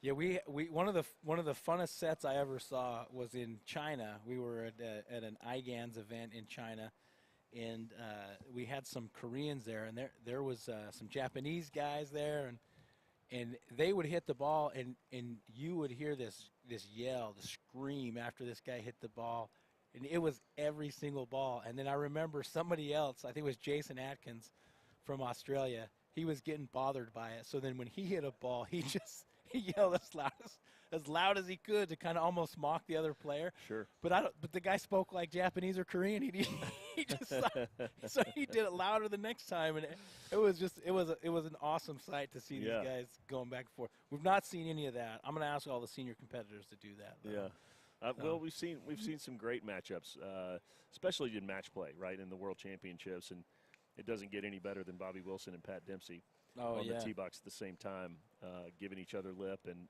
when they're hitting, they're alternating, and they they hit one, and ooh, you got that one, and they're going back and forth at each other. It's really a crowd pleaser, and I look forward to having something like that here. Well, not here, but at the World Championships in September. Yeah, and maybe we can get. I know there's a Utah State Championship event first weekend in June or second weekend in June. I'll have to double check. But Pat Dempsey would come to that event, and he was such a good guy. He was entertaining. I mean, he was on the tee box just having a good time. He was, serious, not serious. He would put his hat on sideways sometimes. Yeah. And hit. But he did an event, or he did a little exhibition one year. I think it was the second year I did an event in Utah, and I still have people that were there that just said it was great. And probably the best thing he did was he's doing this show, and he gets to where he can't close the club face, so everything is slicing. So he almost goes into this comedy routine knowing that he is struggling, and he's got the crowd engaged. And I know it was probably frustrating to him, but it was ultimately completely entertaining for everybody that was there. And he ended up giving his driver to somebody because he was like, I can't hit this thing. Here you go. And so we do miss some of the personalities and the characters in the sport. And he's a multi-time world champion and Hall of Famer. Yeah. And those guys, that's what they had. They had entertainment value. Yes. And everything they did. I went out to dinner with those guys, and it was all storytelling and cool things that they had been to and fun times that they'd had, and kind of get up on their soapbox and start telling stories, and they were entertaining even doing that. Yes. So, but yeah, hitting in those exhibitions and things like that, they're just rolling, Yeah, it was a great show. It was great. I even remember, what was his name that would do the trick shots? I've lost it in my mind. He had cancer. He actually passed away. I think he was from Pennsylvania. I'm going to think of it in a minute here. But we were at the World Championship. Ben Witter. That's right, Ben Witter. And I remember this is the first time I mean when I grew up, I really didn't play a lot of golf. I played a little golf. I never did junior golf or tournament golf or anything like that. And then a friend of mine, we used to play 9 holes before work. And we were just hackers or whatever. So I wasn't introduced to this world of trick shots until I went to the World Championship. I think it was in like 2012 or 13. And this guy, Ben Witter, not a big guy, kind of wiry, he starts to do this show. I remember the show. And he's got somebody throwing a ball and he's hitting it out of the air. Then they're bouncing it. And it was like he started with this one shot. And then by the end of the hour, he's standing on one of those balls. Swiss balls, or not medicine balls, but like a Swiss ball, with a 60-inch club, hitting balls out of the air, and he's hitting like 10-yard draws right down the middle of the. It blew my mind. I remember that. It blew my mind. He was so amazing. God rest Ben Witter's soul. He was a good guy too. So. But we need some of that. We need to get Trevor the Macho Man up here. That's right. We've got some guys out there that have skills, and people have probably seen them out at charity golf events. We see that all the time. That's one of the ways that the long drivers get introduced to the sport. So do you have any trick shots? No. I can hit from my knees. I think we've all tried that. I think, yeah. But no, there's no trick shots in my repertoire. I've broken a shaft. Trying to throw a ball up in the air and right. hits right here just above the hosel and snaps the shaft, and I've done that before. So I Josh Cassidy, he's got some trick shots. There's guys out there, but it's a unique skill set in my opinion. It is. So it is. I can't even hit a 5-foot putt, let alone hit a. That is a trick shot. I have a better shot of hitting a putter 300 yards than I do hitting a 5-foot putt. So. Right. That's right. But that takes us to what is great about long drive. I think there are certain people that just aren't, they just don't get excited. It doesn't do it for them, to make the putt or to shoot a low score. There's just something about connecting with the drive that is really enjoyable. And I think that's what you see in long drive. You see these guys that's what they love to do. Yeah, that's exactly right. I mean, you come to a place like this, right? We're at a range, and people are working on half of their game, right? They're just hitting balls. Right. That's half the game. There's a putting green over here to our right, and that's the other half. But who wants to go over there when you can come over here and see how far it goes, right? So we're in a very exciting part of the game. And so when you're right, when you connect with that drive, it's like hitting a home run. There's some things that are somewhat comparable to it. But it's not on the tee. You're not hitting a home run next to somebody else trying to hit a home run. Yeah. That's only you. So when you're out here and you're competing against 3 other guys on the same tee at the same time, there is, not only you're wanting to hit it far, but you're wanting to hit it so far that you beat those guys. Yeah, and if there's anybody out there that knows somebody, and this is how I've seen players get into the sport, is they know somebody that likes to smash drives, and they tell them, you got to try this long drive thing. That's right. That's how a majority of players get started in the sport, and they finally step up and come out and try it, and they fall in love with it. Yeah. So if you know anybody or you're that person we're talking about, whether you're ladies division, senior division, open division, my dream of this whole organization is that we've got, junior divisions. We're going to places like Top Golf and Drive Shack, and we're doing junior division long drive contests, things like that. It's thousands and thousands of hitters all over the globe. We do online, tournaments through simulator systems like About Golf, things like that. I just really, my dream is to push the sport forward and get as many people participating as possible. We got about 15 minutes here before the senior division starts. Anything else you want to add before you eat your lunch? We stole him right before he stole me right when he was mid bite, and I said, hey Spencer, come on. No, I'm like I said, I'm excited for this afternoon. I think we're going to see some really quality hitting. We're going to have to see the guys think a little bit, right, with the conditions, the way they've changed throughout the day. I remember telling a guy that was up here watching earlier, he was asking me why the distances were in the 320s. And then all of a sudden the sun came out and it jumped to 340s. Yeah. And it can happen that fast. The sun comes out, it calms the wind, warms the golf ball, warms the driver head. Warms up the long driver. Warms up the long driver, and they start to hit the ball further. So conditions are going to play a big part this afternoon and see how guys adjust.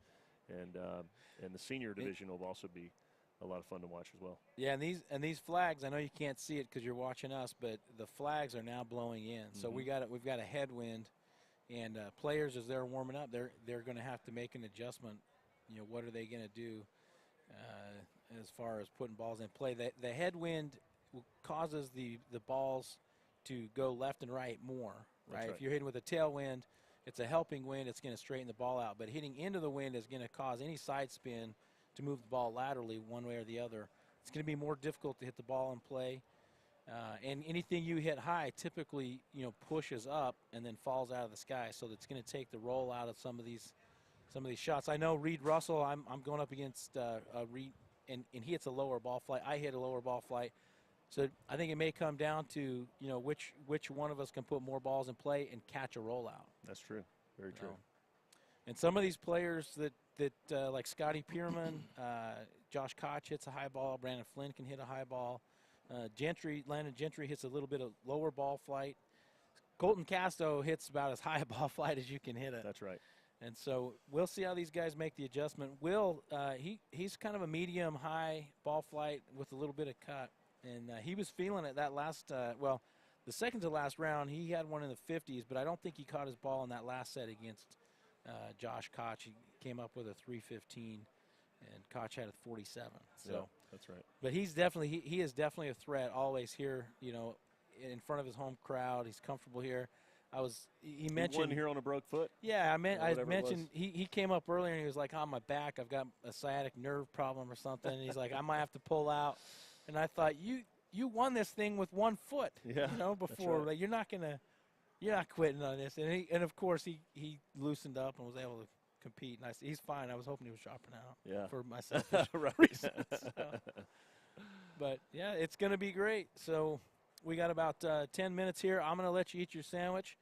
And I'll keep talking here. I know Robbie next to me has got some technical stuff he's working on. Well, thank you, Ryan, You for bet. everything. Thank you. Appreciate it. Appreciate it, Spencer. You're always great, and I love your family. Let's see if I think I killed Spencer's mic. Right? Does that sound? I think so. Perfect. Hey, I'm learning stuff here, Robbie. We'd like to throw a shout out to our sponsors today. Obviously, Callaway. You know, they're one of the major club companies that supports long drive. They have a long drive head, support players in the sport as well. T-Claw, they have the anchoring device that you can put your tee in, especially when we're hitting on mats. It helps to have that T-Claw to anchor the tee in so you can hit. One Stop Power Shop. Oh, maybe we get Josh Koch over here. Yeah. Would like to mention Unlocked Golf. Unlocked Golf. They've got a swing device that helps you swing faster. So if you're wanting to get in a long drive and you're training, check out Unlocked Golf. And Patrick, if you have any questions, give him a call. He's a good guy, and they're working to help players develop speed and become long drivers. So if you're into golf and you just want to improve your golf game and hit longer drives, then check out Unlocked Golf. And Tornado Tee would also be another one of our sponsors. We appreciate Tornado Tee. You know, John at Tornado Tee is a good guy. He supports a lot of players with tees, and he's got a great product. If you haven't seen it, I've got some here in my pocket. Let's see if maybe I can throw one up to the camera here as well. But you see that there. His tee design here has looks like fishing line woven into a basket, and you put your tee on there. It reduces friction. And he's got multiple sizes. They're customizable. So, like for example here, see if I can show you. I've got the Kyle Berkshire. I don't know if you can see that, but I've got Kyle Berkshire's tee here, and it's got his picture on it with his long hair. John, thank you. We appreciate it. John Black, I said, with T-Claw. That's a great combination. Use the T-Claw anchored into the mat, and then use that. Oh, yeah, and Hat Saver. I should get I'll see if I can get a can of Hat Saver and show you, but this is a fantastic product as well. As a long driver, you're hitting a lot of golf. I just stepped on the mic, or on my headset again. Do you know how many times? I did that 3 times yesterday, and they're making fun of me, but I think these cords are out of hand over here. I'm going to blame Robbie, even though he's doing a fantastic job. Robbie's my roommate this weekend, but so Hat Saver, if you don't have Hat Saver, you spray Hat Saver on the outside of your hat, on the inside of your hat, and it helps repel the sweat. So if you like a hat that you've got and you don't want to, wear it out and get those grody sweat stains in it, you can use Hat Saver. So check that out. They actually sponsored the event as well. We were able to give each of the competitors one of these cans of Hat Saver. So look them up online. Let's see, what else? Oh, I'm going to throw a little shout out here to Driving Smarter, Driving Farther. That is a training video that I did with my coach, Bobby Peterson. He's with the One Stop Power Shop. He's also one of the owners of the Professional Long Drivers Association. Driving Smarter, Driving Farther is a training video specific to driving the golf ball, whether you're a golfer or you want to get into long drive. It's a $90 master class. Once you buy it, you own it. And Jeremy and Jen Green out of Denver, Colorado, helped us put that together. You can check it out. Their company is X-Pollination Products. And check out Driving Smarter, Driving Farther. And use that training video. It'll help. Can't hurt. It only helps, right, Robbie? And we're about, we're not too far away here. We're about 5 minutes away from the senior division. And I can smell they're cooking fries in there. It smells delicious.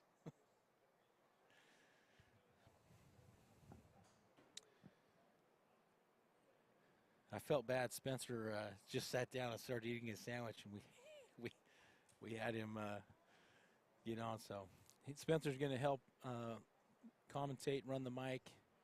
He does a great job. We've got Seamus Mannion over there. He's also one of our guys behind the scenes that puts the spreadsheets together, runs the scoring system for us, builds out all of the scoring, and keeps things running for us. So runs the website. We're missing Josh Cassidy. He's part of the team, PLDA team. Josh has got an injured back, and he's trying to recoup.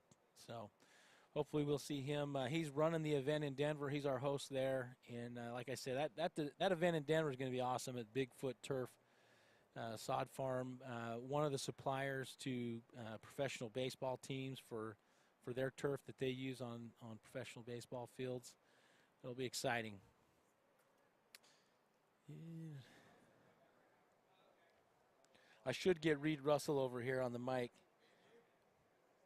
We're gonna do a pre-match talk here. Yeah, I'm gonna get him over here. Who's this lovely lady next to you? We probably need to get her over here too. She's ignoring me. Oh, no. Is that your sister? Yeah. No, I found her. She's pretty cute. I found her on the corner. Here, get over here. Put this mic on. Is it me and you going? It's me and you, yeah. Right. And I'm going to unmute you here once you get that on. Oh, it goes this way. Yeah, sorry. This will be interesting because we'll get like the UFC thing where we get the face off. Yeah, do we need to do that? Our microphones will hit. Okay. We could do that. So, Reed, how long you been doing long drive? This is my second ever event. So, when was? I thought you did an amateur division third. event. So I did the amateur deal at Bobby's Place. I guess about a month ago, and then this is my second pro event. So. And you had just gotten out of prison. Yeah. Yeah. No. No. Tell me what's your background? What's your sports background? Where are you from? I'm from Longview, Texas, East Texas. Grew up playing baseball my whole life. Played a little pro ball, and then I've always wanted to get into long drive. Always seen y'all doing it on TV and everything. So just decided to jump into it, and it's been a lot of fun so far. That's great. I know when Bobby did that amateur event at his facility, I wasn't. I didn't go. Obviously, I'm from Utah, and it was too far for me to travel for a smaller event like that. And he said, there's 3 or 4 guys here that showed up that could move this. They're like high two teens, 218, 219. And you were one of those guys. And did you win that event? No, I got second. Okay. I got bested out in the last round, but just Alex Blozier, I believe is his last name. Yeah. Him and Brian Lawler, they said, man, you need to go to Mesquite next weekend. I said, hey. I know they were excited. Yeah. Yeah, So Lawler called me, and he was pumped about you. Yeah. Found a diamond in the rough. And Yeah. So I'm glad I win. I ended up, top 8 at Mesquite, and just kind of hooked on it ever since. That's good. Yep. What position did you play in baseball? I played first base and outfield. Okay. Yep. So I played outfield, and I transitioned to pitcher. That's what you do when you can't hit. Now I did mention this on the telecast the other day that what was your batting average in college? Like 350, something 350. like that. Oh, that's not bad. I mean, I was 1,000. Okay. So 1 for 1. Yeah, that's Okay. right. Hey, perfect. It's perfect. I get to use that joke the rest of my life. Yeah. I really did 1 for 1. I hit a. We ended up, I was pitching. They brought me into the game as a reliever. Okay. And we lost the DH. And my pitching coach said that if I got us out of the inning, he would let me hit. Is And it a drag bun or? I threw a hard slider, and the guy doubled up. We got him in a double play. Okay. Hit a ground ball There you go. to shortstop. We got a double play. So I got a hit, and he told me, he said, you're only going to get 3, so you better swing at all of them. Okay. I missed the first pitch. I just watched the first pitch, and I said to myself, I only got 2 swings now. So I pretty much made up my mind I was swinging no matter where that pitch was. Can't go down looking. Got to go down with a fight. That's right. So, did you play college ball? I did. I played at Lamar University. It's in Beaumont, about an hour from Houston, Okay. Texas. So. And then you went professional. Where'd you play? I played with the Astros. I was up in Albany, New York, and then Tennessee, not too far from here. So Awesome. Yep. That's excellent. Yep. Oh, we're getting the we're just doing a what's your prediction here before we go? And don't say pain. That's Mr. T's line. Okay. I just hope everybody hits it good, and we'll see. Hopefully the wind stays down. So I think it's going to be in our face. yeah. So I don't know if that intimidates you or whatever. I think you should block it right and then hook them left. Well, hopefully not. Hopefully somewhat straight. So all right. Well, good luck. It'll be fun on the tee box. sir. We'll have a good Appreciate it, time, if Ryan. anything. So. All right. All right, we'll see. Maybe we can bring Bobby Peterson back up on here. We appreciate Reed Russell from Longview, Texas, one of the newcomers, and it's not too much of a stretch to say that he's got a pretty solid career going here so far, making the top 8 in his first 2 professional events. So, Man, that guy's swing is terrible. What are you talking about? hey, I gotta go. I gotta go up against him. You're facing him in That's the first who round? Yeah, in the match play. Man, you're so screwed. I'm in trouble. So. What you going to do? I'm just going to hit balls and play. Yeah. I'm going to use this green Patterson shaft that you gave me. It's a velocity shaft we were practicing with the other day. Yeah. I tried to go with a little stiffer shaft in that last round. I was testing, and I think that green shaft was working for me. So a little softer shaft. I wasn't having to work my body so much to try and hit it, and it felt smoother. So. All right, we got our seniors coming up next. Got 4 seniors on tee. You got crowd favorite Yuck, Richard Smith, local guy, Jim Heflin. I think the only left-hander in the field. And Jim actually won our senior event out in Mesquite. And, Jim's a pretty calm guy. He's easy going. Yeah. And we got Troy Calley. It'll be his first event of the year. Troy won a few events with us last year, and looks like he's been in the gym flexing a little bit. Yeah. And another flexer on the end down there, Chris Hall, another local guy, loves to drop bombs. He actually was hitting the day before yesterday, was hitting it so hard he cracked the face of his driver, and luckily had a backup. He come to me and he goes, Bobby, can you check this out, see if there's anything wrong with it? And I was like, well, there's a big crack right in the middle of the face of it. That's what's wrong with it. Yeah. But, man, he brings the hammer, that's for sure. All of these guys. Sometimes that's a bad thing, right? I mean, it may be good for your ego, feeling like, hey, I'm swinging hard, broke it, but if that's your gamer. Yeah, there's no telling how many balls he had on that thing, though. Yeah. So we're watching that top right-hand monitor right there, Ryan. So if you want to stand, that's fine, but you're kind of intimidating. No, I'm trying to stay loose here. I'm gonna have to go against Reed Russell. He's probably over there doing squats and push-ups, trying to. Are you having any build tightness some in your muscle. hips this week? Are your hips No, loose? no, my hips are loose. Hips are loose. Hips are loose. All right. Well, It's here my we go. It's actually my wrist that's bothering me. But All right. Here we go. first ball's in the air. Richard and Jim both fire at the same time. Yeah, I saw Richard's ball went right. I think he's going to be out of bounds. So I'm a firm believer in getting a ball in play as early as you can. I think that loosens things up. So we got Richard Yuck. He's hitting a 4-3 shaft. You got Jim Heflin just put one down the left line. Yeah, that's pretty straight too. Real close. Oh, And landed in and kicked right. I think it landed right on the line. So I don't know. We'll have to wait for the call back on that. Yeah, But that is pretty close. I forgot Jim was a wrong-hander. Yeah. There's always one. There's always one. No. That's a tough side in the golf business because it's so hard to find left-handed equipment. Yeah. Richard's good ball down the right side, drawing back. It's going to be close to the line. It's crazy. Over the years, we've had grids from 40 yards wide to 60 yards wide, and it doesn't matter which one it is. It seems like the balls always hug the lines. Yeah. You mentioned that one year at Worlds, I think it was 70 yards wide. It was the first year they did 4 players on the tee box. And I think there were as many or more balls out of bounds than any other contest. I mean, I think the wider it is, the more guys, swing freely or swing out of their shoes and swing recklessly. Yeah. And then the tighter you get guys that, have a great golf swing that can put it in play. Right. Oh, that's a good ball by Jim. Jim's got a good one there. And Troy, I think, had one down the right line a second ago. Yep. Oh, Richard just pound one right in the middle, a little draw. Yep. Wow. Good ball there. And we're seeing that wind coming in at a little bit into our face here. All right, Troy just hit another good ball down the middle. Chris Hall hit one in the middle. It's going toward the left line. Unless it takes a big hop, it should stay in. It was out there pretty good. All right, so the format here, we're going to have each of these players hit, and then we're going to rotate to a different position on the tee box. They'll each get a different slot. The time is running out here. 4, 3, 2. And Troy just barely gets it off, but it's going out of bounds right, so it's not going to matter. Yep. So while they're getting measurements on that, they're going to reshuffle. And Chris Hall is going to go to slot number 1, Richard Smith to go to 2, Jim Heflin to go to 3, and then Troy will go to 4. And then we'll go again. I think I'm going to go start getting loose and hit a few balls. All right. I'll see if maybe there's somebody I can send over who can keep you occupied. Hey, Robbie, you're standing right here. We'll see if we can get Robbie on the mic. Hey, why don't you give a shout out to Landon and see if we can get him on.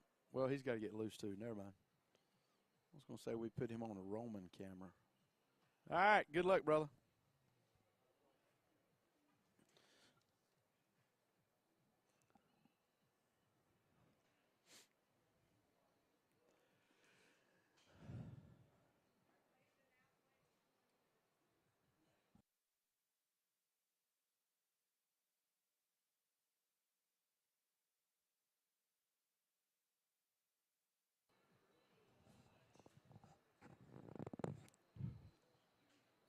All right, and we will be having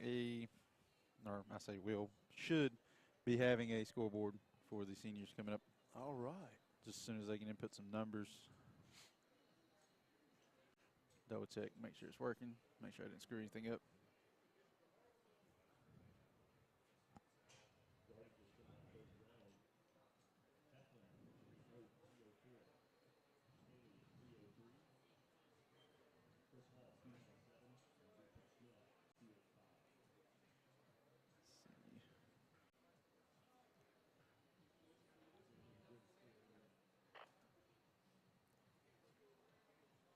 I don't see anything yet. All right. So here we go with round 2.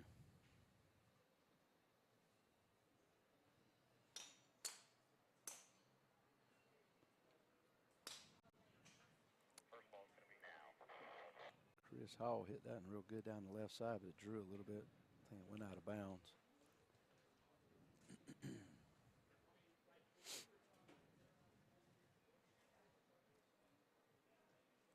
All right, we got some numbers from the first one. It looks like Jim Heflin took first place, so he'll be in first place at 200 points, 304 yards. Then we have, it says Troy Cayley's in second with 100 points, but my yardage for him is not updated. I think I heard him say 302 down there. Okay. And then Chris came in third with 297, and then Richard Smith with a 285. Yeah, and while you were going there, Jim hit a monster ball down the left side. And Troy Calley just hooked that one. There's Chris Hall with a bullet right up the middle, drawing in the left center. That wind is dead in their face right now. Maybe just a little bit off the right. And we know this grid's not running, so that was kind of low. Richard hit it a little crossed it. Yeah, and there Troy and Jim just went OB left, and right down the left side with Chris Hall, that fell out of bounds left as well. So let's see what Richard does here. Affectionately called Yuck. Hey, he hits it hard. Man. And there's a good ball with Troy right up the left side. Yep. Oh, Chris Hall just hits one down the right side and it's drawing back in. That's a good ball there. So he's hitting right back into the teeth of the wind from that left spot. So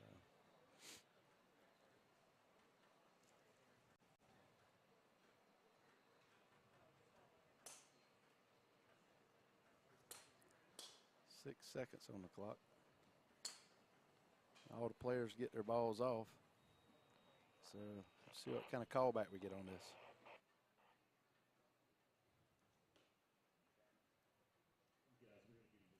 All right, in the meantime, we'll pull up the fancy scoreboard here. There's a look at the first round while we're waiting on the callbacks for round 2. We're going to give them a little break, too, having to hit back-to-back like that. And then reshuffle them when they come back. Be Troy in slot 1, Chris in 2, Richard in 3, and Jim in slot 4. Got a little cool out here today. They actually turned the heaters on.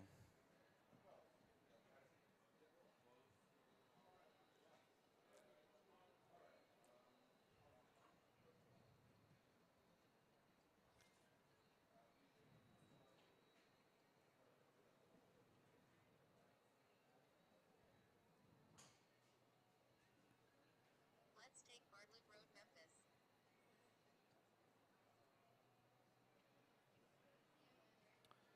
Waiting on the callback. See them out there measuring.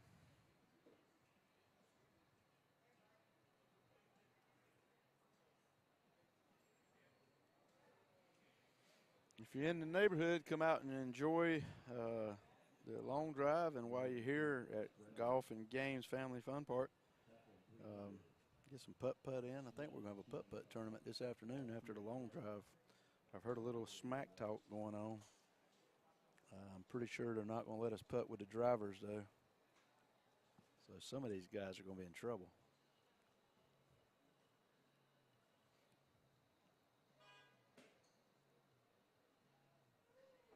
Get a number, Robbie? Still waiting on the numbers from round 2.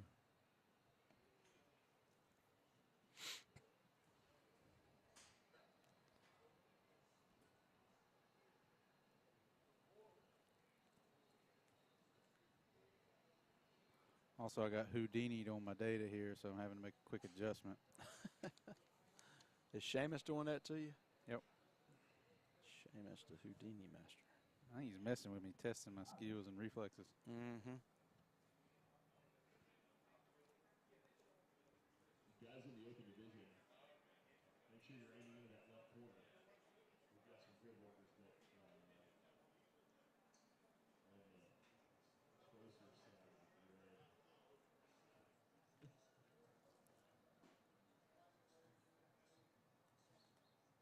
Make sure you're aiming left.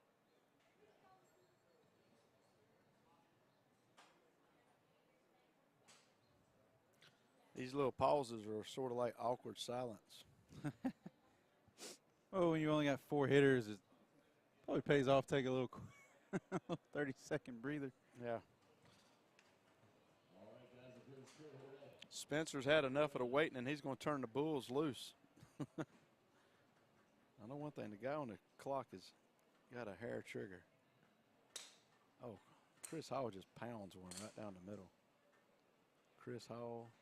Troy hits one up the middle as well. So those guys look like they're getting off to a good start.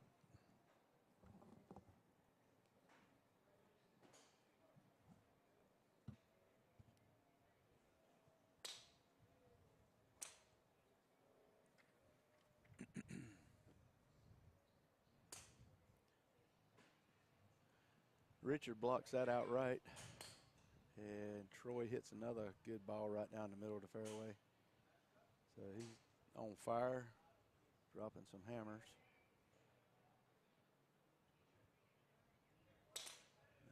Chris pulls across that one, OB left. Richard down the right side, a little draw on that one. That looks like a good ball. Probably about a 140 apex. And Troy goes another ball in the right center. So he's got a couple of balls out there for him to measure. It's always good to get more in the grid, maybe get a little bounce out of it or cut through the wind or actually like right there, the wind just changed and now it's blowing left to right. All right, so let's, because I'm still not 100% sure on it, let's get a quick overview of what's going on here. So the top 2 after this round robin here we got going on will then go head to head, I believe. Yep. Top two will face each other in the finals. Each player is going to get to hit 4 times, and we'll cut it down to 2 and go from there.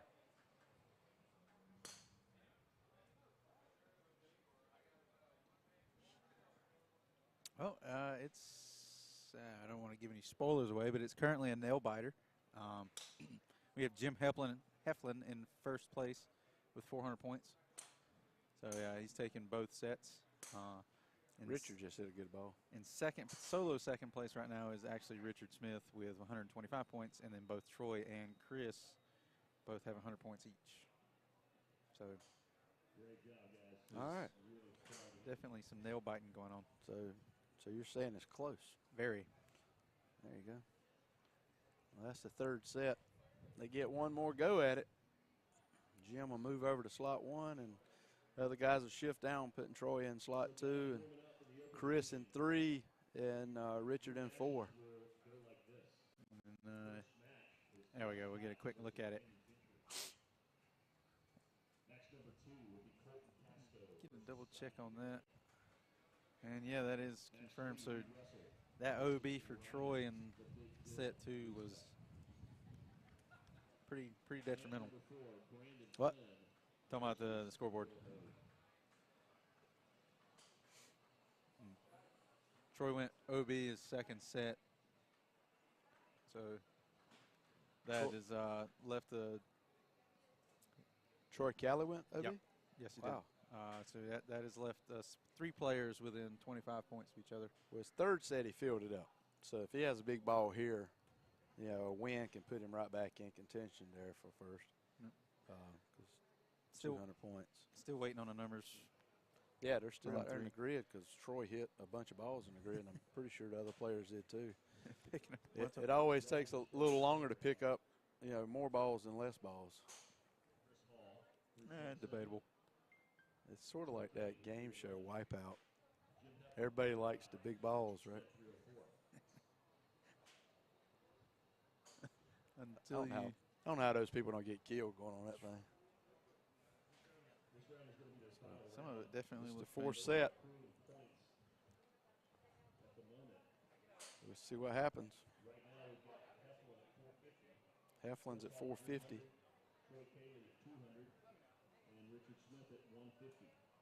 Okay. So it sounds like we got Chris Hall in second, Troy's in third, and Richard's in 4th. So coming down to the wire here. Oh. Got lefty and right-handed back-to-back. Over here in slot 1. Oh, Chris melts one down the left side, followed by Jim Heflin. Some pretty good balls there to start. I have 2 eyes, was able to see 2 balls. If I had 2 more eyes, I'm not sure that I would have seen the other 2 balls. So that ball is hit by Troy, low bullet down the left side, and Richard blocks that one out to the right.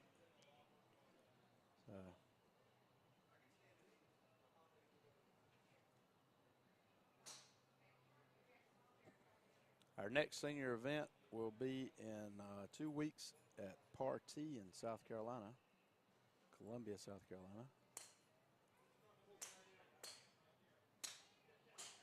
If you'd like to sign up or come out and watch, check us out on prolongdrivers.com.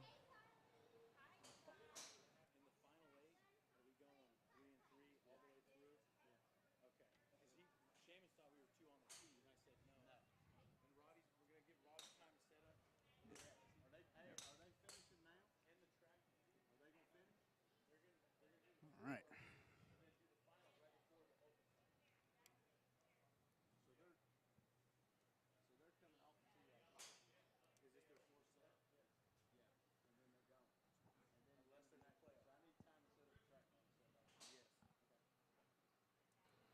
All right, we got 42 seconds left. Yeah.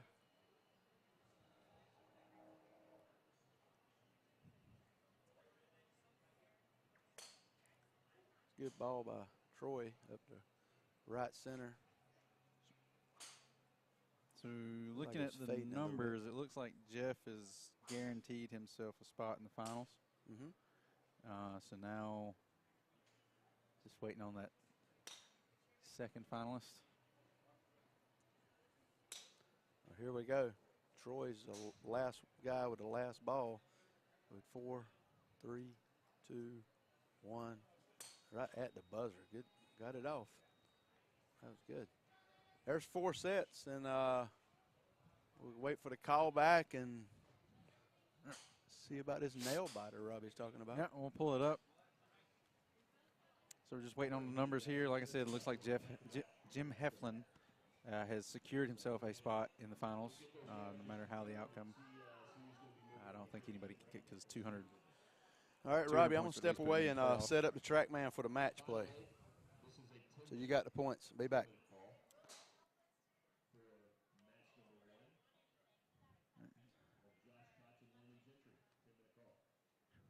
A lot of shuffling around. So let's say Richard took first place in that set. That would put him at 450, which would give us a playoff.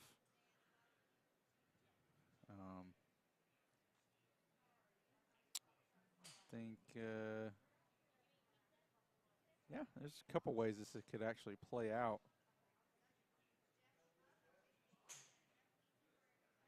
Trying to do numbers in my head real quick. Doesn't look like there's anything super concrete. I'd say the odds are Jim's going to be in.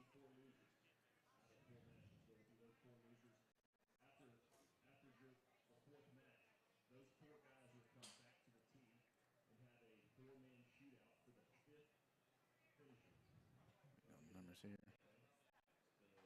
Not gonna lie, my anticipation is getting the better of me. I'm getting impatient here, waiting on these numbers. Cheating, looking at the official score sheet.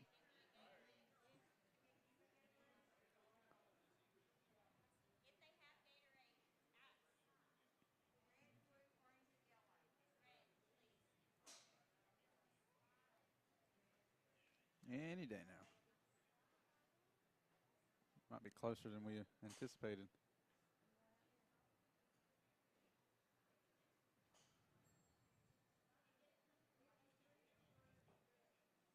While we're waiting on that to pop up, I'm going to do a little bit more technical tinkering here. I'll be back momentarily.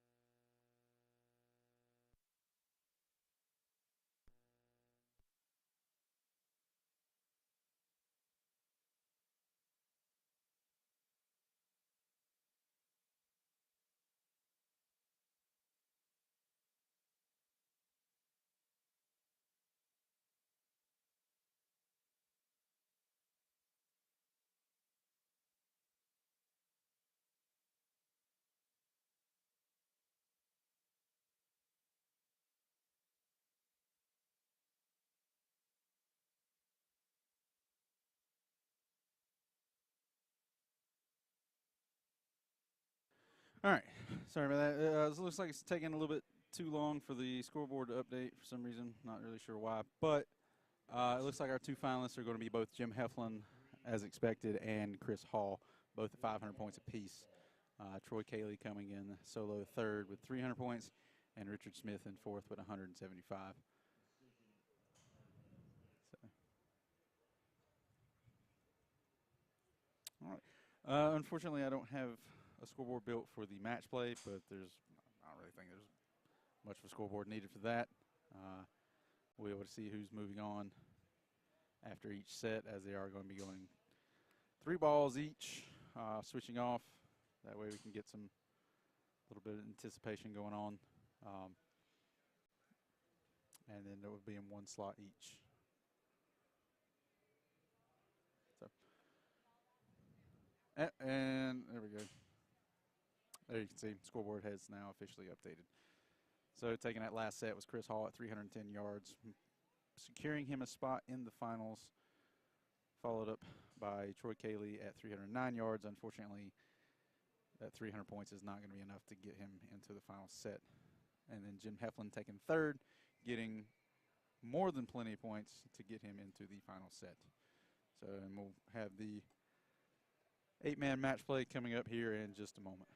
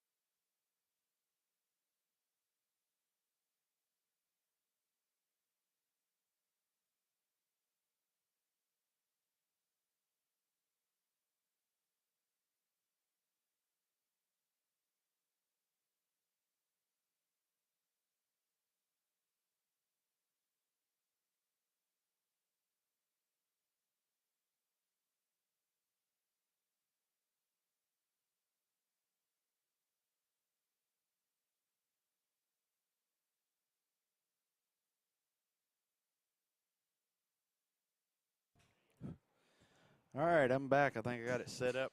Got my TrackMan down there. T4. We're going to try to capture the data and give away some numbers as we're hitting here. I hope my TrackMan will capture. I know the TrackMan will capture. I'm just wondering will it transmit to my iPad this far away. So it's going to be a little experiment. Pull it off. We'll get you some data back on it. Try to get you some ball speed and spin numbers, things like that. See how we like it.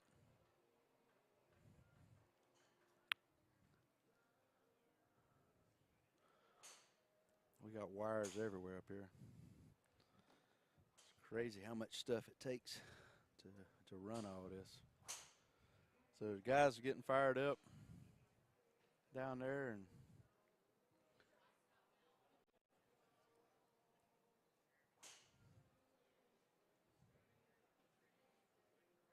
I think we got about 4 or 5 minutes before we get going.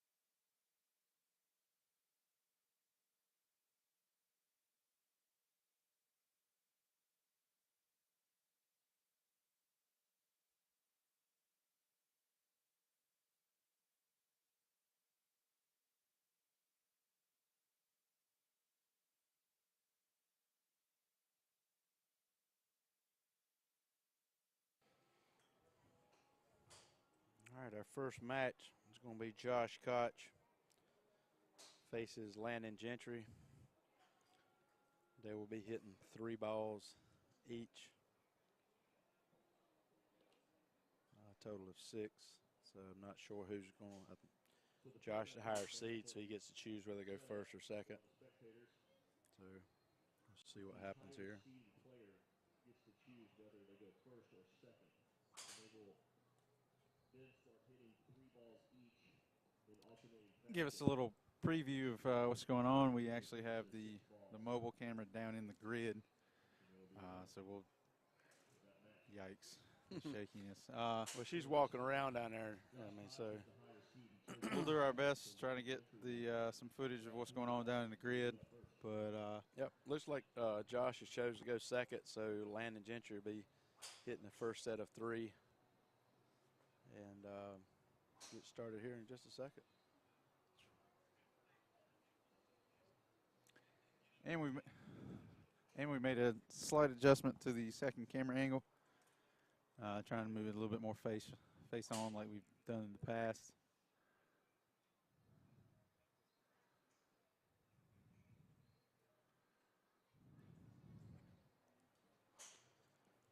All right. I think we're ready up here, right? Yeah, I'm ready to go. I'm Here sure we go. everybody at home's ran out of nails to bite. So. And popcorn. I did have a bag of tater chips while ago. Landon setting up for his first one. We had some Lenny's sandwiches for lunch. That was pretty awesome. Landon's first ball. Low up the right side. Looks like it's cutting OB right.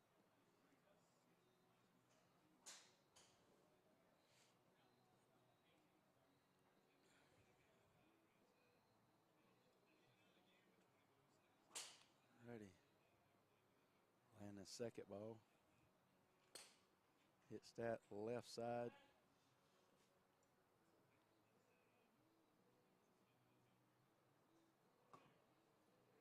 Look at that path facing on 141 club speed, 207 ball speed, 21.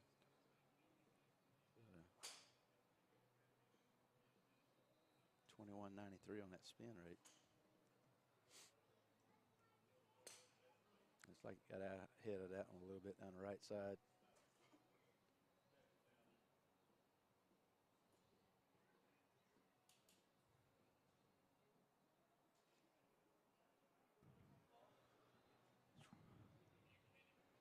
I'm going to throw it on.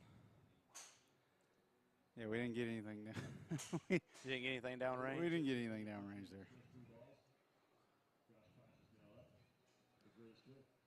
All right, so here comes Josh Koch. I think Landon failed to hit the grid there. That would explain why we don't have any grid footage. Yeah.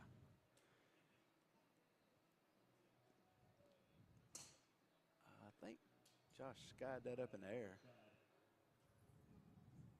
Well, one thing's for sure, they got a target in the middle of the grid. It looks like 2 geese are walking right down the middle of the grid. So 201.7 ball speed, so he definitely missed that one in the 2,700 spin rate. Yeah.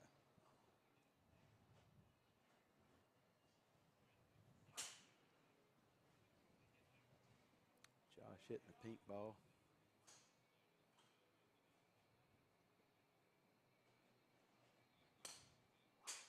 It starts up the middle and looks like it drew out of bounds left.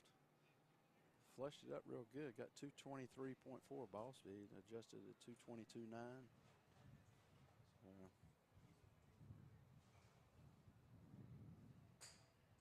Wind's picking up, getting freshened up here off the right, slightly in the face.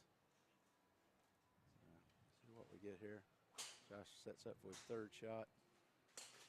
Starts that up the right side and cutting out of bounds right. So both players failed to find the grid here on their first set.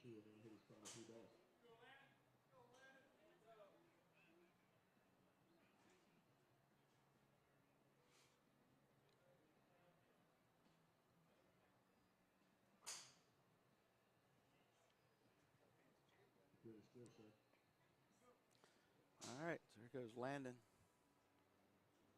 He's hitting his 4th ball, still trying to find the grid.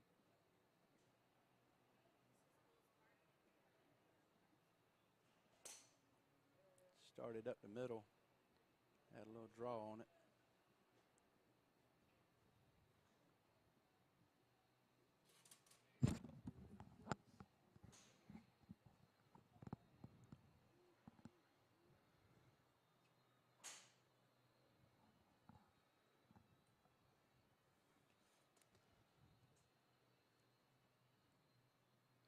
And his 5th ball up. Starts up the middle and draws. On the left side of the grid, should stay in. Right on the line. He's in. We'll get you a call back on that. That was 140, 1,775 spin rate. Cutting through that wind. It's right in her face off the right now. So Approximately working 301. So not his best, 301.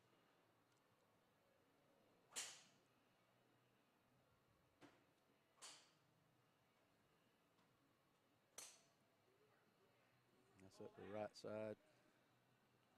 Seemed like he hit that a little high in the toe. Harder down the right side.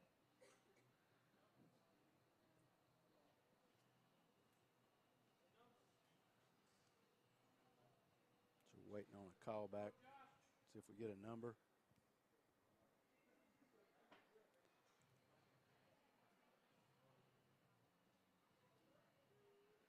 Still no grid footage. It's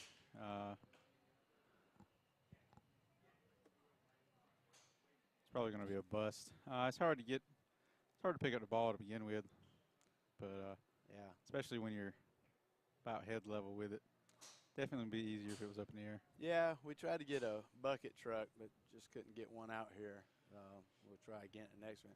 Honestly, we weren't sure if the camera would work that far away, so now that we see that the camera will work, we'll go from there. So I think they're waiting, trying to get a check on the ball in the grid. So they're trying to get the geese out of the grid. Yeah, we're struggling down there in the grid, it seems. Now working 312. So, now has his last 3 balls. So Landon is in at 312, and Koch is coming up with his 4th ball.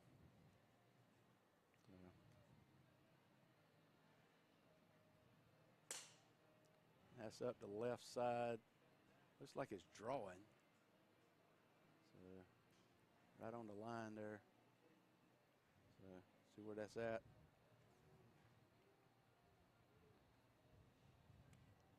That's 216 ball speed. Didn't hear a number, so must have went out of bounds.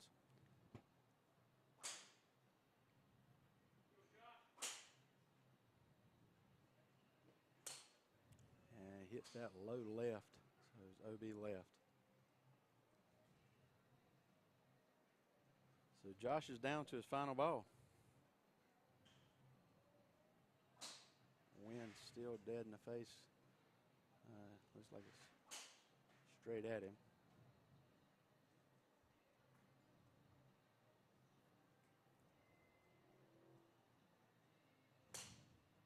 So that ball is out right. Looks like it's going to be OB right. No marks there for Josh Koch. No marks for Josh Koch. So Landon Gentry is going to take it down. Little wind in the face. Honestly, surprising by both players there. Both of them are real good players and usually fill the grid up, and they struggle to get balls in. You can tell when the wind switches like that and gets in your face, it always is harder to hit into a headwind than side wind, crosswind, downwind, whatever. So a little surprising both players struggled there, but moving on to the next match. We'll have Scotty Pierman and Colton Castro coming up.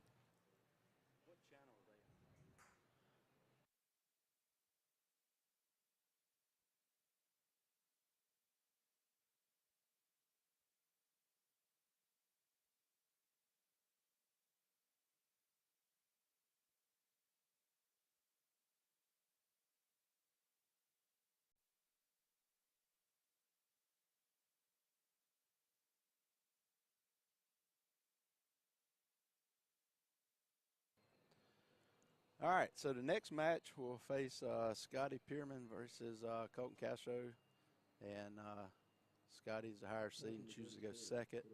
So Colton's going to be leading and playing the green ball, so he'll be the first one. So here we go with match number 2. Colton starts that down the right side. Going towards the center. Coming back toward the middle of the grid. And got some communication now going on with the grid workers. 328.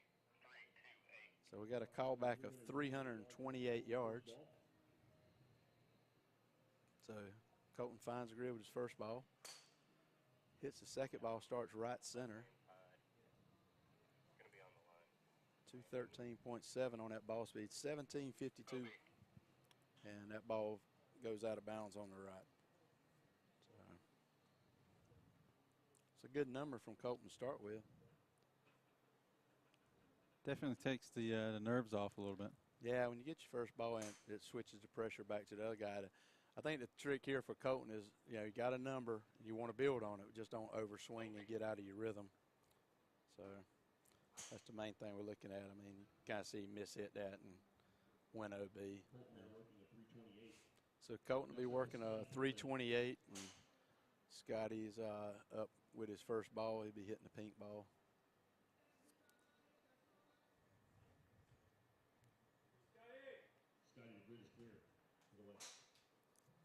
These guys both have similar styles, have long back swings. Both of them typically hit high draws, so it should be a really good match here.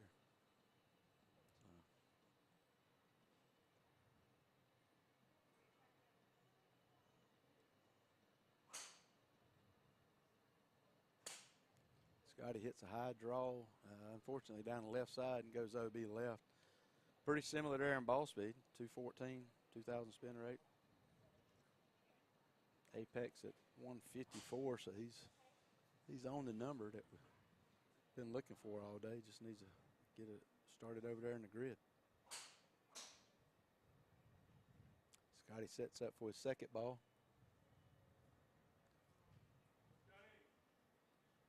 Yep.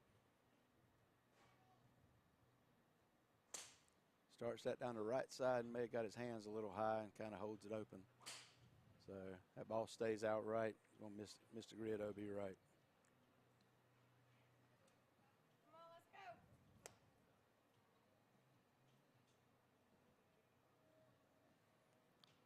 All right. He's got one left, one right. Setting up for his third ball.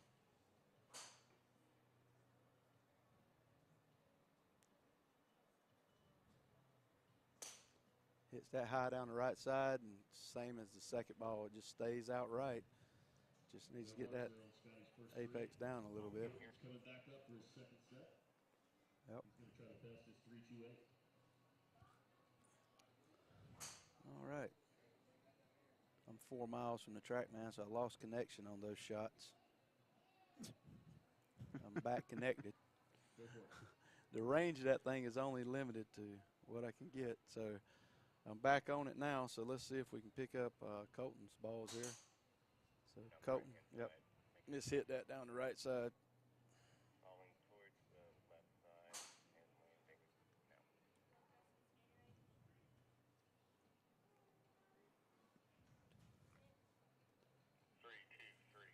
323 on that last one. 323 there. That was 323 at 200 ball speed. So that was kind of interesting. So he may have mishit it, but he had the right spin rate and launch that the ball just kept traveling. That was 211 at 1,600 spin rate, and it goes out of bounds to the left. So he's just rapid firing now, and may have rushed himself a little bit there. So he hit that pretty high in the club face. So I don't think he improved, staying at 328. And yeah.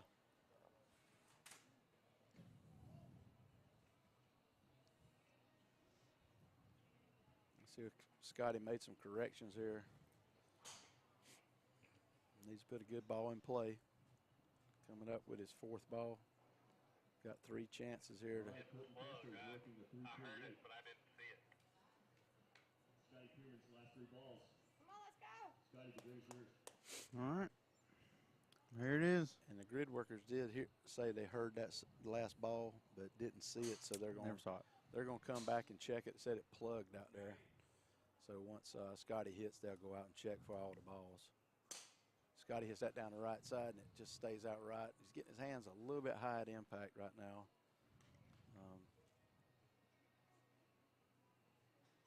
Spin axis a little bit too high. 12 to the right, so his ball speed's there. If he can get his hands down, turn this over, just start it right at that red tent. Yeah. About the same ball speed that Colton was putting up. So. That's right at the red tent and staying out there. It's fading also. Down to his last ball, let's give him a hand. Come on, let's go. He's got his hands a little bit too high.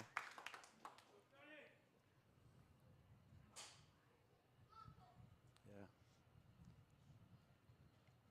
Picking on that tent, that's for sure. And that wind's coming off the right now. Might help that shot, bring it back in a little bit.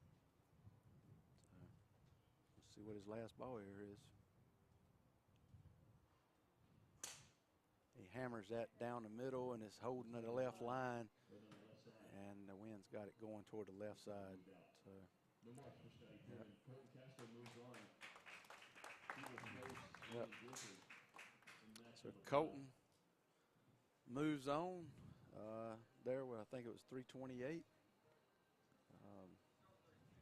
Next to the team, Reed Russell and Scotty got it figured out there on the last ball, but it's sort of that thing. You keep hanging them out right and hanging them out right. You start aiming more and more in the grid, and then when you figure it out and hit it, it just will drift a little bit left, and then you're out of bounds left. So yeah, so they need to. They're going to get the balls up. And congratulations to Colton moving on there. So the next match coming up while they're getting the balls up will be Reed Russell and Ryan Riesbeck.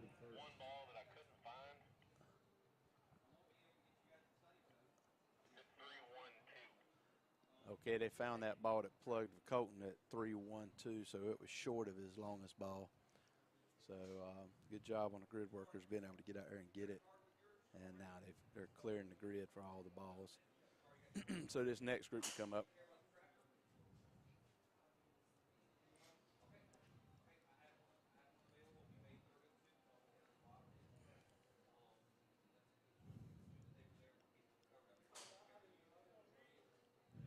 Reed Russell, man on a mission.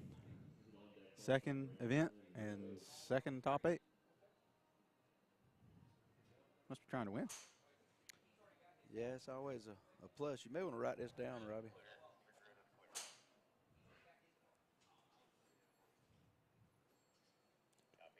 everybody, this is Reed Russell. Reed, the grid is yours.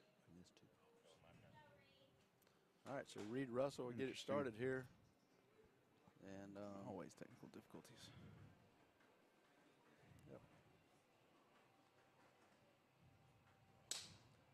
Reed hits this left. So OB left.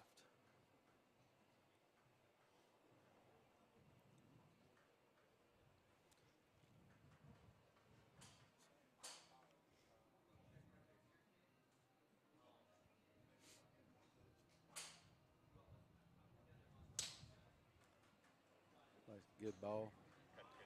Working towards the right side. Looks like it will be in. Landing now.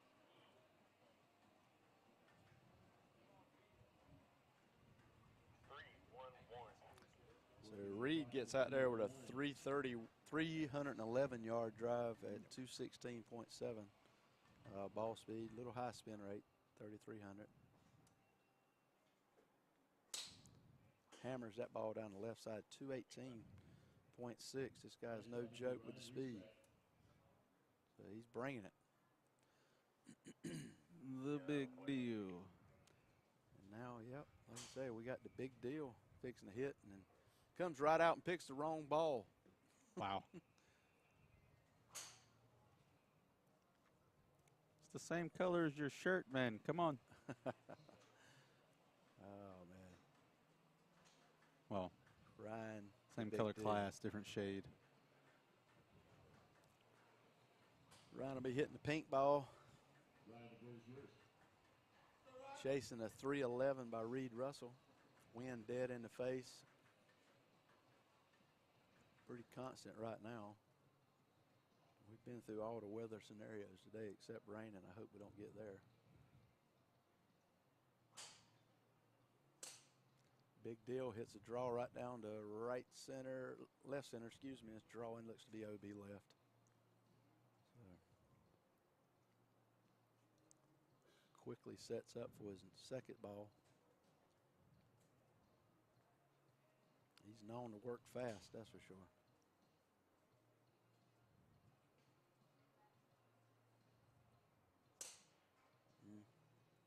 A little lazy with the legs there. All arms straight at it. Pulls across it and hooks it OB left.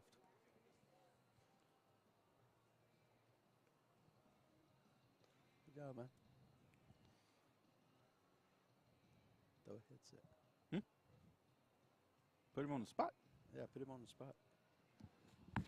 Ryan sets up to his third ball.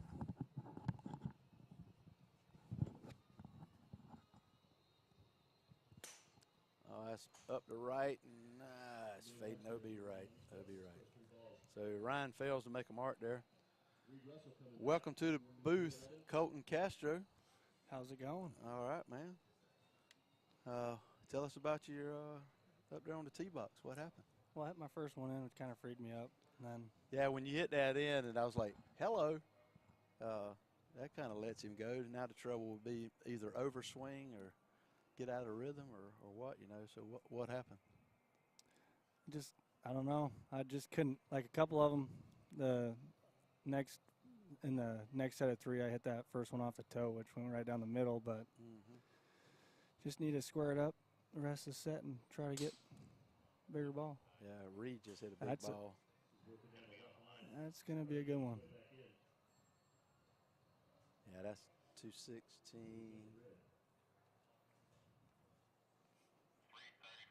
334 yards. That's 217.1 ball speed. That's a big ball into this wind. Oh, yeah. Yeah. You were at 328? Yeah. Yeah. That's a good ball, too. I mean, it's tough when it cools off like this and the wind's in your face. You know.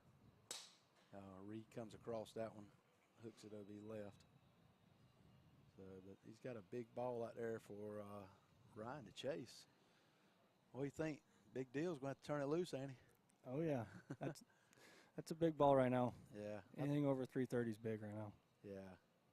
It's crazy in this sport how you see guys come out and hit it, 320, 330 can win, and then guys hit it 340, 380 and lose with the conditions changing and stuff. So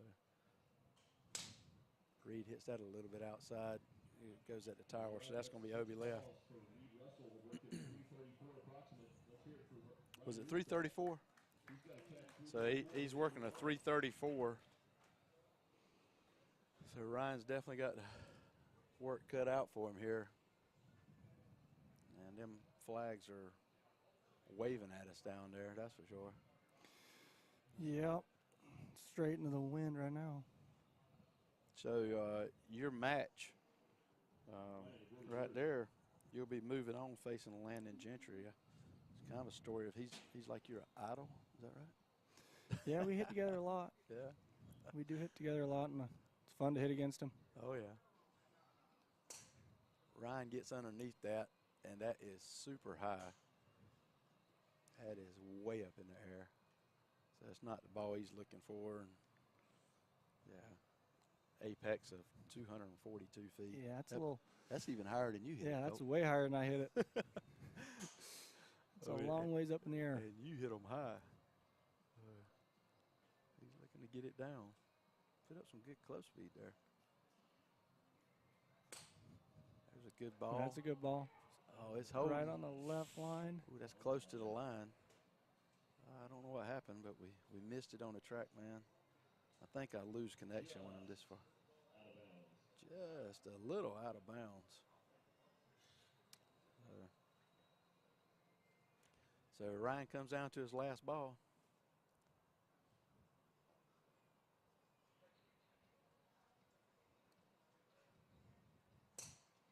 And he blocks that outright, but gave it a good shot. He struggled all day with his wrist, but hey, congratulations to Reed Russell pulling out the win, and Reed will advance to the semifinals, and he will face the winner of this next match, which is no joke either. No, it's Mesquite winner Brandon Flynn facing the fireman Will Hogue. Yeah. Will's been hitting it good. Brandon's been hitting it good. It'll be a good match. Yeah, I think so too. Yep. Okay, I'm gonna go hit a little bit, get loose for the next match. Good luck with it. Thanks for coming by and checking in the booth. You know, stay hot and stay crabby. I'll try. I'll try.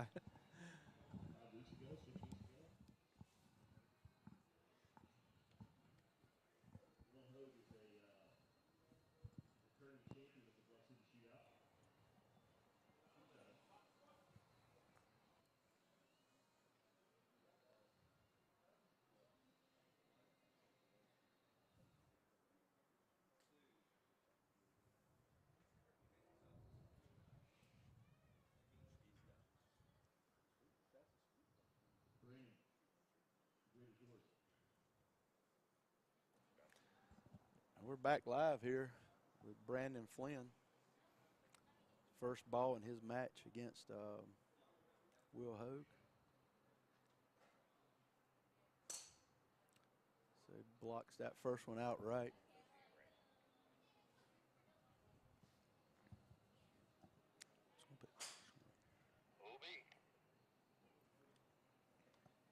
I hear everything. You can't mouth stuff at me. I did not pick it up. Oh, I was going to see if we get somebody else over here in the booth with us. I saw Josh. I was going to put him in here, and he turned the other way. So here goes Brandon Flynn with his second ball.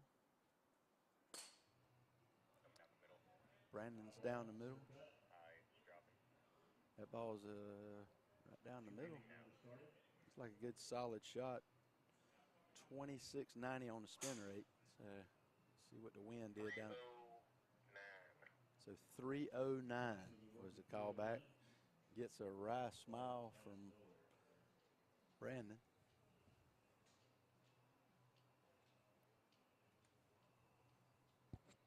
It's a number, which right now is very important.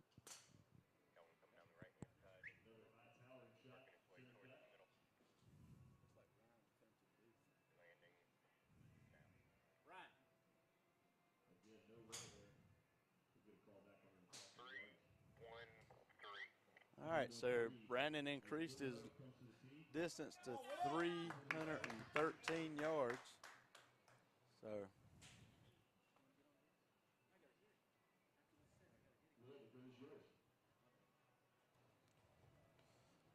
all right, so here we go. Here we go with Will's first ball. Will hits a bullet up the left side, cutting back toward the center of the grid.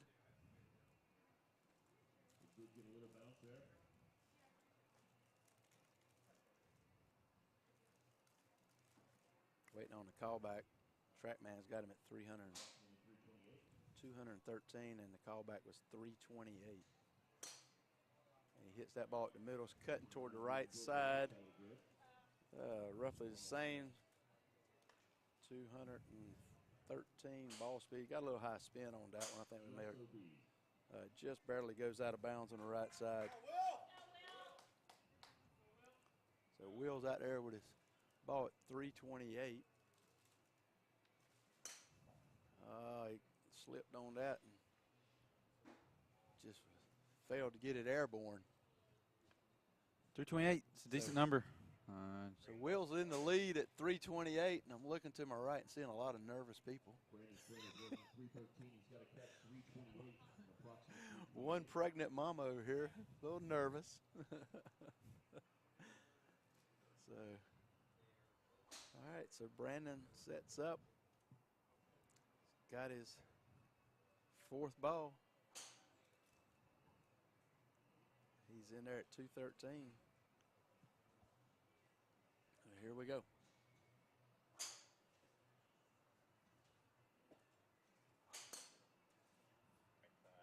That's on the right side. And real close.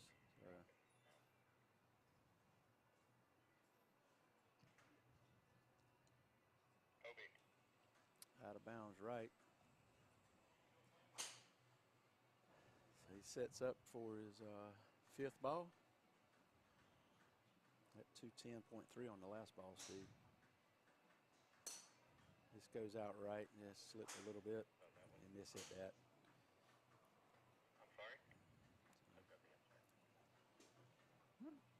One more chance for Brandon to get it done. Yep. Been swinging solid all day. Here for Brandon down to his last ball. He's got to catch 328. 328's a big ball to chase into this headwind. He give it all he's got. Hey. High right line, 211.4 on the ball speed. Right's going to be close to the line. Went out of bounds. So Will's not going to have to hit his last 3 balls. He advances to the semifinals to face Reed Russell in the finals. And with 328. So now we're going to bring back the 4 losers of those matches, and we'll set back up. So give us a minute to set up, and we'll get on that. These guys will be doing a 4-way shootout for the 5th place money.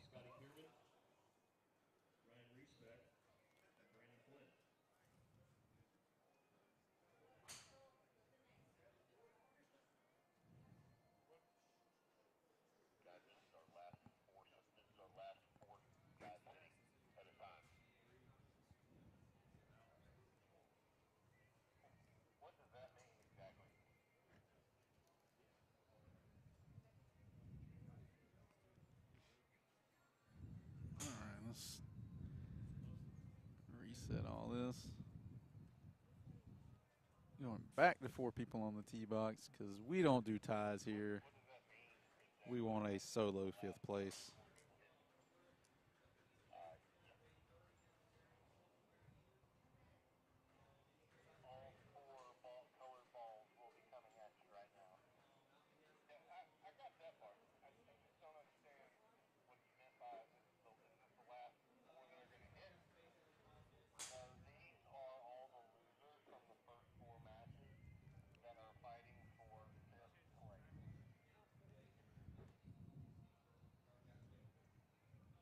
Switch over to a face on camera here. It's set up for the match play, so we'll get a nice close up of whoever's in 4th slot, which would be Brandon Flynn and Ryan Riesbeck in 3rd.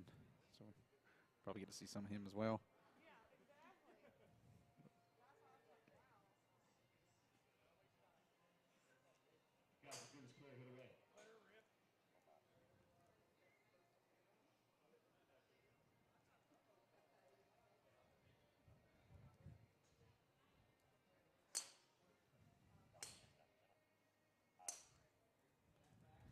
All right, I'm back. I have no idea. I didn't have power on the clock of it for some reason. We don't need a clock. Yeah, I don't think any of these guys are going to twinkle toe up here. Yeah, so whatever channel we're on, that person just went 321. So I heard the radio say that. So somebody's got a ball in the grid out there. Scotty comes across that. Yeah, Josh just crushes the ball up right center with a little draw.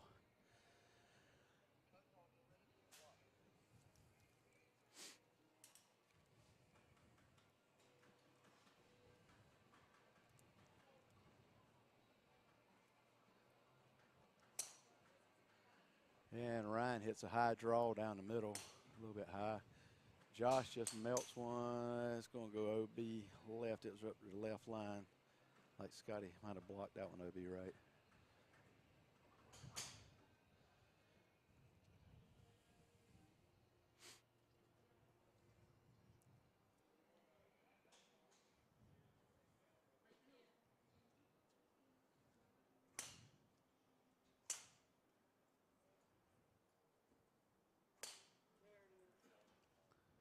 Scotty hits a good ball down the middle. Ryan hits one down the left side. hugging that left line again.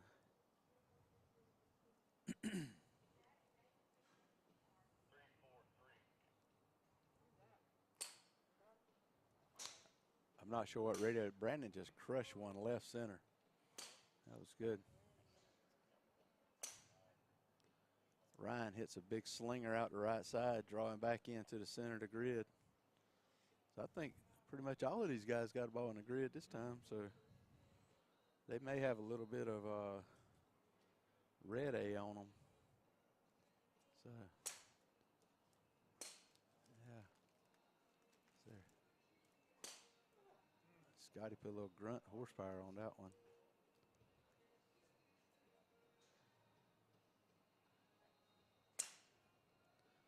All right, so we'll wait for the call back. Robbie, I'm going to turn it over to you, and I need to set the track man back up. So much tinkering with technology.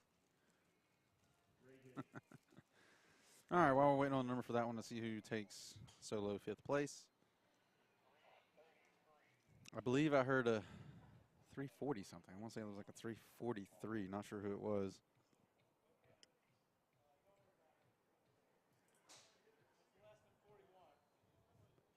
Or 341.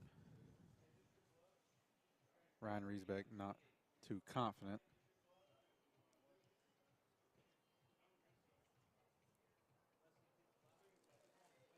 Let's see.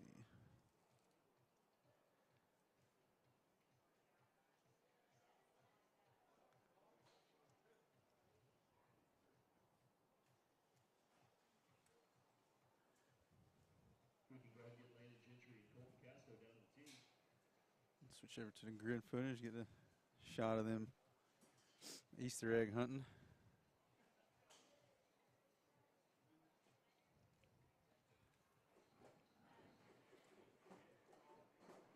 Again, weather not really permitting very long distances today. I think one of our biggest balls was like 361-ish, somewhere in there, 350 something. Well, that's the way it goes sometimes. Everybody hitting under the same conditions. Looks like Ryan Riesbeck has made his way back to the booth, which means I, by default, will be losing my position again. All right, I think I just heard Scotty Pierman won that at 343. Ryan, how do you feel? Well, I know it wasn't me. I did put balls in play, but they were not very long. I saw you aiming out to the right of there, hitting big slingers. That's right. That's right. I tell you, that was pretty close because I know Josh Koch hit some bullets out there, and Scotty hit one and grunted on it. And I think I heard the callback was 341, 343, so they were really close there. And so here we go. Landon Gentry fires the first ball. They are not twinkle-toeing around the tee box. These guys are ready to hit. I think they're hungry. They're ready to get something to eat. They've been out here all day busting their. Well, we had those Lenny sandwiches earlier, and they were pretty good. So. Yeah, I didn't get any of those. I was here running my mouth, yapping. Yeah, so. I tried to point out that there was a sandwich in front of you, and somebody walked off with it. So Landon's on his second ball here. Ball started right down the middle. Typically it's a draw, so maybe we're going to see that. Yep, that ball landed in the left side. Not hit really well, but sometimes just putting a mark is the most important thing. All right, call back on that was 307.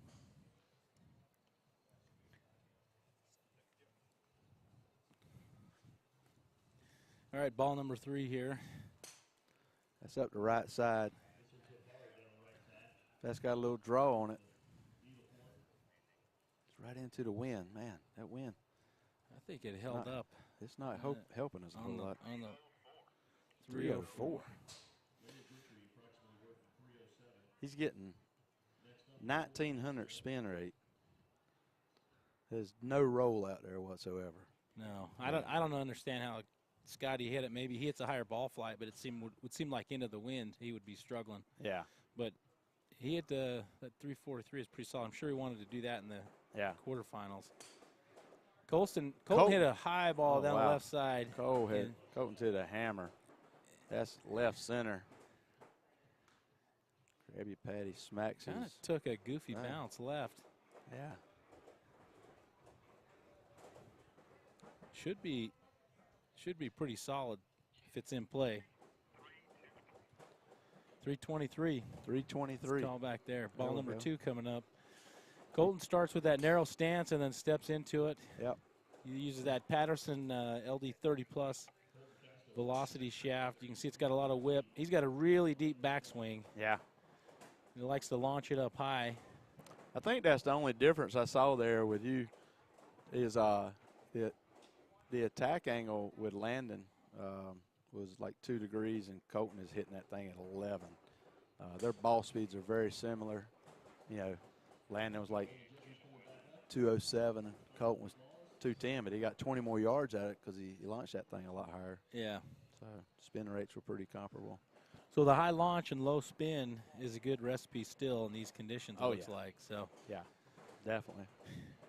So that's the old long driver's dream ball right there. High Yep. launch, low spin. Yep. If you're at home working on this, working on your long drive game, that's what you need to work on. Yeah, I know Landon's been working on his attack angle, so yeah, bringing it to the tee box is what it's all about. Needs to get it up there about 5-6 degrees. Yeah, he hits that ball really good.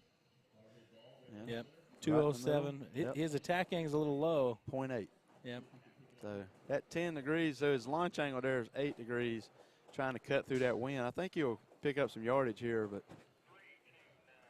And he took the lead there. Took the lead, 329. Great Yep. ball. Yeah, So that ball carried another 15, 20 yards, according to TrackMan here, and rolled out. So TrackMan had him at 317 carry into that wind. Yep, that's a little bit higher. Is that drawing? Can you see that? Nope. He left Staying it out up there? for club face open. It's Yeah. in the trees on the right. Yep, and you see his attack angle was -1. Yeah. So, yeah, so that shows you. I mean, if you Spin rate jump. if Yeah. you get access to a TrackMan, learn the numbers and what causes them. Yeah. TrackMan, Flight Scope, another good quality launch monitor brand. Oh, there's a good ball by Landon. That is going to land just inside, but I think it's moving left. It might bounce out. No, it stayed in. Yep. It stayed in, but I don't know if it's as long Yeah, as that his was other. a good headwind right there, too. I think it hit him 308 on that one. 308. So Colton's got a little bit of work to do. Yep. Plenty of horsepower here. That's right. Colton's got to focus on putting balls in play, these 3. All right. There he is slapping. You see him slapping his leg. He's trying to wake up. I know he was talking to me a little earlier about not being able to really feel his legs in the swing. And so he's trying to get some blood pumping. So he hits a bullet right down the middle. It's not a lot of ball speed on that one, but 10 attack angle. Yeah. These guys are 10 degrees apart on their attack angles. His club head speed, it's in the mid 140s. Yeah. But that mishit ball flight there's not what he's looking for. He needs to hit center of the club face here. Yep. 2 balls left. Had 2,600 spin on that. There's another well-hit ball down the left side. Looks like it's drawing out left, though. Yep. Going to land towards that tower. Out of bounds. 6 yards. You need 6 yards to tie and maybe force a playoff or Here we go. Last go ball. 7 and win it. Last ball for Krabby Patty. Oh, and the ball falls off the tee. That's Tiger Woods' issue right there, wasn't it? Stopped right on the top of his backswing. Yeah, maybe he'll reset right here, Yep. take a second. That's a good indicator of the win. Mm-hmm. The wind is definitely in on the face here. Oh, that is hammered. It's drawing. Ugh. And just landing at the base of that tower on the left. OB left. OB left. So Landon Gentry moves on with a 329. Yep, I'm sure, Colton's been doing this for a few years now. He's putting himself in these situations where he's giving himself a chance to win. Yeah. And I know he gets nervous sometimes, but he puts a pretty good move on a few of those balls right there. He just needs to find that grid a little more often. Yeah, we've said a couple of times he just got off the boat, been out crab fishing. So he hadn't had a lot of time to practice. But I tell you what, for no more than he's had to come in and qualify on Friday, go through the regional and qualify for the World Championship held in September in Mesquite, Nevada, first place prize of $50,000. Yeah. I mean, 3 days of hitting, Yeah. competitive hitting, right? Not Yeah. practice hitting, not training That's hitting. right. But he's been Yeah. I know on day one, Friday, he was trying to keep his reps down. Ryan, I want to ask you on a personal note, we don't have a tent on the left side down there, do we? No. Because they don't anymore. It just blew away. Yeah, it might be in the pond or folded up right behind them. It flipped over. So, all right, so here we get into the last match. We got Reed Russell facing the fireman Will Hogue, and the wind is howling down there. So here we go. A couple of former baseball players here.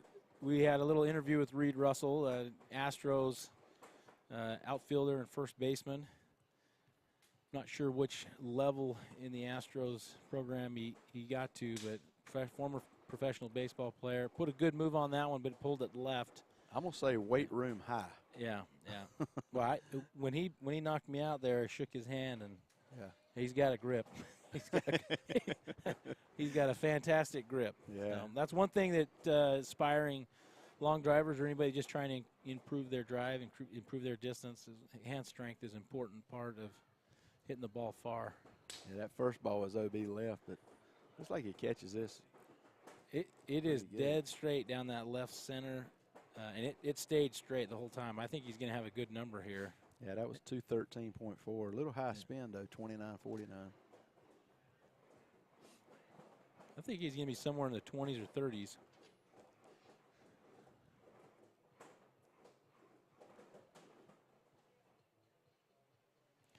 This is ball number 3 for him here. Pulled left again. I don't think that one's coming back. 319 is what 319 or 309? I thought they said 319. So, okay. And you can hear the hometown boy Will Hogue. 319. 319. Got a contingency of family and friends here cheering Will on. Now Will has won this event 2 times now. This would be his 3rd if he's able to pull it off. Fire Marshal Will. The marshal of his department might not like that, but that's his nickname. We like it. Fire Marshal Will. I don't know what his actual capacity is with the fire department, but if you're in trouble, Will's the guy you want to come save you. He's strong as an ox. Yeah, he set the state bench press record, I think, for his weight class. That ball was down the middle, cutting toward the right side. Yeah. So he's trying to hit a little fade back into that wind, holding it up against it. A lot of people think the fade won't go as far, but does that ball know if you're right-handed or left-handed? Yeah, it doesn't. That's right. I'm not aware if the ball knows anything, actually. But sometimes I wonder about me. That is hammered. A little lower ball flight, that though. Is in there. But a solid shot. 213 ball speed, 147, almost 148 club head speed. 334 was the callback on that. 1,600 spin. That's what I was going for right there. Yeah. That low penetrating shot. Yeah. He was only about 15 miles an hour faster than so that just shows you left path, open face, and match it up. That's a little spinny up to the right side. So he's getting loose, though. He was 149.7 club head speed. Yeah. He's going to turn it out. He got that ball in play, and then he tried to ratchet it up. So his wife's got a nervous look over here on her face. Russell's got to hit it past 334 now to get him. He's got 3 balls to get him. So. And he can do it. You know, Reed has shown that he's consistently put balls in play. Solid shots. Some of those that he hit out left, if he can put those in the grid, I think he's got a shot. Yeah, that's what I'm talking about right there. He's coming across that ball left, pulling it. He's hitting it solidly, just not putting it in play. So, and that's with maybe experience, right? He's got to make this adjustment on the fly.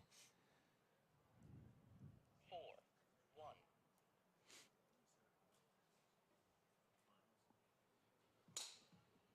That's a good ball on the left side, but don't like he caught it because the ball speed dropped. 148 club speed, but only 206 ball speed, but that's a 1,700 spin rate. So that ball went OB left side. So Reed's down to his last ball.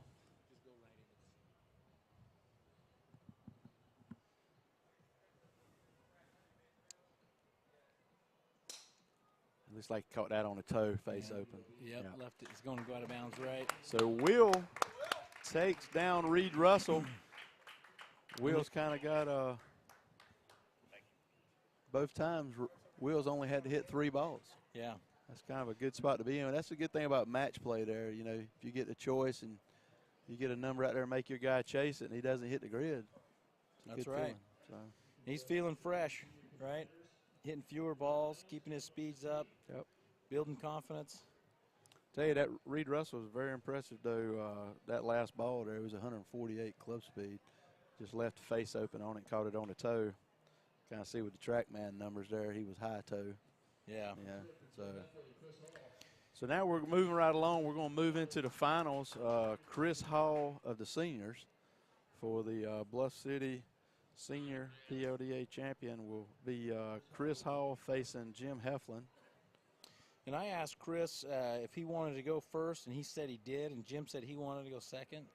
And so both players got what they wanted here. Chris is going to lead off, and Jim's going to follow up. And to be clear, Jim had the honors, right, because he was a higher seed, so he would have got to choose.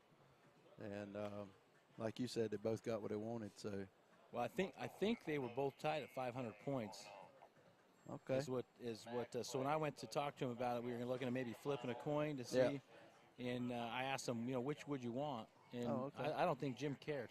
Yeah, I don't think either one of them cared. Yeah, Chris, I can go first. So. Yeah, they don't. No, I think both of them just enjoy hitting balls. Yeah.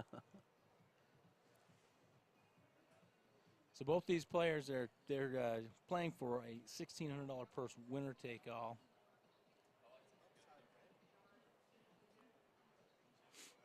All right. All right. Looks like the grid is clear. All right. Chris Spencer has turned them loose. So here we go. Chris Hall from the Memphis area, practices here all the time. It was low left. Yep. Should feel comfortable, you would think. Although sometimes competition and the time clock. Actually, we don't have a time clock in the finals, but the pressure of being close to being the champion, sometimes that makes guys rush or overswing. We'll see how he performs. That first one came across the left. Let's see what adjustment he makes here. Yeah. Same shot. Yep, almost identical here. Like his legs just ain't turning right now. Yeah, that could be nerves, Picked up good ball speed for a guy over 45, though. 198 miles an hour. He's 51. 51. Well, that's over 45. Yeah, it is. Yeah. a ways over 45. You know, the crazy thing about this wind has been very constant in the face. Yeah, so, and I think that's important to kind of point out, as long as it's not changing and swirling with these guys going one-on-one. That's up the left side. He did make an adjustment. He aimed a little further right, hit that ball much better than the other two, but still out of bounds left, so the same result. Yeah, he broke 200 ball speed, 201. So hit all 3 of those balls just about the same spot down there left. So here's where we're going to run into some technical difficulties with the camera, being as Jim likes to hit from the wrong side of his ball. That's right. Quote unquote. The wrong side. Technically, if you look at it, it's the right side of the golf ball. Yeah. Well, the other thing is he's nowhere close to the TrackMan. But that ball's in play. Well, he's close to the grid because that ball is hammered up the right side and cutting back in.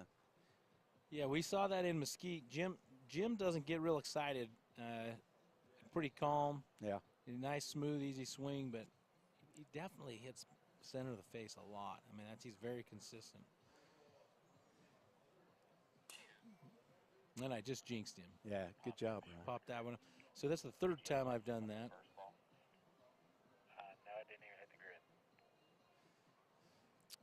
grid. Okay, they're saying that first ball didn't make the grid.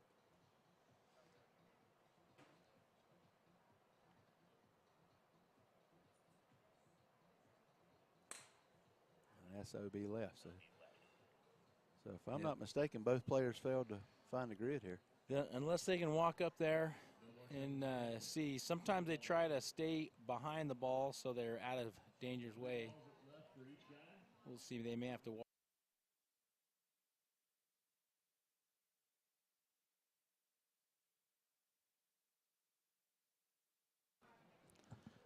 All right, so both players will go to their second set of balls. So Chris comes back up with ball 4, looking to make a mark here and put a little pressure on Jim. And he hits a good ball. That's left edge going out. It's right at the base of the tower on the left side of the grid there. Yeah. And I think Chris is looking, maybe the footing is giving him a hard time. He's trying to find somewhere he feels comfortable teeing the ball up. I think if I was Chris, I would aim at that 10 on the right, the red 10 on the right, and just and maybe even a little further right, just put the ball in play. Yeah, that's part of the competition, though, right? When you're working on natural turf, sometimes it gets wore down. That is hammered. And that's exactly what he's done. Great ball right there. Made the adjustment. Great ball, 201 ball speed. Great ball up the middle. See what kind of roll he gets. That's a little softer up front. Not seeing as much roll in that area, but breathes a sigh of relief. And we got a ball in the camera in the grid. They've located that ball, so we know that Chris has got a ball in play, and it's at least the qualifying distance. Yep. All right, let's hear it for Chris in the championship round. All right. Working an approximation of 309. 309, pretty good ball. Yeah, it is. 201 ball Some of the speed. open guys only hit 302. I'm not going to say who it was. Well, you don't have to, but I'm not going to say it either.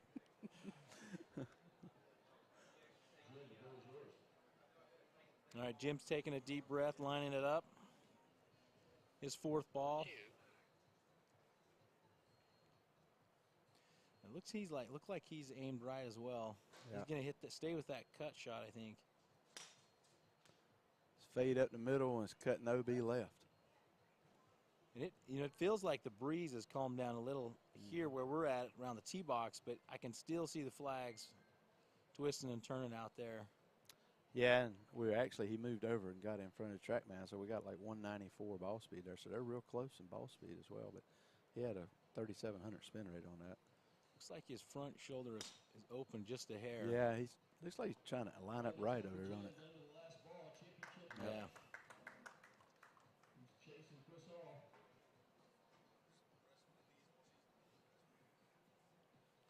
See if he can make his adjustment on his last ball.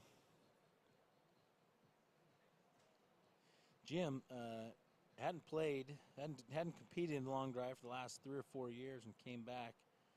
Had a good showing there, won the desert launch event.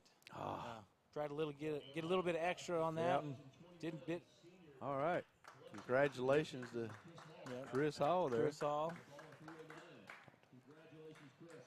So we'll bring Chris Hall back to the tee box and interview him a little bit later after we get the final match here to open. But congratulations to Chris Hall, 2021 PLDA senior champion here at the Bluff City Shootout.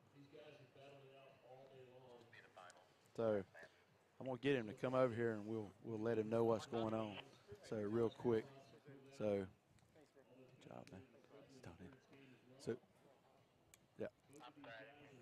All right, so we're gonna put Chris on the headset here while we go into the finals. We're going to jump right into the finals here against Landon Gentry and Will Hogue while we're suiting up Chris up here in the booth.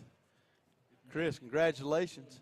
Thanks, Bob. Winning 2021 Bluff City Senior PLDA champion, man. Thank you so much, man. It's been a long time coming, Bobby. And, this one, I said when I ever won one, I was going to dedicate it to my sister.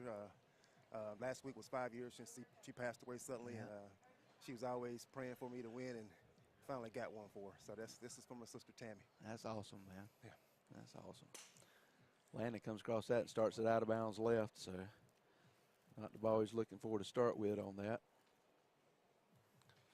Up there on that tee box, we capture your numbers. You're putting up some really good ball speeds out there, man. I think you were like 201 ball speed. Oh, yeah? Yep.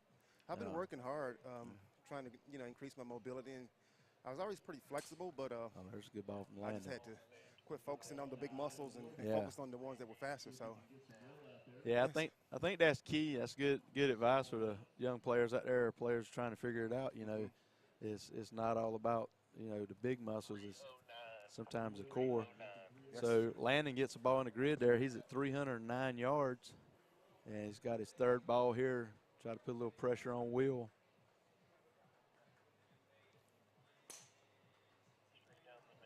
That's down the middle. God, man, I love both of these guys, too. I love Landon. Yeah. Of course, you know, Will the Thrills, my homeboy, so. Yeah, I got the pleasure of coaching both of these guys, and they get hit against each other a lot, and they get to talk a lot of smack against each other also. Oh, I bet. So that ball was 304. That front left flag is about to hit the ground down there. The wind is howling. Yeah, that's a lot of wind up there. I saw the tent down on the left side flip over while y'all were hitting up there. So, wow.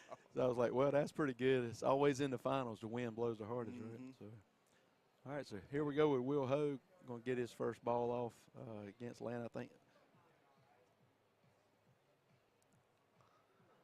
That was a pace that we put y'all through earlier. Oh, good ball by Will up the middle, cutting toward the right center. That's a high ball flight, 212 ball speed. So he's got a number. Let's see if it's a bigger number. See what the callback is on that. I may have been slow with the radio to get it. That's a lot of spin rate on that, too. Yeah. 317, so he does take the lead there. And that ball is hit a lot better. It's hanging on the left side, pushing left. Will went to put his famous wave on that one and kind of paused it. Yep, he saw it drifting. Yeah, so that crosswind might have hung it up there. That was 214, 1900 spin rate. So if you want numbers, those don't suck. Not at all. And I didn't see that at all. Kind of low and left, I think. All right, ball caller's calling right center, so but 3,600 spin.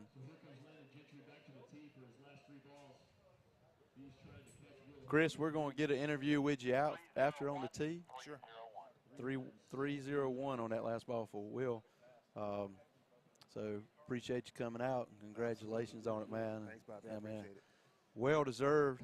Hometown man pulling out the victory, and hey man, you're right. I got to protect this house, man. This is where I practice at. and Will's trying to get the other side of this thing, but Landon's got something for him right here. He's going to break it out right here. Look at that. Landon's straight up the right center, and that ball is hanging on. I tell you, these boys are the two friends out there, which are all friends out here off the tee box. right. On the tee box, a little different. Yeah. Landon 2,300. 329. Yeah. So 328 was the estimate on that. Landon's always come. He gets late in the day, but he really steps on the gas and is able to pull out some big balls. Yeah, he's been working real hard too. I've been watching his Instagram posts, and he's been putting in a lot of work. Yeah, he's had some back issues and struggled with his attack angle, and for the last couple of weeks, that's all we've worked on is attack angle, attack angle, attack angle. Last ball for Landon up the right side. Hit that high in the face, and it's going to stay out right. So he's at 328 was the estimate on that. So Will's going to be coming back to the tee for the first time. He's hitting both sets of balls. His other two matches, he only had to hit 3 and get it done. Yep, one and done. So that wind, what we got over here? Looks like the wind's coming off the right now. Will's been working that fade, so this wind switching, he's been getting the wind off the left and in his face, and now it's off the right and in his face. So we sit up here and talked a little earlier about thinking always and making the right correction. And that is hit, and that's cutting a little bit too much OB right. Man, he's bringing the speed. Yes, 149 club speed, 214 ball. So.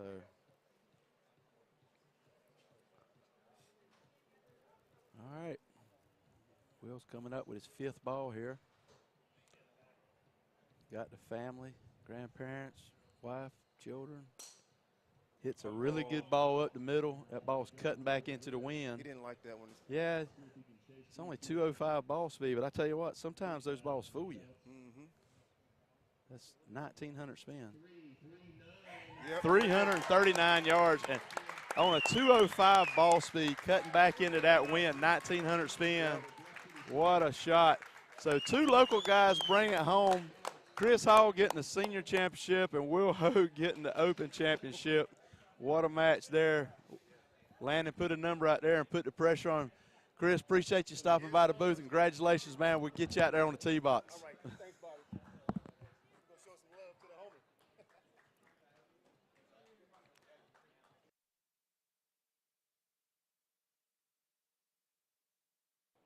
All right, we'll be switching over to the next microphone on the tee box. We'll be turning it over to Ryan Reedsbeck here in a minute. Let us get it set up.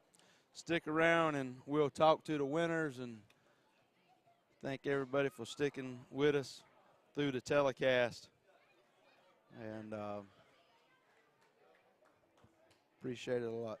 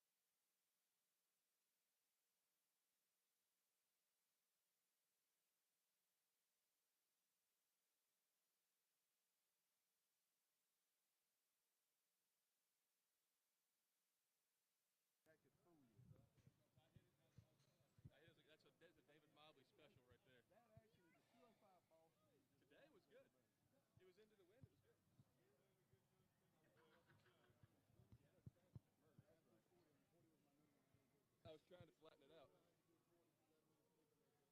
Congratulations, bud. Love you.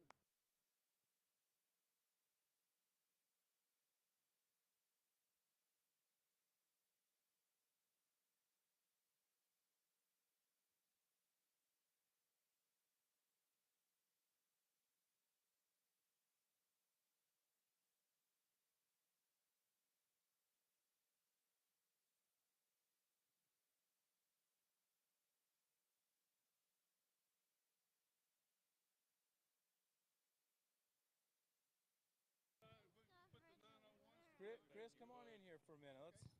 Yeah, man. I got 901.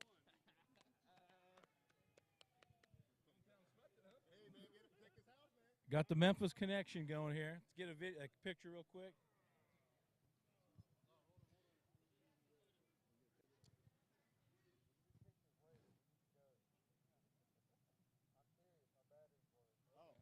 All right, perfect. All right, we're going to move through this. Hey, so Chris, you mentioned we got to protect this house. Both of you guys here from Memphis. This is where you practice. This is your range. Home field advantage is awesome. Tell me, what were you feeling in that last set? What did you change? I noticed you were struggling to put a ball in play, and then all of a sudden you hammered one down the middle. Yeah. At first, when I first teed him up, I looked down and noticed that my feet were a little bit lower than the ball, and I kept yanking it left. So I made that adjustment and found the middle. So I wish I'd known it earlier. Maybe I could have put that away earlier. Well, congratulations. Will, I noticed what was the adjustment that you made? You were telling us right before we came on the camera. What was the adjustment you made? Because, Landon, he's been in this position a lot, showed tremendous poise. He bested your first ball, and then this last one, 339. You told me the ball speed wasn't good, but what did you do? What did you change? So, obviously the wind's picked up really bad into our face right now. So, someone once told me swing easy when it's breezy. You can keep those spin numbers down. Yeah, my ball speed was like 206. It wasn't even hit that hard, but I wasn't trying to overpower the ball. I was trying to flight the ball. And so I hit a very low spinning, probably a 12-degree launch, I'd guess, but it was flat and it was low spinning, so it ran when it hit the ground. That's how I got it done. Yeah, your club head speed and ball speed were faster in the semifinals, but this was the longest ball, I believe, in the quarterfinals on. Congratulations. Your family's here. You know, obviously you're bringing the crowd with you, both of you. Congratulations again. We've got, in 2 weeks, we'll be in South Carolina at Columbia at the Partee driving range. What are your plans for that? Are you guys heading down there for that? Well, actually, I've won that one before too, so I plan on keeping it going. Well, I've tasted the blood, so I might as well head down that way too. Well, congratulations to both of you. We appreciate it. Fantastic competition today. We'd like to thank our sponsors, Callaway Golf, T-Claw. We'd like to let's show me get one of those. We got Tornado Tee as well. Look at this, Hat Saver. If you don't have it, get it. Yeah. Apparently I needed that. As you can see, this is what happens when you don't use Hat Saver. So that's right, Tornado Tee. ATC Fitness would like to present this check. We only have one check, so we got to. sorry, Chris. We could. That's right. That's right. Will's going home with a big check. Chris is walking away with cash. So congratulations. Signing off. We'll see you 2 weeks. Columbia, South Carolina, the Partee driving range.